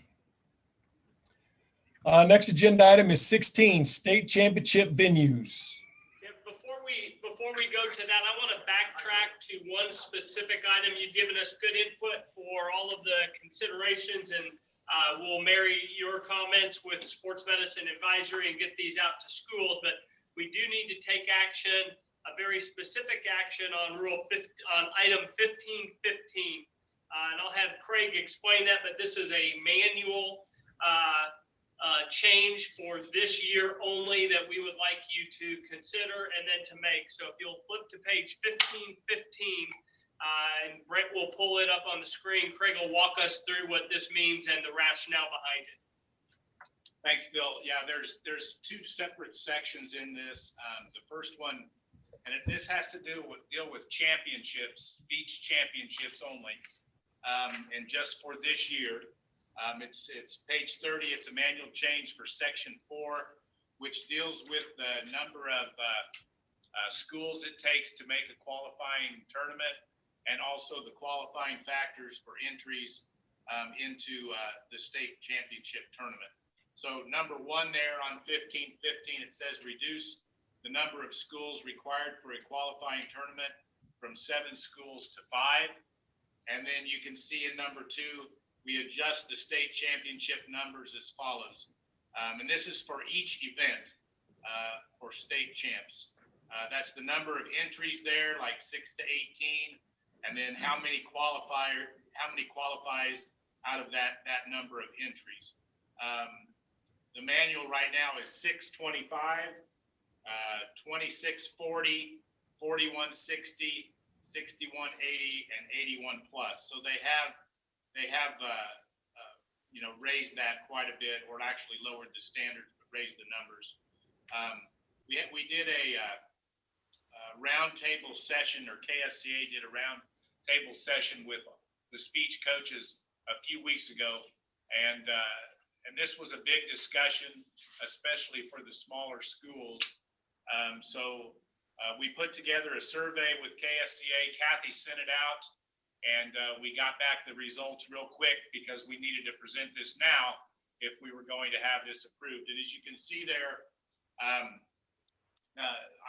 all of the classifications represented this, and 93% overall, they approved this part of number 1, and 95 overall would like to see this put into place. I understand this because if you notice the debate numbers that we had earlier in my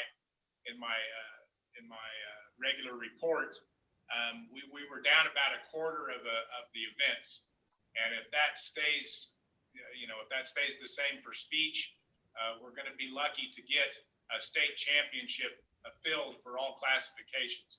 So I talked to Bill about this. We support it. I think it's important to keep the activity involved, and a lot of kids involved, or as many kids as we can, to keep the activity moving post-pandemic. So I'll take any questions that you have. Are there any questions for Craig? Craig, you don't think that this will significantly increase the number of people qualifying for state championships? We're hoping it stays about the same as normal, because we can handle it virtually. We can handle that. Our fear is if we don't do this, we're going to have a significant number of less kids involved in entries. So it's a good question though, Mike. I mean, we have no way I don't have a crystal ball, but I think we'll be fine.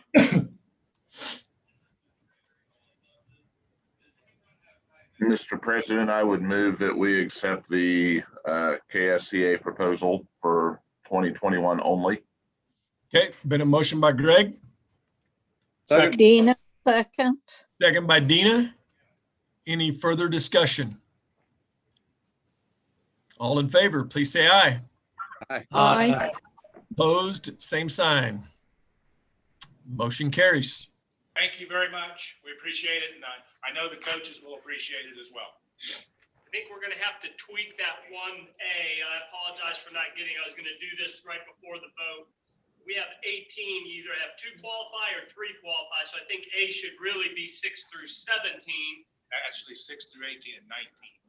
Okay, 19. And then so A is 6 through 18 and B is 19 through 29. We can't have 18 in both categories there.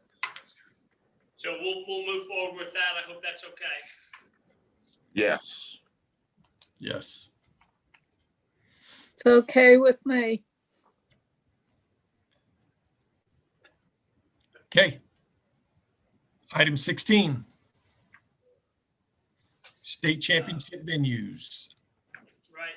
on our state championship venues, we wanted to have an opportunity to visit with you and to have you provide input relative to the championship venue selection process, not the process or the final sites, but particularly if you had concerns about any of the venues, we certainly want to take those into consideration before we begin extending contracts. We'll have one specific activity that has some questions for you relative to the number of sites we want to conduct in cross country, and Fran can lead that discussion as we move forward. We have a recommendation there, but I really an open agenda item where we don't have a recommendation other than for cross country to change the protocol that we have been doing.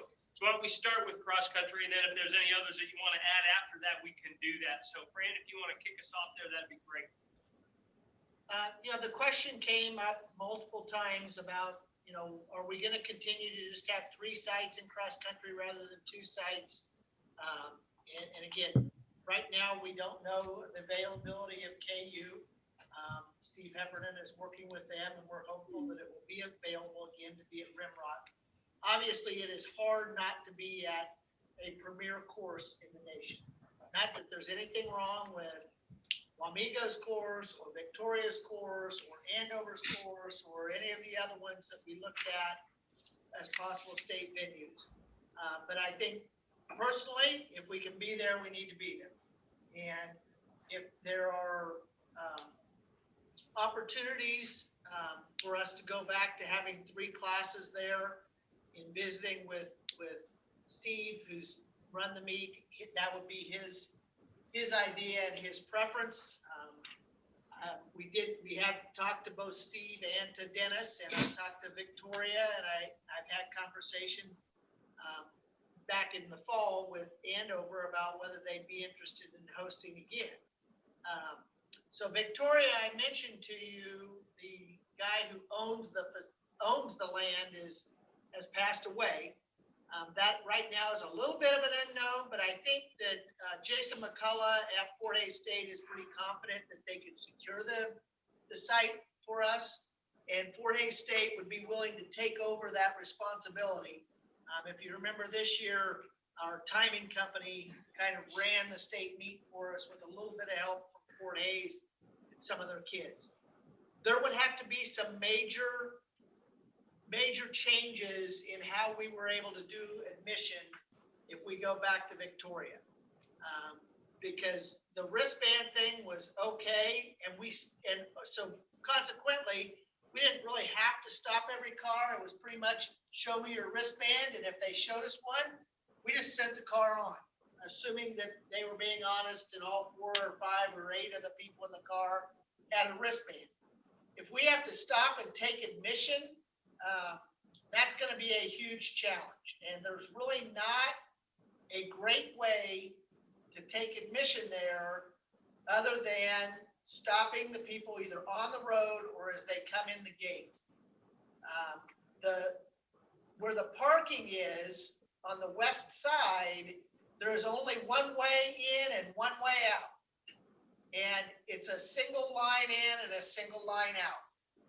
Joe, before he passed away, said, I'm willing to try and, make that wider and get some more tubing underneath because he'd have to, he's not going to be able to he's going to have to get the county to agree to allow him to put tubing and so on and so forth so they'd have a drain. So that is the challenge at Victoria. Otherwise, I think the 1 and 2A schools really liked it. And things went well. They did a great job of running it. It's just that logistical challenge is not a little one. It's a huge one.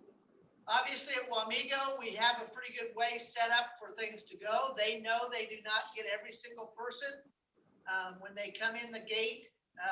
When people are going to go jump over the fence or jump over the cable that they have put up. But they've been doing it. They want to continue to do it. They also would prefer to have 3 classes for the same reason Steve did. The primary reason is it just makes it feel like more of a state championship event. Having 3 sites costs us a lot more money. because you've got all the expenses that you had at 2, plus you're just adding it doesn't get cheaper to have three sites. It gets more expensive to have 3 sites. We were fortunate this year that our timing company kind of gave us a break to add a 3rd site at the last minute. And I'm not saying that they wouldn't try and help us again, but it gets to be more expensive. Andover, again, did a tremendous job of hosting. But the challenge, if you put 3 classes there, is the one that I'm concerned about is the same thing as at Victoria. Right now, there is one way in, there is one way out. Not sure about the amount of parking that would be available.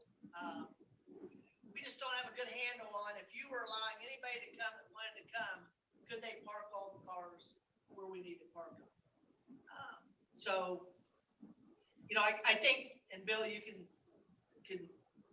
chime in if you want to, but I think our recommendation, although we talked long and hard about going to 3 sites with 2 classes at each site, but if things are back to what we would call normal, we would recommend doing 2 sites with 3 classes at each and seeing if we could be back at Rimrock and at Wamego.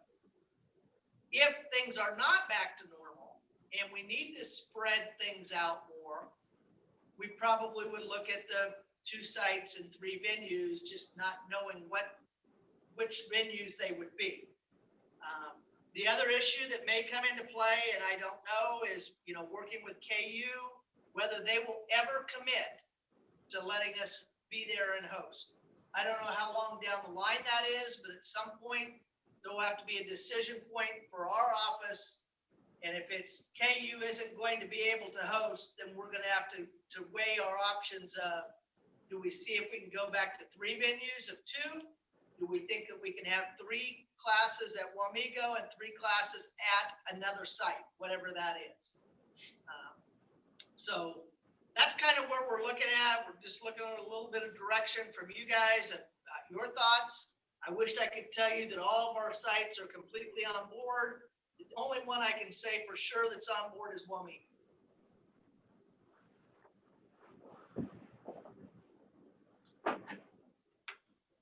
Would you give any consideration to the same site hosting on a Friday and a Saturday and bringing in a couple classifications to ease that?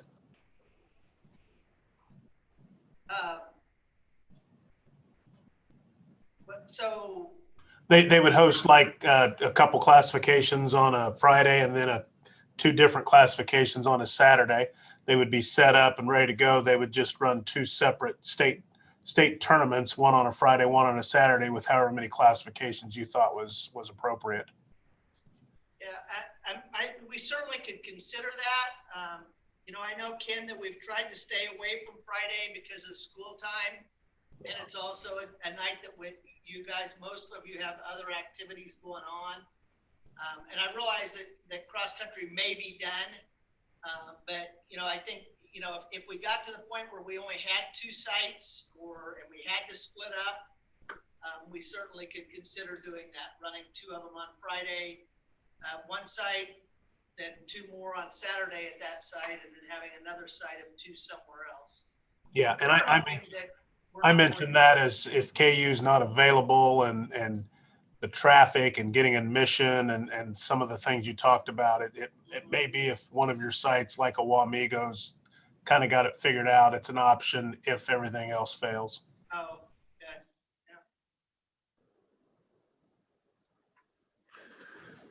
Yeah. Any other thoughts about state cross country? Did you guys hear anything that we should be aware of?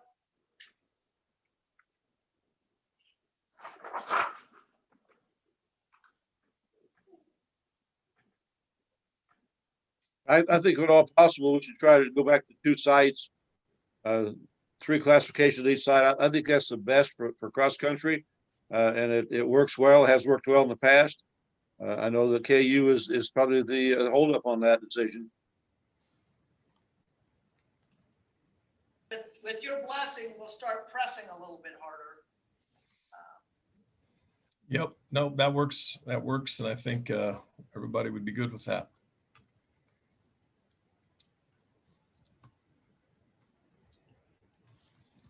Very Okay. good. Well, we'll work next steps on cross country. Are there any of the other fall activities or in terms of state sites? That's the group that we're really targeting right now that were of concern or of challenges or modifications to sites that you would think would be appropriate for us to pursue at this point.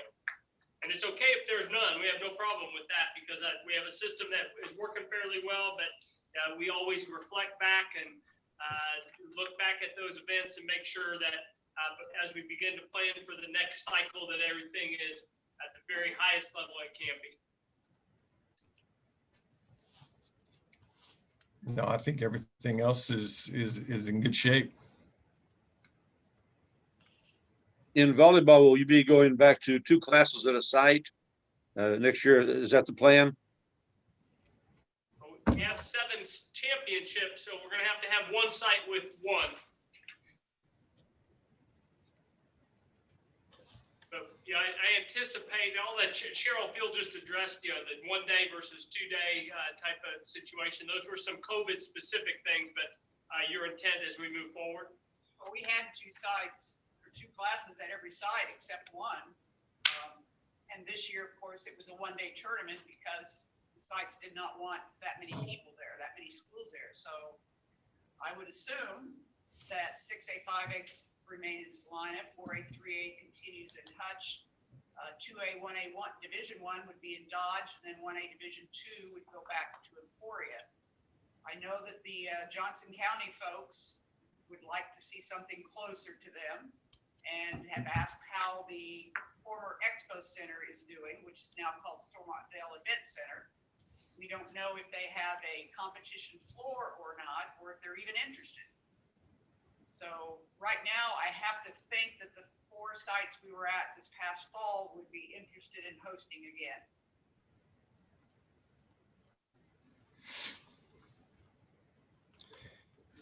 And we would certainly strive to return to a traditional format, though we have not made a final decision or recommendation in that regard. This year, we felt like it was a one-off because of COVID to reduce the number of teams there and the locker rooms and the cleaning and all of the things. All the reason we did that, eliminate overnight for a number of our programs with a 1-day event. But we have not made a determination there. But some people love the 1-day tournament, others not so much. And I will say this, volleyball for many, many years has been on I-70. It's been 1A, 2A in Hayes, 3A, 4A in Salina, 5A, 6A in Topeka.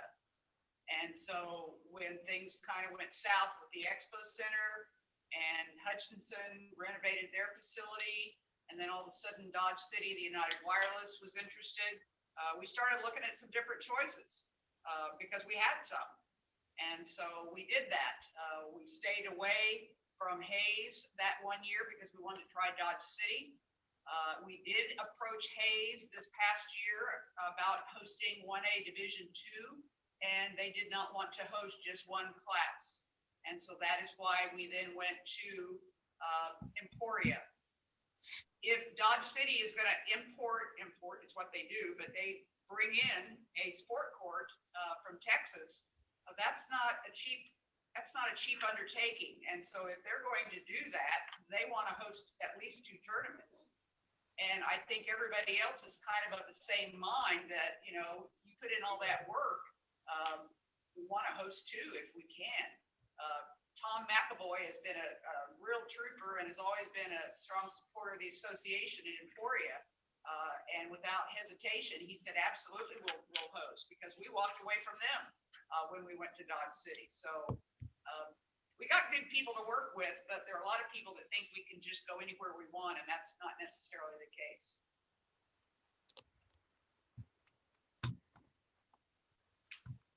Okay, sounds great. Any further discussion on item 16?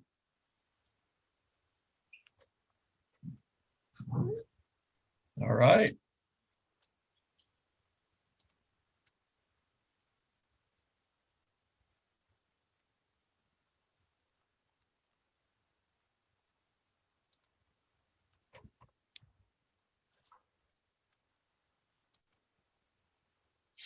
Mr. President, Yes, Mr. Haydock.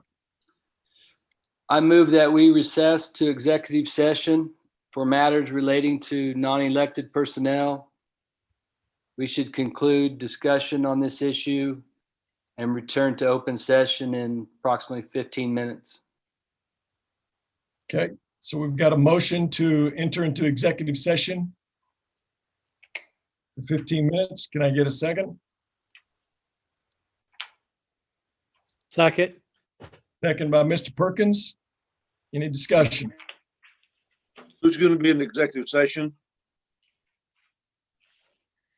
Mr. Faflik, you'd address that, please?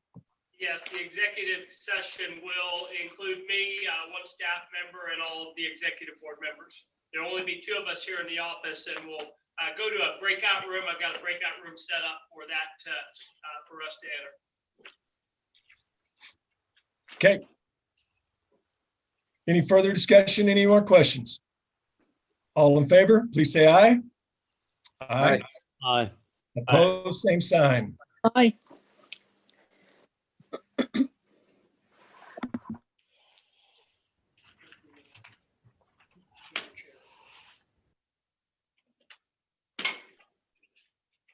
Might give us just a minute and we'll be into a breakout room, and then we'll be ready for a quick discussion.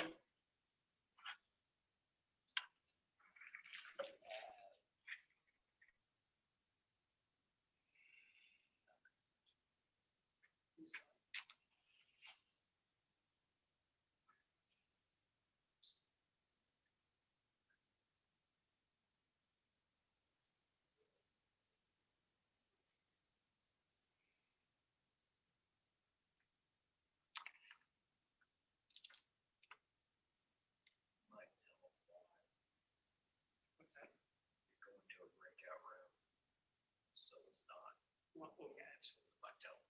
I would. I say that. I'm just sticking around to make sure. You monitor, make sure that we're off of the YouTube. Can we put up the YouTube break? Break.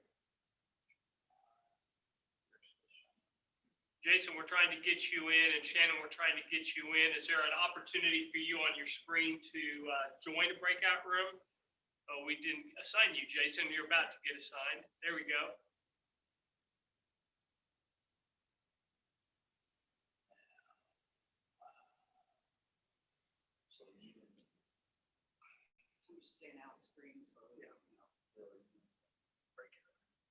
Now, I have in the breakout room all of the 9 executive board members and my laptop.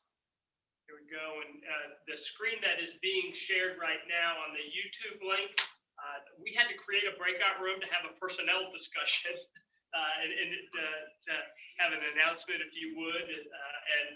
So that's why we're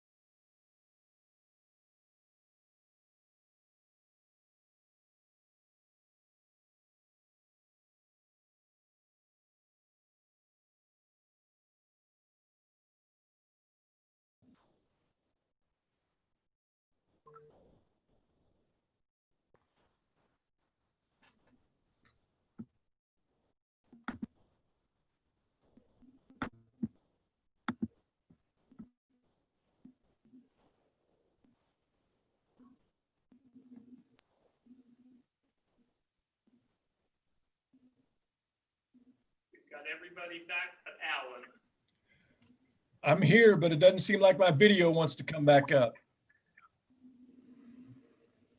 Is something covering your camera? No. I've clicked on the stop video, and then when I click again, nothing comes up. So I'm here in spirit.